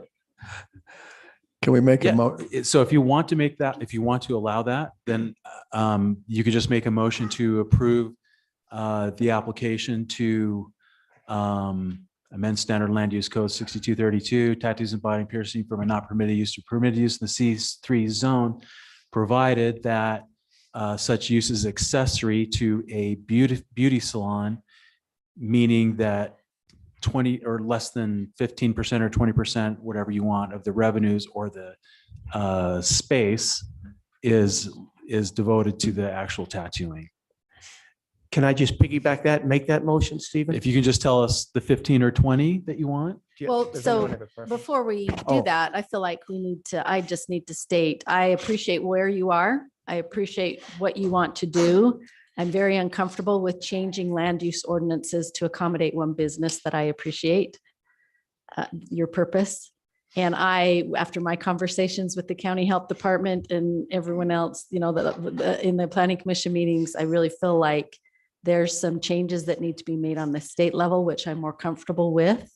If we could get those changes made, but I don't feel like I can support this for one business. I feel like we need to follow the proper channels to bring credibility and awareness of what you do.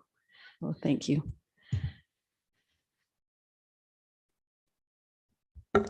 Anybody else? Councilmember McDonald, is there a motion? There is a motion, and I think with a limit of 15% of total revenue and no more than 3 needles, is that what we said? Sorry, that's a little bit confusing, but I think we now know the spirit of it and you'll codify it in our minutes. So that's my motion, Mr. Mayor. I will second. Okay, can we have a vote? I'm going to vote with that stipulation and that compromise. I'm going to vote aye. Nay. Nay. Aye. I'm going to vote nay because there's no way you can enforce it. Aye. Aye. Aye. The motion passes. Or the ordinance. Thank you very much, Mayor. Thank you, council members. Appreciate all of your insight and feedback. Appreciate it. Okay, thank you. Next, we've got a resolution on the Utah Lake Authority. And we talked about this at length in our planning meeting. And we didn't have quite enough information to vote on it tonight. And so we've moved it to the city council meeting on the 22nd. Yeah, she's going to tell us what we need to say. Okay, Mayor, I make a motion that we continue. Yeah. Continue item, where is it? 8.3. 8.3, the Utah Lake Authority resolution. With stipulation that we may do it next week if we can put it Just together, but it's all we have to continued. say is Just continue. to I think. continue. Okay, it's continued. Okay. Second. Aye. Aye. Aye. Aye. Aye. Aye. Aye. Motion passes. Last, we've got an ordinance amendment to Article 2-15 of the Orem City Code Planning Commission. Jesse, if you'd like to show us that. I know Tom doesn't want to bring it up, but I heard his wife say that she accompanied him there. So, sorry, Tom. I'm not really that good at hearing. Anyway, this is a change in the Planning Commission ordinance. There's generally 3 reasons you change an ordinance: is to clarify issues, to make sure it complies with state law, and to provide the legislative body or the governing body their powers and rights underneath the code. So the changes here are some are really fundamental and some are cosmetic. For example, Do you have a red line version for us to see? I don't have it in front of me, so I Did you send I do it to not. us? Does this, Steve, do you have one? I believe it's in your packet. Yeah, it's in the Okay, packet. thank you. I'll know where to find it then. So the 2 major ones are the former code, or the code that is currently in place that we're proposing to change, provides that a planning commission member who misses 25% of the meeting, or a planning commission member who moves out of the city or is out of the city for more than 60 days is automatically removed from the planning commission. The problem with that is that if the city council, which is the governing body, doesn't know that this member is disqualified, and the member doesn't know that they're disqualified, there can be ongoing votes as a result of no one really paying attention or knowing. So we've kind of changed that to suggest that we recommend that the planning commission attend at least 20 to 25% of their meetings. But city council would determine if there should be a removal or some other remedy with the planning commission member to help them to come in attendance. We also put the onus on the planning commission member, if they move out of the city, to give the city council notice that they've changed their permanent resident outside of the city. Debbie, did you have a comment? Or okay. No, I didn't. A couple other issues. We wanted to comply with state law. The code provides that you had to physically meet in this building. The new state law provides for virtual meetings, so we provided a provision that the planning commission could meet in accordance with state law. Also, apparently there was an attempt by some planning commission previously to disrupt an issue and delay an issue that would need to go to the city council. So state law provides that that the city council can take up an issue that's voted in favor by the planning commission, or a negative recommendation by the planning commission, or in the event that the planning commission delays an action. And so we've added that language from the state code into the Orem City Code. Other than that, I'll take your questions, answer any questions you may have. Do we have any questions? We discussed this in the work meeting, so I think we're pretty on top of it.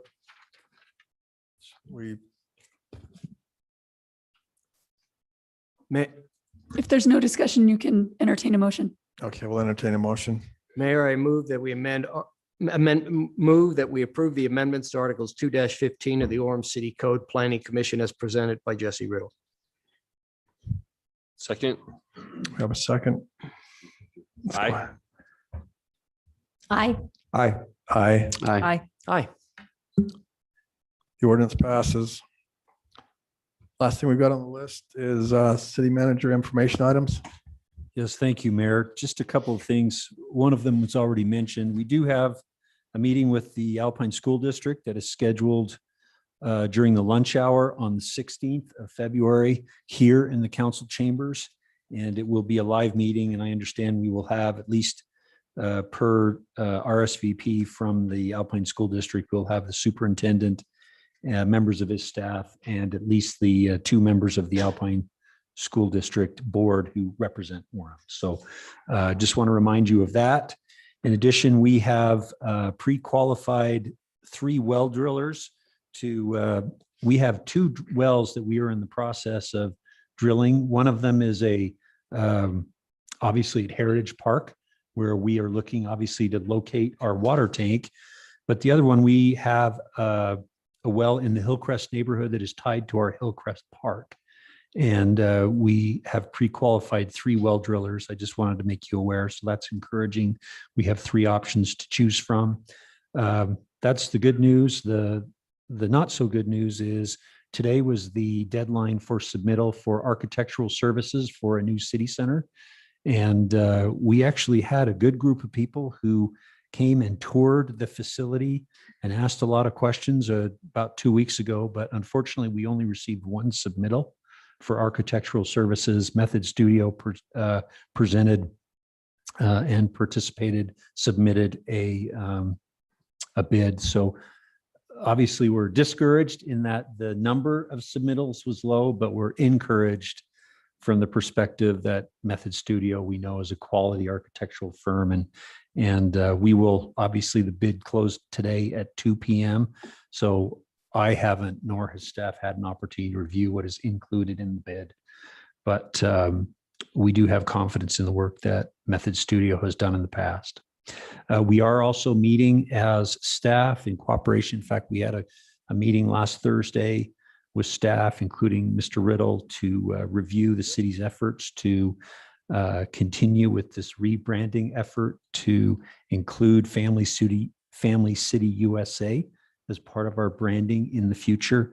And hopefully here in the next few weeks, we'll have some ideas and some things to share with you and show you as it relates to the manner in which we would recommend that that rebranding take place. So that's encouraging as well. Just the last thing, tomorrow is the halfway point of the Utah State Legislature. So we are halfway through the session. The session ends on the 4th of March. There are a couple of, I know, bills that, for example, Mayor Young was inquiring about, as well as we anticipate here in the next couple of days, the big housing bill will be released to the public. We understand that it is making its way internally within the legislature. We understand it to be approximately 80 pages, so it's going to be a pretty big bill, but we have yet to see a copy of that bill. Mayor Young was asking specifically about two particular pieces of legislation. One of them is HB 151 that relates to retail facility incentive payment amendments. This is a piece of legislation sponsored by the House Majority Leader that would limit and essentially not allow cities to provide any sort of tax incentives to retail outlets. So to a certain degree, some of what we've been talking about with our economic development strategic plan and the presentation we had earlier today about, are there things that we could do to enhance and assist in the redevelopment of State Street? If they are retail outlets, then potentially this bill would limit our ability to provide any sort of incentive or any sort of help to a business owner, whether big or small, towards revitalization of their properties along, for example, the State Street corridor. Now, we understand that there are as well amendments that are being made to this bill, and we expect that those amendments potentially will be made available tomorrow or will be made available on Thursday. It's been suggested that this bill is going to go before a committee on Thursday. So we don't have amendments. I would anticipate that there's probably going to be movement away from the absolute no incentives to potentially some, I guess you could say, some openings where it would be permitted to provide retail incentives to particular retailers who need assistance as it relates to economic development. Again, this bill is one that is in many respects tied to housing, because the suggestion is on the part of some that some communities are, rather than proactively doing things to solve the state's housing crisis, they are going after retail establishments and they're using tax dollars to lure these retailers into their respective communities. And so in part, the suggestion is if we can eliminate the, I guess you could say, the temptation for cities to zone for dollars and try and lure retail, then we can promote and grow the city or the state's housing stock. So that's HB 151. The other bill that you were interested in, from what I understand, Mayor, is SB 140. This is the Housing and Transit Reinvestment Zone Amendments. This is a bill that is essentially a build upon from last year. Last year, there were specific, I guess you could say, opportunities that were extended to development in and around light rail stations, or excuse me, commuter rail stations. This year, that bill has been modified to allow the same type of incentives and the same type of improvements to happen in and around light rail stations and potentially bus rapid transit stations. So what would happen is if you are within a certain proximity to a light rail station, a front runner station, or a BRT station, then you could be eligible for tax increment financing, provided that you met a set number of, or a specific set of criteria, including providing 51% of whatever development you are suggesting and proposing as residential housing at a density of more than 50 units per acre, or and 10% of whatever you provide in terms of housing is affordable as defined by the state of Utah. So this is not something that we have to do, but this is something that you would have an opportunity to take advantage of if you so chose. So it's not a requirement. It's not something we have to do, but rather there are communities in the state that are looking at building residential density in and around transit stops. And they are looking for this as a means to help them do that and to use tax increment financing to do that. So it wouldn't be mandated. It would be an option that the cities Correct. could use. And that's House Bill 140. Senate Bill 140. And that is all I had. Thank you. Okay, thank you, Jamie. I think we're good. So someone make a motion to adjourn. I'll make a motion to adjourn. Second. Aye. Aye. Aye. Aye.